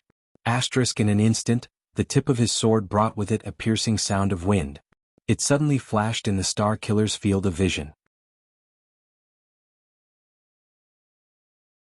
As if it had disappeared. At that moment, the already shocked Nicholas suddenly had goosebumps all over his body.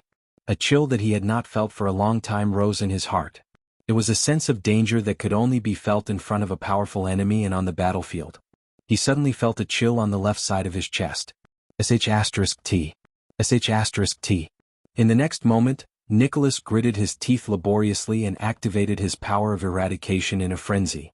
He restrained himself from dodging and turned to the other side of the tip of the sword. No. In the next second, *rip. The sound of the sword cutting through flesh could be heard.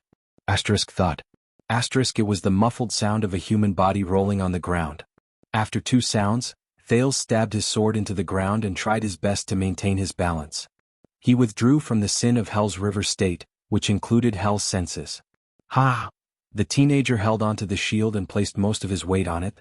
He panted rapidly, trying to get rid of the muscle soreness and dizziness after the sin of Hell's River faded away. At that critical moment, Nicholas' body turned in a strange manner. He tilted his head back and rolled to the side in a disheveled manner to avoid the sword that was aimed at his heart. Thales trembled and gritted his teeth. He looked across him in pain. There the Star Killer knelt on one knee on the ground. He widened his eyes in disbelief and stretched out his palm in a daze. In the next second, a short line of blood spread from the Star Killer's left cheek to his chin. Red liquid seeped out. Drop by drop, the blood fell into Nicholas' slightly trembling palm. The Star Killer seemed to be completely stunned. How is this possible? The prince who never knew how to fight. He touched the wound on his face and felt the pain that he had not felt for a long time. The Star Killer raised his head in shock and anger. He stared at the pale and panting Prince of Constellation and tried hard to understand what was happening in front of him. That piece of trash who can't even take one punch from me? How did he suddenly? Thales shook his head hard, trying to shake away the brief dizziness. He felt indignant. Damn it. Even if I use everything I have, I still can't make him. A few seconds later, the extremely disheveled Star Killer panted a few times and calmed his emotions. That's not right. This power, this reaction? He furrowed his eyebrows tightly. There was deep suspicion in his eyes. It's not something you can do. There was disbelief and surprise on Nicholas' face. Was that the power of eradication just now? Thales flashed a weak smile at him while he leaned on his sword. The teenager now only hoped that his opponent would talk more nonsense. At least he had to get over the numbness and soreness that came with using the sin of Hell's River too much. The Star Killer's expression was solemn. But when did you awaken to the power of eradication? Ha! Thales chuckled and interrupted him. The prince, whose hands and feet were numb, could no longer hold on to the long sword. Hence, he let go of the sword hilt and shook his hand with a slight tremble. He tried his best to look as if he was at ease. It was a long time ago. Are you surprised? Nicholas stood up slowly. His expression became more and more serious. As he watched Nicholas get up, Thales' hand on the shield trembled slightly. So, the speed you displayed when you snatched the book in front of the stable that day, and the strength you displayed during training. Nicholas stared at him, ignoring the bloodstains on his face. None of it was a coincidence? You hid the fact that you possessed the power of eradication from us and the eyes and ears of the entire heroic spirit palace for so many years? Thales snickered. His numb limbs were regaining their senses. The training over the past 6 years was more or less effective. Even if he could not improve, at least his body had gradually gotten used to the price of the sin of Hell's River. I'm sorry to say this, but... The prince shook his head and placed his hand on the sword hilt again. There are still many things you don't know. The shock and anger on Nicholas' face slowly turned into pure annoyance. So, during all the outdoor training sessions, you were beaten up so badly but you never used it even once? Power is not for show. Thales gently clenched his right hand, which had returned to normal, and wiped the cold sweat off his face. If I can't use it at the most crucial moment, then you might as well hide it and confuse your enemy. Nicholas laughed angrily. He extended his hand and wiped it across his face. His pale, blood-stained face began to turn red. I knew it, little prince. You have always treated us as your enemies from the first day you came to Dragon Cloud City. You were born with cunning and treachery. The Star Killer's eyes were practically ablaze. The pain on his face reminded him of the fact that he was injured by a weakling, and it made the proud man even more furious. God knows how many more things you have hidden from us over the past 6 years. Thales sneered. What about you, Star Killer? He took a deep breath, stood up slowly and pulled the long sword out of the ground. How many truths have you, Li Span, and even the late King Nuvan hidden from me over the past 6 years? Nicholas' breathing froze. In the face of the prince's profound gaze, with suppressed anger, he steadily extended his hand to his back. This time, it was Thales' turn to have his expression change drastically. I apologize to you. The Star Killer drew the weapon on his back with a fierce gaze while the sound of metal rubbing against leather echoed in the air. There was a scar on his face and his words were filled with caution. I was wrong. I never treated this as a battle. I've underestimated you. Thales Jadestar, who awakened to his power of eradication before he was 14. Thales stared worriedly at the long and narrow saber in Nicholas' hand that reflected a golden luster. It was the legendary anti-mystic weapon that had once been pressed against his neck and threatened his life in the hands of its previous owner. The Rising Sun Saber. How terrible. Are you sure? Thales braced himself and raised his shield. I heard Waya mention that this incredibly sharp weapon can cut through everything, right?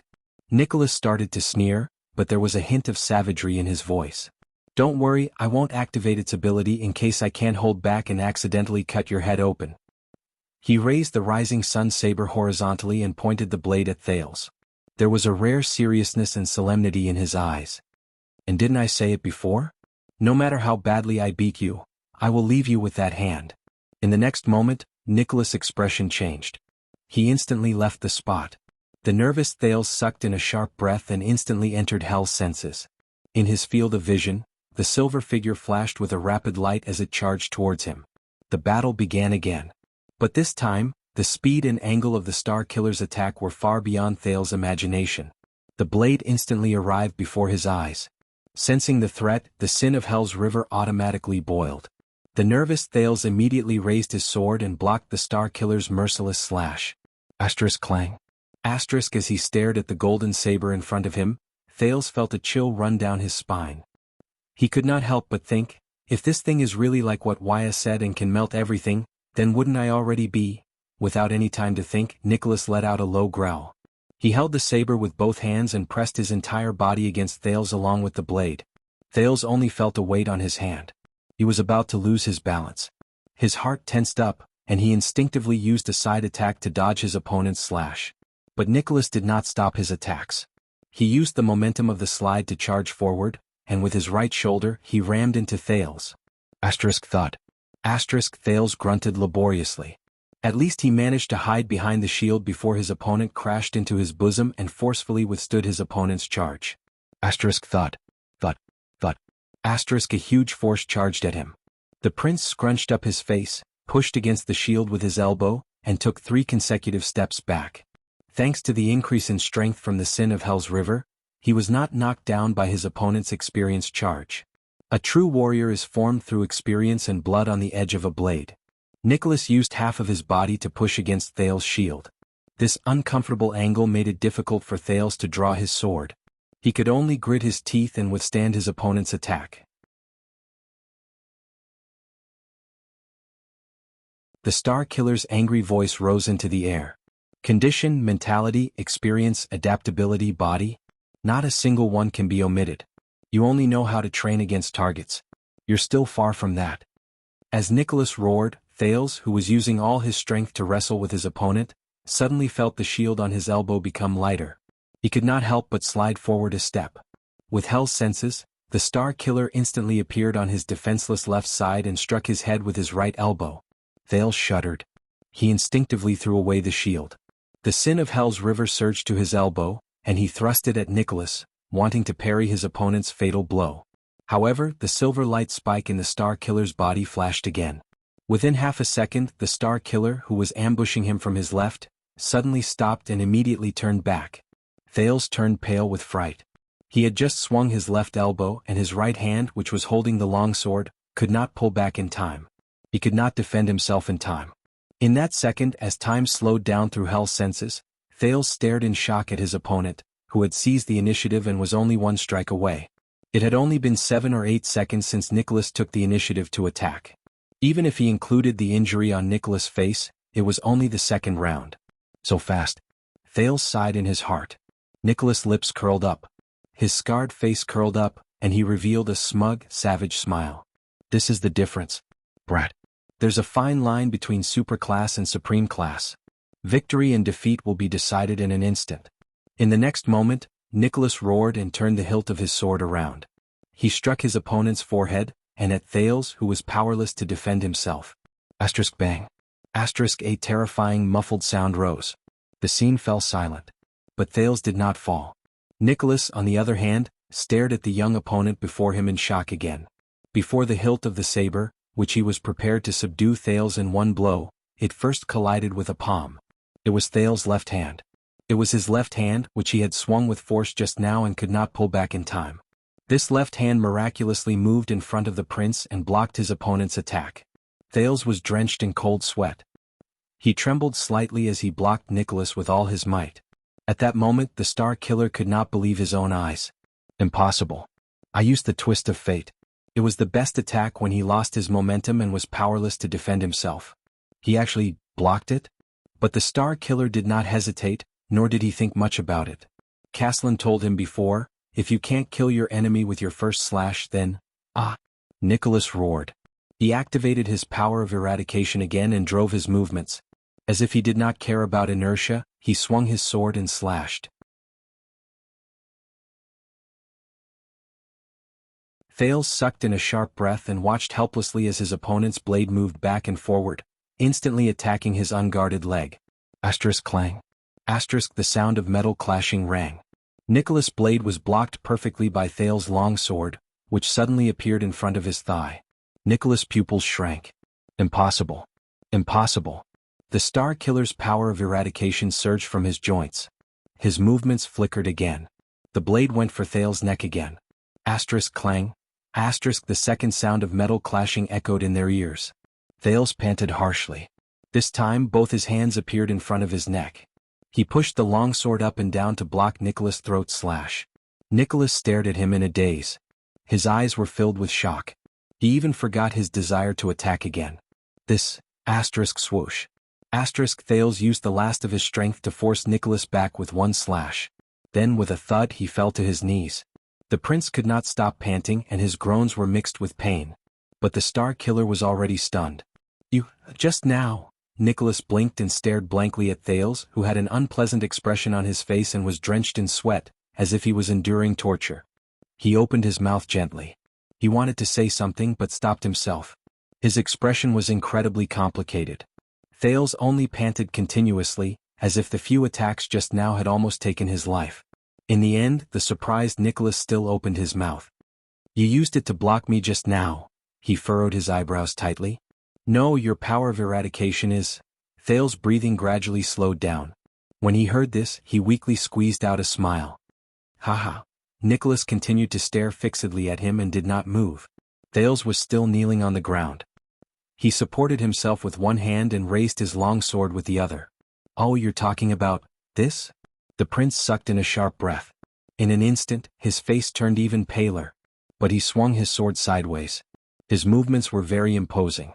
But when the sword was halfway through its slash, it strangely changed its direction. In an instant, it fell and cut straight into the ground. Clang. Nicholas watched this scene in a daze. Thales laughed weakly and said, a sudden change in direction that can't be predicted? This is. The Star Killer murmured as he fixed his gaze on the long sword on the ground. Haha, this is a rare supreme class elite. Thales lifted his head weakly and stared anxiously at Nicholas, who had an interesting expression on his face.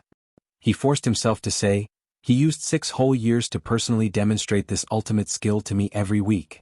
According to him, this is a rarely seen power of eradication in history. Thales smiled again. No one knew that at that moment, the muscles in the prince's body were practically rebelling. Pain, soreness, numbness, pain, cramps, and all sorts of other sensations attacked him at the same time. It was simply indescribable. The Star Killer's expression became more unpleasant. The prince smiled even more happily and continued to say, "There is only one in Northland." Thales narrowed his eyes slightly while enduring the pain. "It's called the twist of fate." At that moment, Nicholas' expression almost turned into the coldest ice. "You should feel honored." Thales smiled softly again and carefully observed Nicholas, whose mind was in turmoil at that moment. "Because he told me."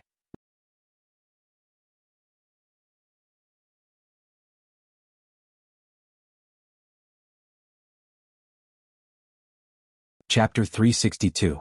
Under the sun, the two enemies faced each other in silence. One of them knelt on the ground and panted weakly. The other stood in a daze, his heart trembling. Finally, Thales exhaled. The aftereffects of forcefully using the sin of Hell's River were slowly fading away. Compared to 6 years ago, when he would easily faint every time the sin of Hell's River came, Thales smiled in relief. "Look, even though I can't improve, but I can still get used to it." Under the sun, Nicholas did not move. It was as if he had sunk into the greatest confusion of his life. The Star Killer's body stiffened, and he panted in disbelief. "How can this be? That's something I can only occasionally awaken on the battlefield, the twist of fate." Even the name was given by him on the spot. "You only used it during training sessions?" At that moment, Thales roared furiously.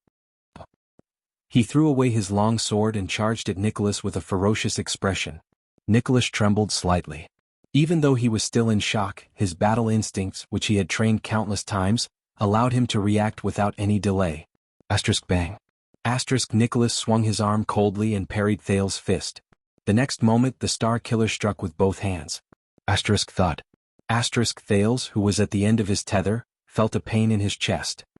His forward momentum stagnated, and in the next second, Nicholas' rising sun saber appeared at his throat. After 6 years, the weak Thales could only sigh slowly as he felt the faint chill from the same weapon pressed against the same spot. "What's going on?" Nicholas recovered from his shock and stared coldly at the prince in front of him. "The twist of fate. It's completely different from any systematically trained power of eradication. It's impossible for you to learn it from any swordsmanship or moves." A gentle breeze blew past the quiet world. It blew past the rocks, bringing with it a mournful howl, and the sporadic chirping of birds in the distance. Thales forced a smile. "Is it really that strange?" After all. He leisurely raised his trembling hand and flicked the blade in front of his neck, as if this was just a pleasant outing. "I'm the Star Killer's disciple, a good student who gets beaten up by you once a week." Nicholas' expression turned cold. He withdrew his blade and lifted Thales' collar. "I'm warning you for the last time." At this moment, Thales suddenly raised his finger and interrupted him. "Shoo, listen." Thales flashed a gratified smile, as if he was really listening attentively. "That's the sound of a gray magpie." Nicholas was slightly stunned. "What?" But in the blink of an eye, a terrifying shudder erupted from Nicholas' entire body. The Star Killer's expression changed drastically. It was the intuition of a soldier who had been through hundreds of battles. He subconsciously wanted to turn around. But Thales did not think so. The prince, who had been prepared for this, suddenly raised his hands and grabbed the Star Killer's shoulders tightly. "Don't let him leave this place." Nicholas, who was halfway through turning around, was suddenly seized. His expression changed drastically. "You," he did not continue. A terrifying, muffled sound suddenly rose in their ears. "Chi." Thales watched with satisfaction as Nicholas, who was in front of him, shuddered violently after that sound. His face stiffened. The Star Killer's expression contorted from shock to savagery, then from savagery to rage. Bang! He threw a punch with his left hand and without holding back he hit Thales' chest. The prince was sent flying like a broken sandbag and fell with a thud. Then, with a twisted expression, Nicholas' knees gave way and he knelt on the ground. He opened his mouth and let out a crazed and pained roar. Ah! The right side of the Star Killer's body seemed to have stiffened. He trembled and threw away the rising sun saber. He clenched his left hand into a fist and punched the rock beside him. Boom! Dong! Dong! Dong! Punch after punch, Nicholas, who was kneeling on the ground, had a ferocious expression on his face. It was as if he had a grudge against the rock beside him. He punched the ground with all his might while he continued to roar in anger and madness. It was as if he was enduring some kind of pain. Thales spat out a mouthful of blood. He endured the pain in his chest and shook his head. He was gratified to see a thin arrow shaft suddenly appear on the Star Killer's back. The thin arrow sank deep into the right side of Nicholas' back, and a ferocious and sharp arrowhead appeared on his chest. Fresh blood dripped from the arrowhead. The Star Killer lifted his head abruptly. His bloodshot eyes shone with terrifying flames. He roared in anger. "On Ned Monty! You son of a b*****!" His roar spread through the land of barren rocks and echoed in the cracks between the rocks. At some point in time, the chirping of the birds had disappeared. Only the mournful sound of the wind remained. Thales sucked in a breath and closed his eyes. He was completely at ease. He had won the duel between him and Nicholas. He had grasped every factor and every bargaining chip he had. Thales coughed out a mouthful of blood in pain. He then could not help but laugh. Yes, the prince's only chance of winning in this duel is that Nicholas' opponent was never just him. The Star Killer's roar turned into pained moans and grunts.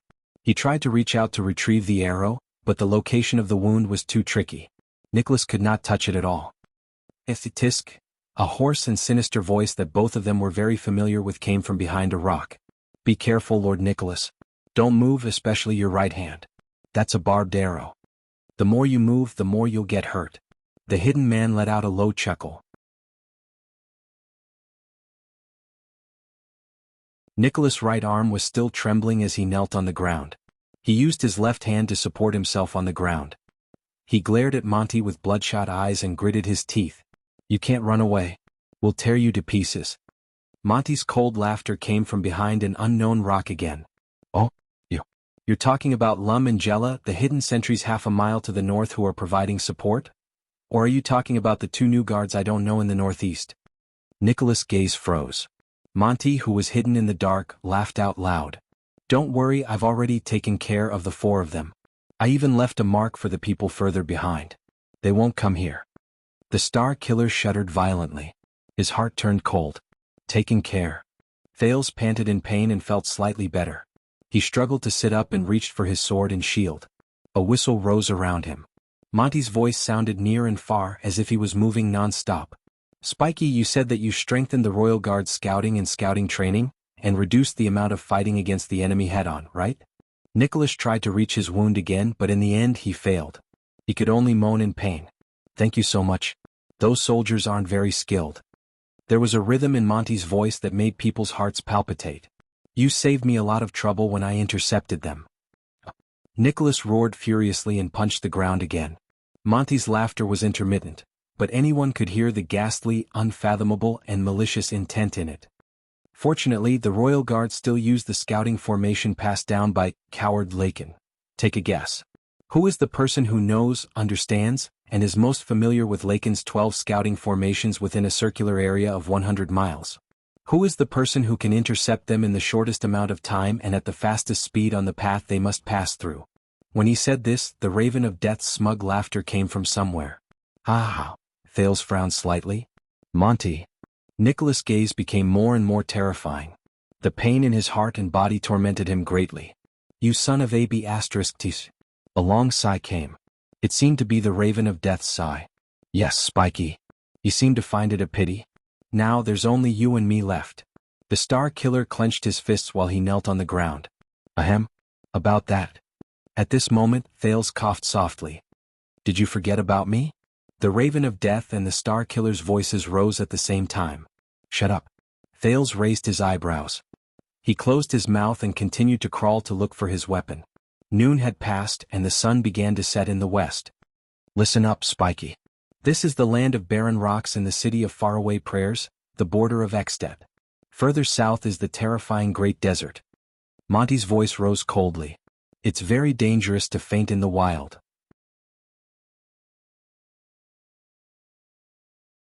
Nicholas let out a low growl. "Give me this boy. Let me bring him to the city of faraway prayers." The Raven of Death clicked his tongue. "Then we'll be even. Lum and the other three can also live. What do you think of this suggestion?" Thales' expression changed. The air was quiet for a while. For a while, only Nicholas and Thales' panting could be heard. "Suggestion?" The Star Killer raised his head abruptly. His gaze was vigilant as he scrutinized almost every rock around him. "What? Why do you insist on having him? Why do you insist on having this prince?" Monty's strange laughter rose around them. You know very well that he will play a key role in the war between the City of Faraway Prayers and the Alliance of Freedom. The Raven of Death's words became fierce. We need him more than Dragon Cloud City. Don't block our way.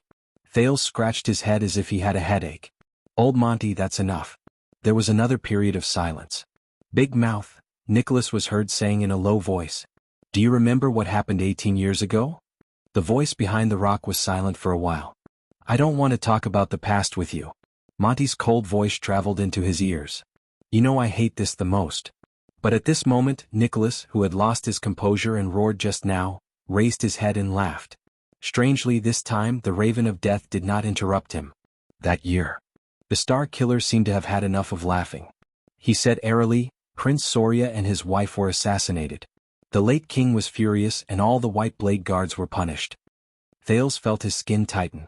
He heard this incident from the past again. Nicholas said weakly, Old Coleman took responsibility for me, the acting captain. He admitted his mistake and resigned.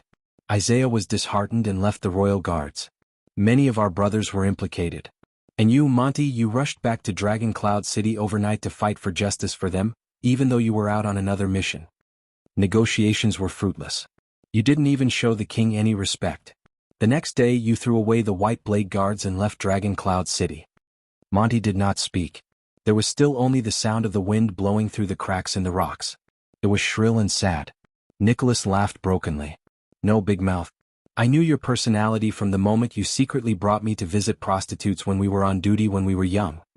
You're not the kind of person who would run errands for a suzerain, even if that suzerain is the king. Not to mention chasing after the Archduke of the City of Faraway Prayers all the way from Rubble Hill to this place. There was a hint of sadness in Nicholas' voice. No, you're not. The Star Killer straightened his back and looked around fiercely.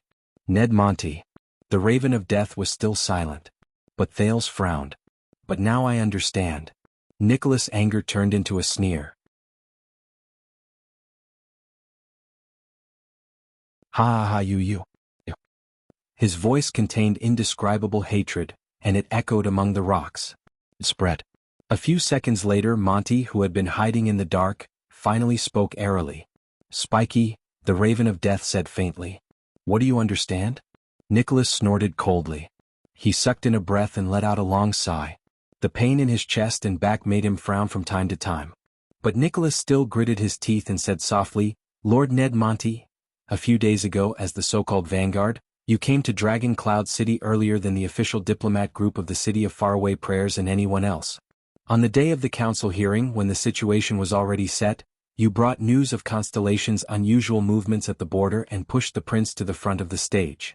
Thales closed his eyes gently. The Raven of Death did not say a word. Nicholas continued speaking. Every sentence and every word he said was filled with an even deeper and heavier chill. The Archduchess tried her best to protect the young prince, but you fanned the flames at the critical moment and forced Dragon Cloud City to send him to the City of Faraway Prayers. After this prince disappeared at the same time when Dragon Cloud City opened, you arrived even earlier than us, the local tyrants, and intercepted him. The Star Killer sneered. Everything you've done over the past few days has puzzled me, even though I know you well. Aren't you putting in too much effort for the City of Faraway Prayers? Aren't you too much of a coincidence in this game of chess? Monty interrupted him. You don't understand. The Raven of Death's words seemed to be a little sentimental. Spiky, you don't understand. Thought. The heavily injured Nicholas punched the ground. Yes, I don't understand. He shouted angrily, but I understand now. The Star Killer's gaze had never been so terrifying. It was even more terrifying than when he saw Lampard. It's all thanks to this young prince. He was the one who reminded me that I underestimated the Secret Intelligence Department. Thales' expression froze. At that moment the air became quiet. Nicholas' voice became urgent. He was practically gnashing his teeth as he said the following words. 18 years ago, Prince Soria and his wife were strangely assassinated. The assassin from Constellation entered as if there was no one around. No one saw him sneak in. The White Blade Guard's strict defense was useless. No one responded to him. Aside from the sound of the wind. No. The Star Killer shouted angrily. 6 years ago, even a formidable person like Lampard had to rely on calamities to lure us away and weaken us. He knew that. With every additional White Blade Guard, the assassin's chances of success would decrease, and the possibility of a coup would decrease. But the assassin 18 years ago could bypass the heavy defense of hundreds of elite white blade guards, plan meticulously, and assassinate the prince of the strongest country in the Western Peninsula? At this moment, Nicholas' face was extremely distorted. There's only one possibility. He clenched his left fist tighter. There's a traitor among the white blade guards. There was still no response. Thales lowered his eyes and looked at the ground. Nicholas practically hissed each word through gritted teeth. Over the years I've suspected many people.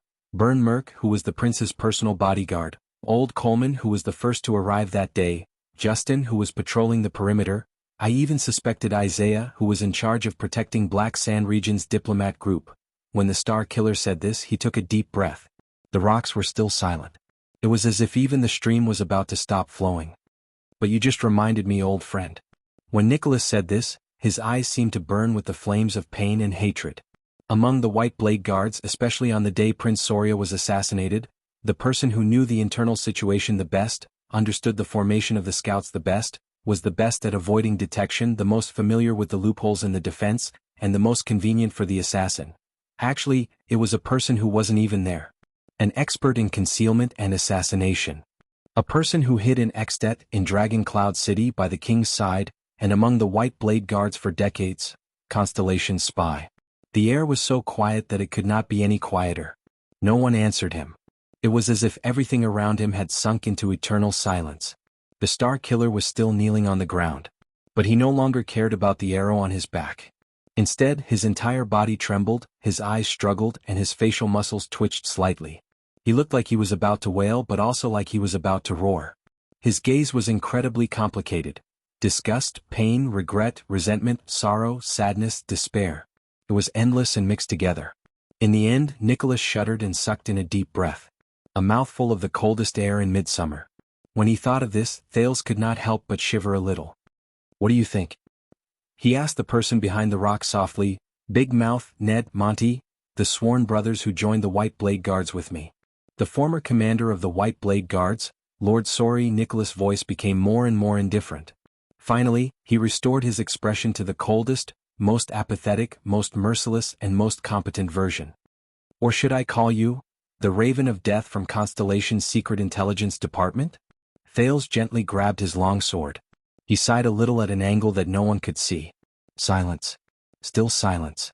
Another gust of wind blew.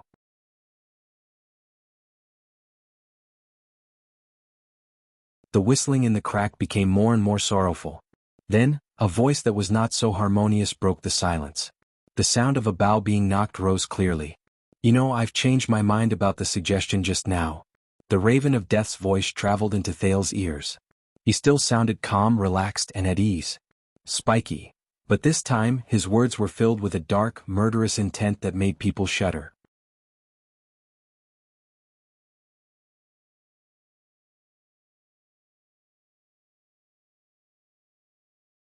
Chapter 363. All these years, in the face of the Raven of Death's extremely callous words, Nicholas responded calmly, Monty, this is the first time you didn't argue with me. It was as if he had lost all his emotions a moment ago. You don't even want to defend yourself?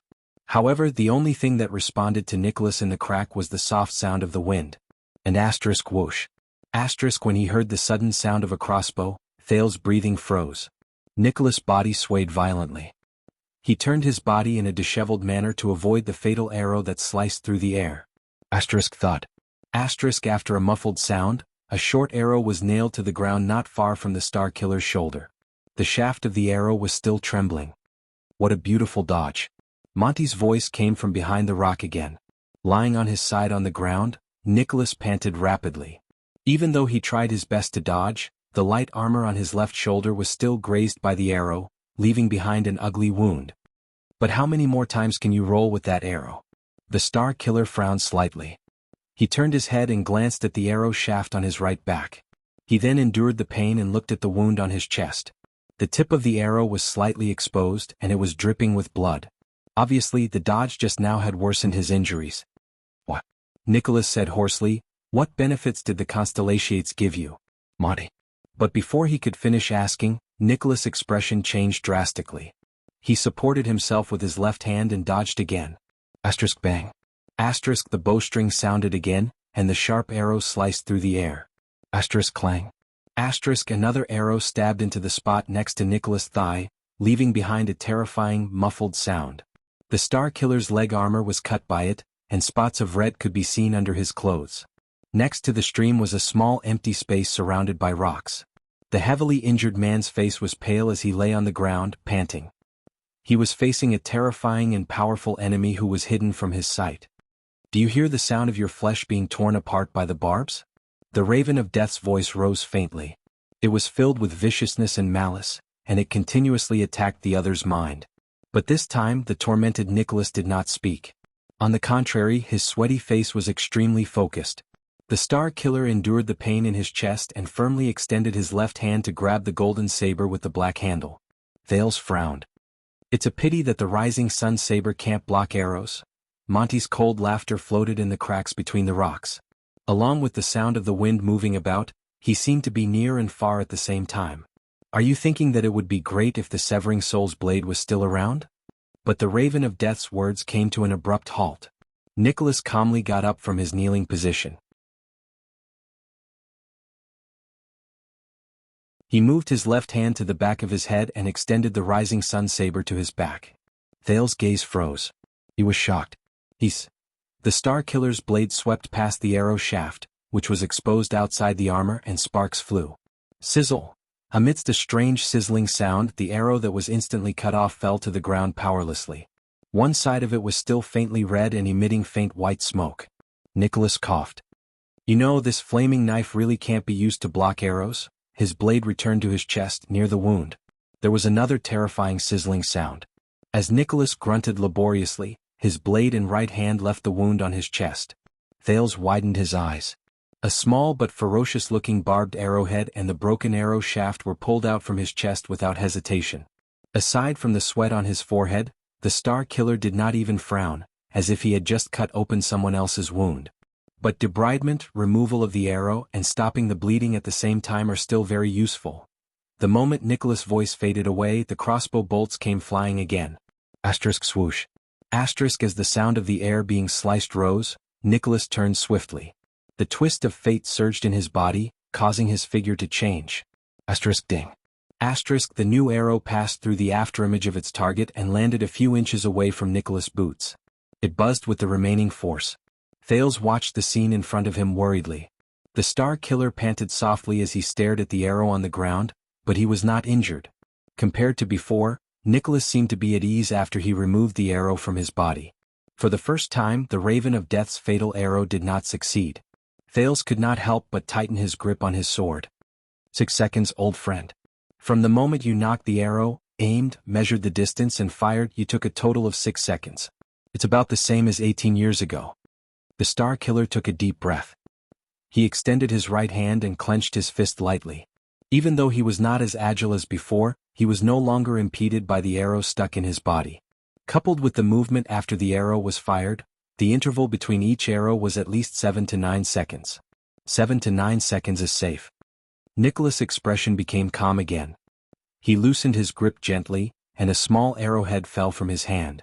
The wound on his chest had long since been sealed by the high temperature, and the wound on his back was no longer bleeding. The power of eradication gathered in the bones near the arrow wound and surged ceaselessly, urging his muscles to contract and seal the wound. Asterisk swoosh. Asterisk the wind from the arrow rose again. Before the Star Killer finished speaking, he suddenly turned around, turned his head and slashed. Thales shuddered. Hell's senses instantly slowed down the scene in front of him. The silver light in Nicholas' body shot out, propelling his body to change direction in an unbelievable manner, leaving behind an afterimage. His blade was agile and swift, cutting through the arrow in the air. Asterisk shik. Asterisk as sparks flew, the rising sun saber easily cut it into two. The Star Killer's body froze for a moment. The scene in front of Thales returned to normal. On the ground in the distance, a short arrow that had been cut into two did not lose its momentum and fell into the distance. Thales' eyebrows furrowed even more. He could tell that even though the Star Killer's movements were still sluggish due to his injury, he was slowly regaining control of the situation. Nicholas raised the slightly red rising sun saber in his left hand and took a deep breath. "You're right, Monty. The pale-faced man furrowed his eyebrows and looked at the area below his left rib. There was a new scratch on his light armor. He swung the weapon in his hand in dissatisfaction. This steaming hot saber is too sharp. Even if I cut the arrow, I can't make it deviate. I'm starting to miss that old saber. The Star Killer raised his head and began to pace slowly. His gaze was vigilant as he surveyed the rocks around him. Son of AB****. Monty's voice floated into his ears again. His tone was slightly raised and there was a hint of annoyance in his vulgar words. He repeated Thale's worries. You retrieved an arrow from the battlefield while in extreme pain, and you still have time to calculate my firing speed? You're just a foot soldier who only knows how to cut people. When did you become so powerful? Nicholas gently moved his injured right arm, searching for the limit of his injuries. He sneered in disdain. Didn't I say this before? This is the age when we are at our strongest. While our physical strength declines and our skills decline, our knowledge, experience, and willpower gradually solidify into the most reliable strength. The Star Killer sneered. Anger flashed in his eyes. And you can't imagine what kind of experience I had on that night in Dragon Cloud City 6 years ago. Thales, who was resting to recover his strength, had a thought appear in his mind. He could not help but recall that nightmarish night. It was especially so when Lampard sneered. He remembered the black mass of crossbows, and the terrifying sound when they fired at the same time. Merciless and cold. And those white blade guards who protected me and little rascal with their lives, and the unwilling and pained expressions on their faces when they were heavily injured, compared to that. Nicholas' sneer brought Thales back to reality. Monty, every time you shoot, you have to calculate your opponent's movement trajectory according to the distance and the direction of the wind. Monty did not answer. How unfortunate. Nicholas grinned coldly. My power of eradication is best at changing trajectories halfway. Asterisk whoosh.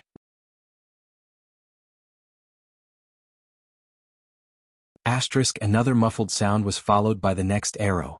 But, Thales solemnly saw the twist of fate in Nicholas' body flash slightly. He instantly stopped moving forward and bent his body backwards.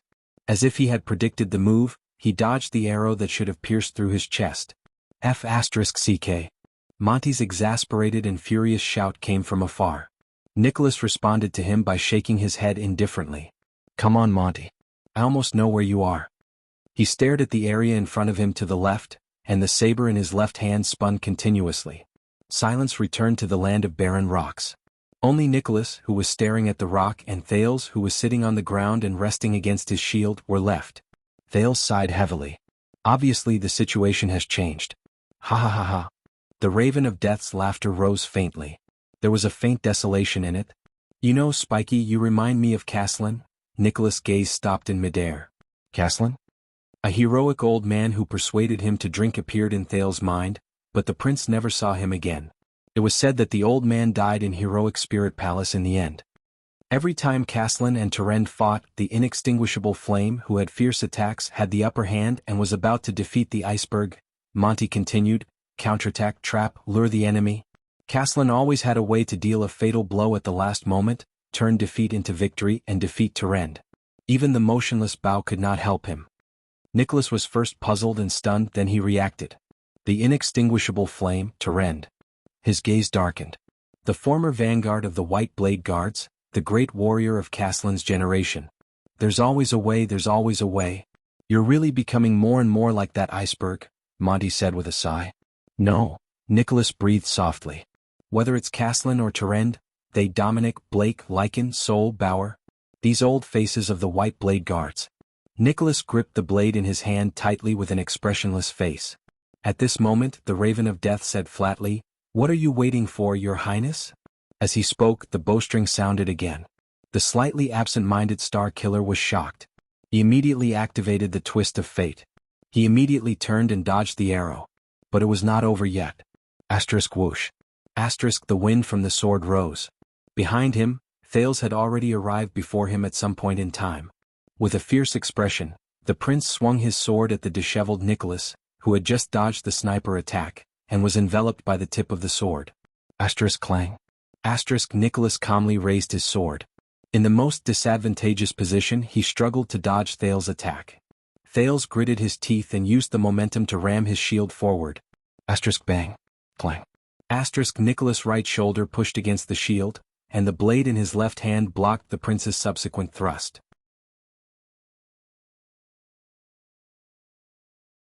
Back off, young prince. The Star Killer exerted force from his waist and pushed Thales back. He warned impatiently, or else you'll lose a hand or more. Thales snorted coldly. Didn't you say that it's enough for me to eat with one hand? The furious Nicholas was just about to speak when he felt a sense of danger. He immediately lowered his head. Asterisk whoosh. Asterisk another crossbow bolt flew through the air. It slashed past the back of Nicholas' left ear, bringing with it a scorching wave of air. See, you don't actually have to worry about me. Thales exhaled and assessed his remaining strength.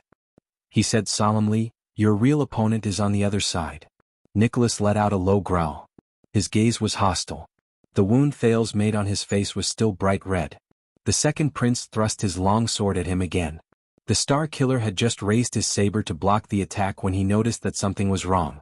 Just as he expected, Thales' long sword, which was halfway through his thrust, suddenly made a turn and bypassed the Star Killer's intercepting blade. It was a feint. A feint made by the twist of fate. Damn it. The Star Killer cursed in his heart. That's my move. He quickly took a step back and dodged Thales' sword, which had changed from a thrust to a slash. Thales, who had forced his opponent to retreat for the first time, curled his lips. As expected, the right side of Nicholas' chest was heavily injured. Even though he had temporarily suppressed the injury, it could be seen from the fact that he had to use his left hand to use his saber.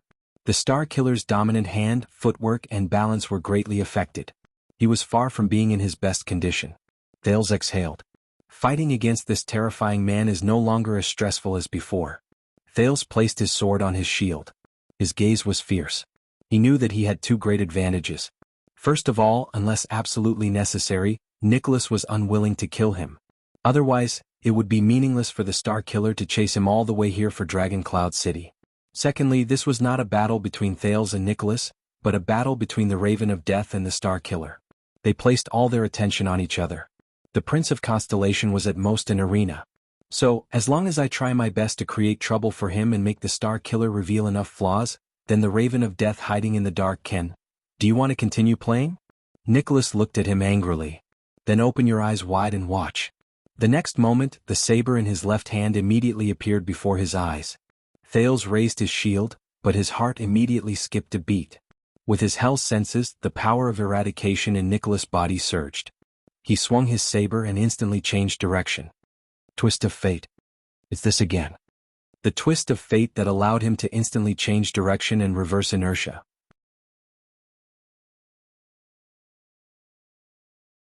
It had a miraculous effect regardless of whether he dodged or attacked. Thales instinctively activated the Sin of Hell's river and imitated the silver needle-like glare that erupted from his opponent's bones. He forcefully pulled his shield back while his joints let out muffled sounds and pain, and changed direction to attack his opponent's true direction of attack. At the same time, he swung his sword with his right hand and stabbed the enemy. He was prepared to play the game of, you change, I change too with the enemy. His shield and Nicholas' weapons swept past each other in the air, and a barely noticeable sound was produced. Asterisk ding. Asterisk no, wait. Thales looked at Nicholas' fierce expression and could not help but feel his heart race. A bad feeling rose in his heart. It's not that simple. Asterisk whoosh. Asterisk the saber whistled, and its momentum was piercingly cold. Thales was shocked. This time, the dead face did not activate the twist of fate. He did not use the special effect of his power of eradication either. He did not change his body in inertia, and he did not avoid Thales' sword. Instead, Nicholas roared furiously. Instead, he swung his saber and attacked with an indomitable will. Asterisk shik. Asterisk Thales' sword grazed past Nicholas' left shoulder and blood splattered. But the Star Killer's blade did not care about anything else. It went straight to the middle. In the next second, Thales, who was still in a dodging posture and retreating in a disheveled manner with his sword and shield, felt a chill in his throat. He was terrified.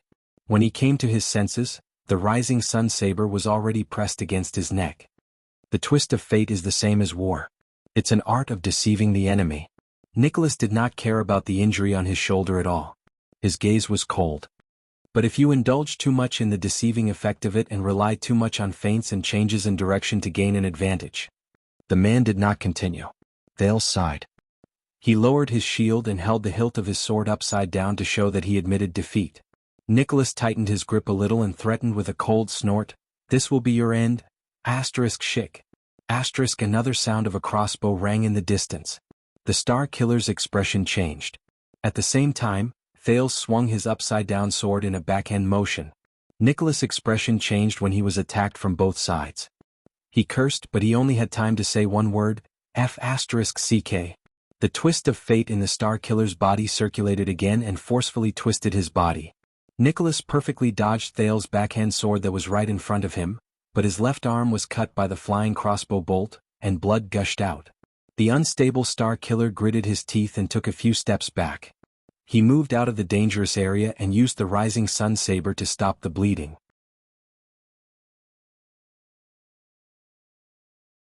I think what he meant was, "Your Highness, you know how to deceive the enemy, and you also know how to fight with your life on the line."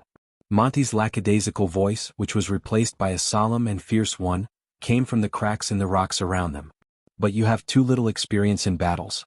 You don't know when to deceive the enemy and when to fight with your life on the line." Thales' eyebrows twitched. The Raven of Death said softly, "I have a suggestion for this. When the enemy is used to you fighting with your life on the line, you should deceive them. When the enemy is used to you bullying them, you should fight with your life on the line." "Thank you for your guidance." Thales exhaled. "I feel like I've learned more today than I did in the outdoor training classes over the past 6 years." "I can tell." The Star Killer pressed the wound on his chest and stared at Thales with hostility. "Are you scolding me?" Thales smiled in a friendly manner. "Also, speaking of the training sessions, if I remember correctly." Thales stared at Nicholas and sighed in a rather resigned manner.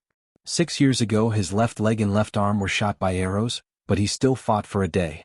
He did not remove the arrowhead in time, so this problem was left behind. When Nicholas heard this, he froze. 6 years ago, this brat, he tightened his grip on the hilt of his saber. Thales said solemnly, during the training classes, compared to his right side, his left side's movements were slightly uncoordinated. "Got it." Monty's answer was brief and very satisfied. Nicholas was silent for a while. "You." The Star Killer tightened his grip on the hilt of his saber. He no longer smiled coldly, but his gaze was fierce. "You are very good." Thales sighed in resignation. He shook his arm lightly. The numbness and soreness appeared again. "I'm almost at my limit." In the next moment, the battle started again. The prince turned his body sideways and raised his shield. Without holding back, he charged at Nicholas, who was trembling in anger. In response, the Star Killer lowered his body and swept his leg in an attempt to kick him down while he was charging forward. This time, Thales gritted his teeth and no longer used the twist of fate to dodge. He activated the Sin of Hell's River to increase his strength and maintain his balance. He lowered his body and stood on the ground to withstand the kick. Thud. Thales swayed, but he did not fall. He roared angrily and pushed Nicholas' saber away. Monty's laughter came from the crack in the rock. "Look, he learned it." The Star Killer activated the twist of fate with all his might. He stuck close to the shield and spun around in a strange manner. He stretched his weak right hand over the shield, grabbed Thales' left arm and pulled it in an ingenious manner. Thales lost his balance due to the pull, and his long sword missed its target.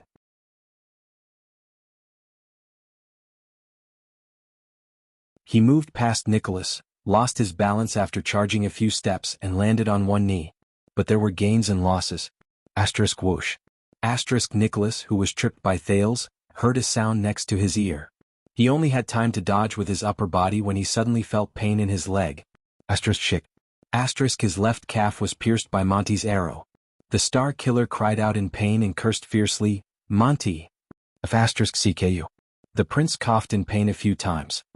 He got up and stared at Nicholas with a slight frown. He turned his head and said indignantly to the Raven of Death, who was hiding behind the scenes, "Calf? Can't you aim for the vital part?" Monty's voice rose and he rebutted Thales rudely, "I also want to look for the shooting field. Unless you want me to kill you as well." Before he could finish speaking, the sound of the bowstring being released was heard again. Nicholas' expression was one of grief and indignation. He dragged his injured leg and spun around with all his might. Whoosh. Fortunately, the arrow only grazed past his thigh and tore his armor.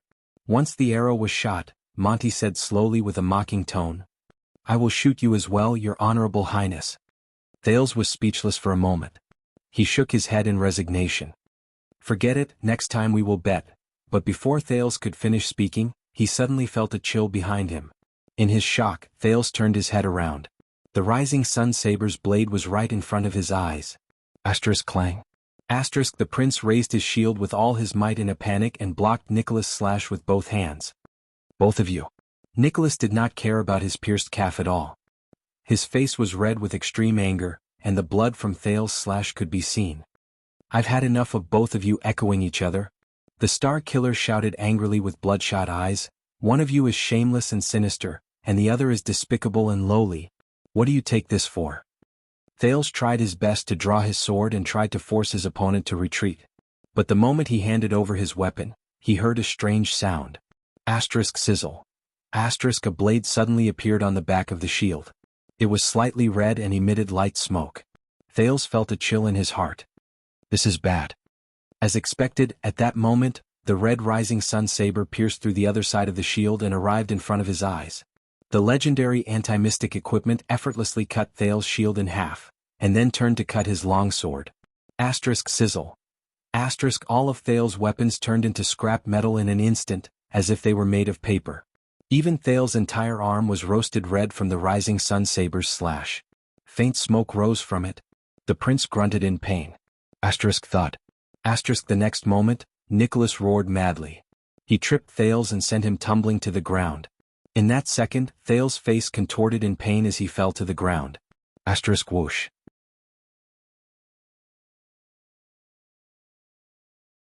Asterisk the sound of something slicing through the air rose again. The Star Killer instinctively leaned forward and bent down, sticking close to Thales' back to avoid the arrow, which was filled with murderous intent. Asterisk rip. Asterisk it was the sound of flesh being torn apart at high speed. As Nicholas grunted, a crossbow arrow grazed past his lower back in a dangerous manner. It tore through his light armor, and as Nicholas bent down, it cut through his skin and came out from his shoulder and neck. This arrow brought with it the most blood the Star Killer had seen since the start of the battle. The bloody liquid even sprayed onto Thales' head. Blood flowed down his head. Thales breathed in laboriously. His mouth and nose were filled with the stench of blood. It reminded him of many, many bloody nights, such as the abandoned house, King Street, and Shield District. However, not only did Monty's arrow not stop the Star Killer, the intense pain seemed to have encouraged Nicholas' madness. Nicholas knelt on Thales' back and trembled as he straightened his body. Monty, Monty, Nicholas roared in grief and indignation. Monty!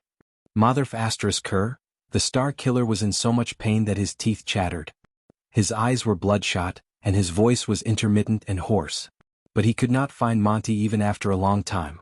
He could only lower his head in anger and look at Thales on the ground. Thales struggled with all his might. He supported himself against the ground and wanted to get up. But he had long since been pinned down by the experienced Nicholas. He could not even turn his body around. I've forced him into a corner. I can't find Monty. Nicholas' eyes were filled with uncontrollable anger. But I caught you. Yes, I won't kill you. He swung the back of his saber down with great force and hit the back of Thales' left hand, which was pressed against the ground. Asterisk bang. Asterisk Thales' entire body trembled. He felt a sharp pain in his left wrist. Asterisk crack. Asterisk the clear sound of bones cracking could be heard. Ah! Thales howled in pain. He struggled with all his might, and his right hand was grasping at something behind him. He seemed to have lost all feeling in his left hand. All that was left was pain. But the prince was immediately punched in the back of his head by the Star Killer. He saw stars. But I mean what I said. The Star Killer's eyes were bloodshot. He swung the back of his saber down again.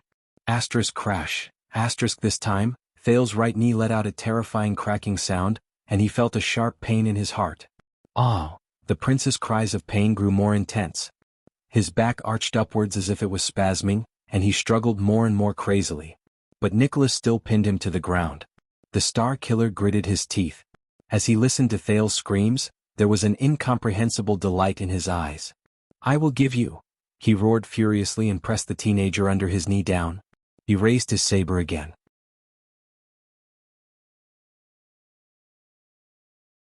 Leave your right hand behind. The next moment he swung the back of his saber down for the third time. Asterisk crack. Asterisk Thales' left tibia was broken with a crisp sound that was terrifying to the ears. The prince was in so much pain that he could barely scream. His shoulders hit the ground from left to right, and he trembled helplessly. Time seemed to have slowed down. Thales breathed in a daze. He was trembling. At that moment, under the intense pain, he felt as if he truly felt death approaching. This is, in the end? Monty. Nicholas crawled up from Thales' body and raised his head abruptly. He roared with a ferocious expression and looked around. Come on. Come and kill me. Asterisk whoosh. Asterisk another twang from the bowstring came from the right. Sensing the threat, Nicholas did not hesitate and swiftly activated the twist of fate. The Star Killer's body leaned forward, and an arrow pierced the ground powerlessly. But it was not over yet. The vigilant Nicholas tensed up. A short sword and a figure pounced on him from the sand and dust on his left. So, the arrow on my right is just bait. The real him is lurking here waiting for me? As he thought, the battle-seasoned Nicholas did not stop. He activated the twist of fate again, and the rising sun saber in his left hand changed its momentum. He swung it fiercely in an unbelievable manner. Asterisk sizzle. Asterisk the sharp legendary anti-mystic equipment cut the person who appeared on Nicholas' left, as well as the short sword in his hand, into two. But the moment Nicholas turned his head around, he was immediately stunned. The only thing he cut was a short sword and, a light armor?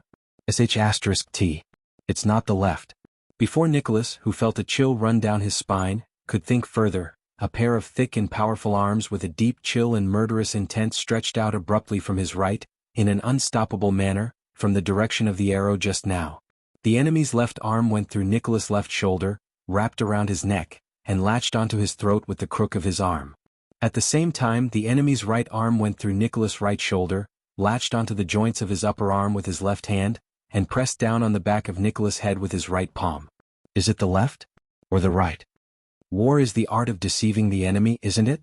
The familiar, brassy voice traveled into his ears coldly. Nicholas felt a chill run down his spine.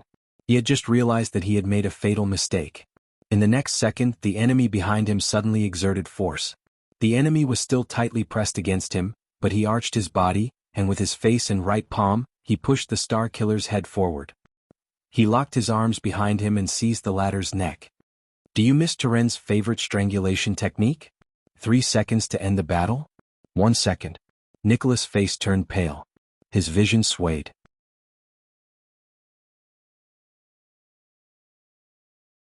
The blood in his veins was stuck in his carotid artery, and it could no longer flow to his brain.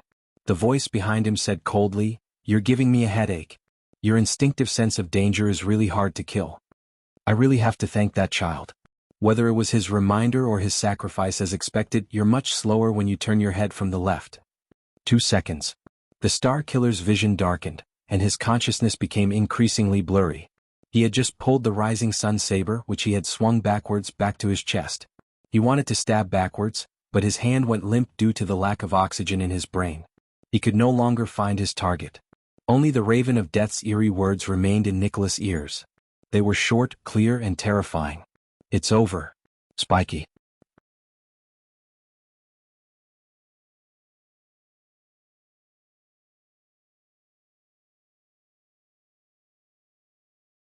Chapter 364. Thales lay on the ground, trembling under the torment of pain. He was drenched in cold sweat. His entire body was almost numb. This was not the most intense pain he had ever experienced, but it was definitely one of the most unbearable, torturous, and protracted pain.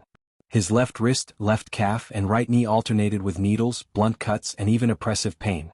It came in waves. He wanted to stand up, or at least move a few steps on the ground to leave the battlefield. However, if he moved too much, the pain would spread from his wounds to his brain, and it would be magnified endlessly. He could only shut his eyes tightly and try his best to breathe. He did not even care about the fight between the two men. As he listened to the sounds of fighting, Thales' face contorted. Large beads of sweat rolled down his forehead. He felt as if a century had passed, and he suddenly had a great desire to faint. And reality seemed to be developing towards his desire. After the continuous pain gradually exceeded the limit of his endurance, Thales began to lose consciousness. His entire body, especially the muscles and tendons around his wounds, began to twitch uncontrollably. He was about to faint from the pain. But at this moment, boom. The sound of surging tides rose in Thales' ears, temporarily drowning out the sounds of fighting. The teenager, who was enduring the pain in his muddle-headed state, was instantly shocked, and he became slightly more clear-headed. This feeling, it was as if something had suddenly spread through his veins. It's it.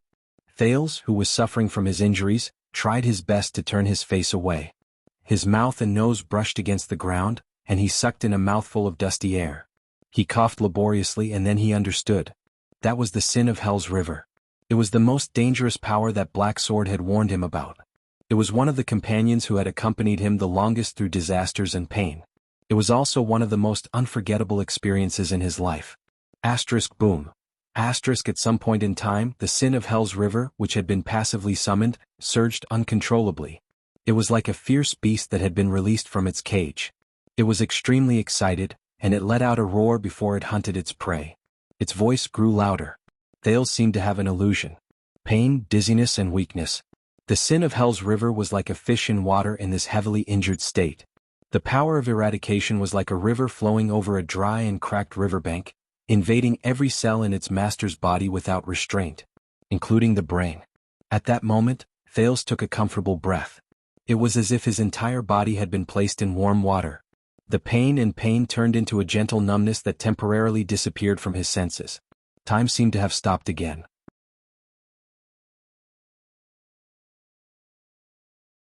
Thales lay weakly on the ground and stared at the yellow rock wall in front of him with lifeless eyes. It was very strange. What flashed through his mind was the battle just now. Nicholas' sharp blade cut through his shield, broke his long sword, and swept him to the ground. The scene of the blade that would determine his future misfortune replayed in his mind over and over again. He shouldn't have stopped. Thales thought hazily as his consciousness blurred. The sin of Hell's River was like the flames of hell. It licked his wounds in an active manner and brought about a prickling sensation. Yes, he shouldn't have stopped. Thales gritted his teeth. An urge to get up and fight surged in his limbs. When his weapon was rendered useless, he shouldn't have stopped. He could have gone against the flow and continued to let the rising sun saber pierce through his shoulder. Then he could have pushed the broken sword in his hand forward. Nicholas' blade was unstoppable. He had placed all the momentum in his body on it. He must have been too weak to defend himself and had no time to push it towards his opponent's neck. I might have to pay a huge price, yes, but Nicholas will definitely suffer a huge loss. He will be miserable. Thales smiled subconsciously in his daze. He clenched his right hand subconsciously, as if the broken sword was still in his hand. As he thought of this, the sin of Hell's River surged cheerfully again and let out a roaring sound. Yes. I don't need to dodge. I can ignore defense and give up on retreating. Forward. Only forward. Towards the enemy. Thales trembled as his vision darkened. He coughed violently, and his mouth and nose were filled with blood. Blood? He felt the feeling of his broken blade piercing through his enemy's artery, felt the heat of his enemy's blood gushing out of his neck, and felt the despair of his life gradually draining away. He fought fiercely in blood. Until death. Thales slowly closed his eyes and grinned. Next time, if there is a next time, just do it, boom. As his last shred of consciousness disappeared, the sin of Hell's River surged with a bang. Not far away from Thales, Monty's expression was stiff. His entire body was tense and he locked his arms around Nicholas' neck. He felt the other party struggle at the last second. However, the Raven of Death was slightly stunned. Nicholas, who only had a little bit of consciousness and strength left, raised the rising sun saber with his trembling left hand. The hilt swayed in his hand. In the next second, Monty suddenly saw a flash before his eyes. A strong golden-red light that was as bright as the sun shone from the golden blade. It was so piercing that Monty's vision instantly darkened. Ah! The Raven of Death shut his eyes tightly and could not help but let out a grunt. But he, who had already become an instinct to kill, did not waver in the slightest.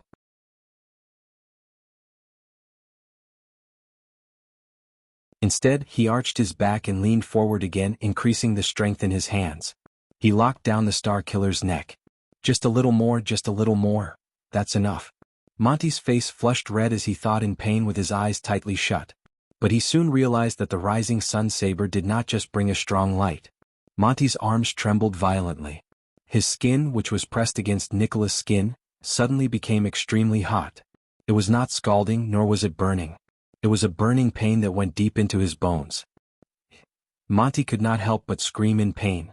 He could no longer keep his arms in their original position, and as if he had lost all feeling, He let go of Nicholas in an instant. He staggered backwards. Bang.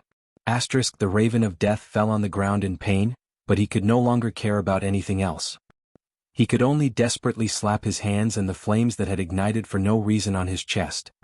No. Monty stared in disbelief at the unconscious Star Killer, who was kneeling on the ground. The latter's skin seemed to be enveloped in a layer of golden red light, and waves of heat came from him. Before the terrified Monty could understand what was going on, the burning sensation on his body increased in size. Suddenly, many parts of the Raven of Death's body caught on fire. It was as if an invisible, blazing flame had instantly enveloped Monty. CKU? Monty roared in pain. His body, which had just gotten up halfway, fell backwards again. Not only these parts but also his head, shoulders, legs, waist, chest. Damn it, Spiky. The Raven of Death fell on the ground.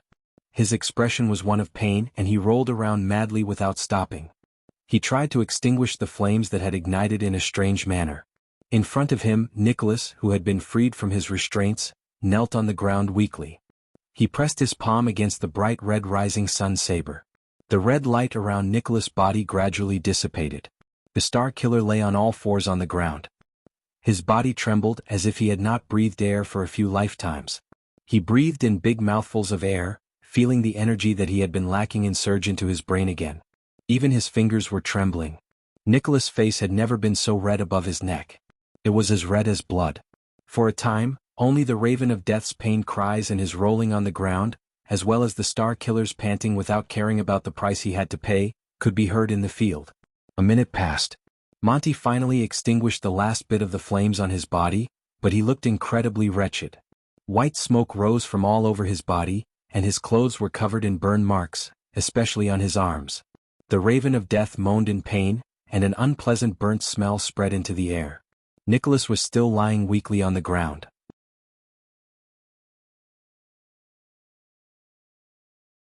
The barren land around him had long since been charred black, and a small amount of light smoke rose from the man's body. Both men fell to the ground. One was weak and could not get up, and the other was badly burned. What was that? Monty lay on his back on the ground, exhausted. His entire body trembled, and he spoke with his last breath.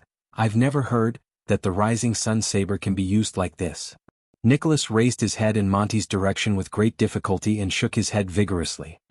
His gaze was unfocused, as if he had just recovered from the nightmare of his neck being locked. He panted laboriously and used the last bit of his strength to lie down on his side. The legendary anti-mystic equipment will be affected by the user.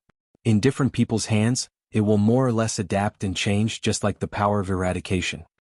Nicholas' expression was unfocused, as if he had just been tortured. He squeezed the rising sun saber, which no longer shone, with all his might. He spoke weakly and intermittently. I've told you use the rising sun saber as a mystic gun, and in a narrow tunnel, create terrifying flames and explosions. Monty grunted hoarsely. He struggled to get up. Don't move, Monty. The Star Killer lowered his head. His voice traveled into Monty's ears faintly, and his words were filled with fatigue. If you don't want to be burned to ashes. I can't control it well. Hearing this, Monty froze a little. He sighed softly and lay down again. When he saw his enemy lying down, Nicholas, who had used up a lot of energy, heaved a sigh of relief. He looked at the rising sun saber in his hand with a dispirited expression. As you can see, I really can't get along with this broken saber. It's been 6 years and I can only do this much. There was a moment of silence between the two. Can only? Monty laughed wanly. Trembling, he stretched out his arms. His armor had been burned and his skin was charred black. He felt the last bit of his strength disappear along with the burn. You just used the rising sun saber to make an armor of flames for yourself and roasted me until I was half cooked, and you call this can't get along? Nicholas laughed. His gaze when he looked at Monty was especially complicated. No, you haven't been a captain before. You haven't read the records in the legend of the White Blade Guards. The Severing Soul's blade once fought against the Night Wing King's tens of thousands of Eastern Peninsula's army on its own. But when I held it, I could only seal and isolate around 100 people at most. The Star Killer seemed to have rested well. His speech became fluent, and he said dejectedly, the rising sun saber, which is said to be able to burn everything, has become an armor that uses flames to protect and defend itself in my hands.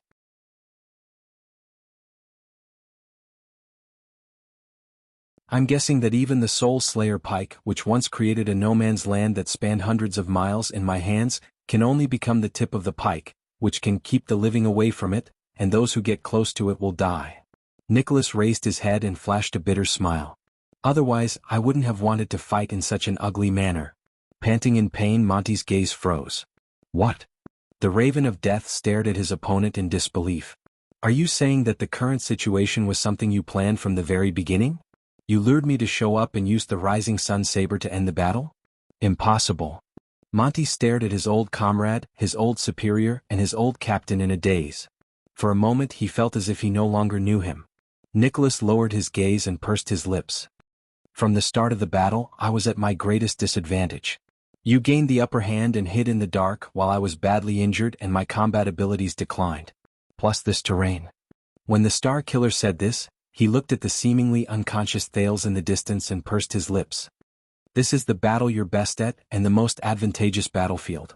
Even if I searched for another 20 years, I wouldn't be able to find you. I wouldn't be able to counterattack and I could only suffer in vain. And with that brat's interference, I wasn't confident that I could survive until you ran out of arrows. Monty's entire body stiffened. I could only grab that brat, pretend to have lost my mind and risk taking 2 of your arrows. For this, I even sacrificed my leg. Nicholas seemed to have finally gotten rid of the aftereffects of having his neck locked. He slowly sat up and extended his hand to treat the injury on his calf. I tried to lure you out and kill me in close combat. Monty gritted his teeth lightly. The Star Killer stared at the miserable Monty with a burning gaze. Of course it was still very risky. The timing of your appearance was too cunning and the lock formed too quickly. I didn't even have the chance to counterattack and I almost fainted. Monty sucked in a deep breath. Fatigue appeared in his eyes. Son of AB***, the Raven of Death said dejectedly as he lay on the ground.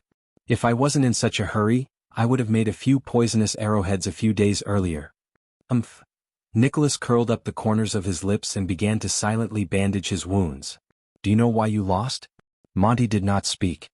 He clenched his burned fist slightly. You've been a scout for too long, and you're used to maintaining an absolutely safe distance. Nicholas seemed a little sentimental. His hands paused for a moment.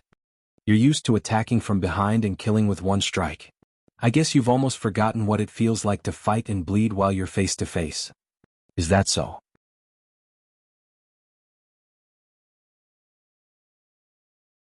The Raven of Death frowned a little, then said in puzzlement, But you, Spiky, since when did you start thinking so much when you're fighting? Nicholas shook his head. The emotions in his eyes were complicated.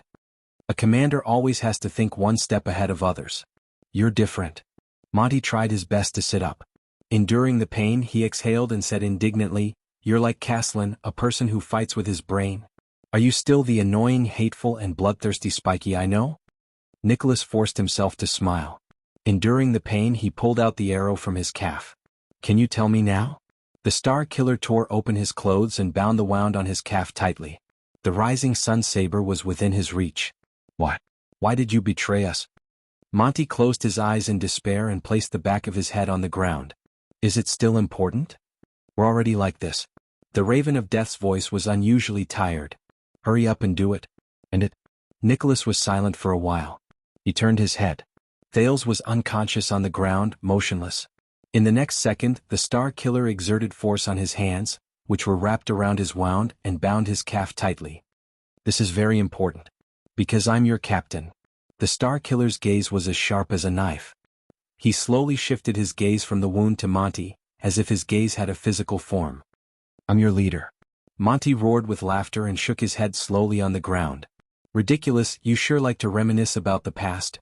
Nicholas suddenly raised his voice and interrupted him. Because I'm the commander of the White Blade Guards. The leader of the White Blade Guards. His expression was contorted and he gritted his teeth. I should be the one who leads, protects, and urges you. Ned, damn you, Monty. Nicholas punched the ground beside him, which had been burnt beyond recognition. He loosened his teeth and panted softly. The man's pale face darkened. And if anything happens to any of you, it's my responsibility. I failed. The Raven of Death shuddered slightly. Nicholas put his hand into his breastplate and squeezed a small stone tightly. He tried his best to keep his expression unchanged. His voice was slightly choked. And I need to know why. I need to know, I need to know. Nicholas paused for a while before he spoke dejectedly. What?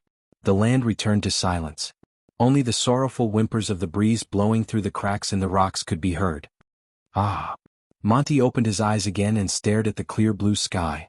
His laughter was a little bitter. Spiky, you've really changed.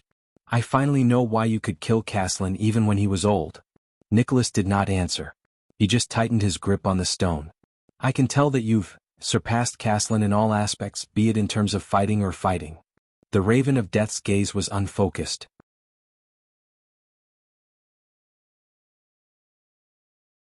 Even when the ground shaker was at his peak, he was just like you now.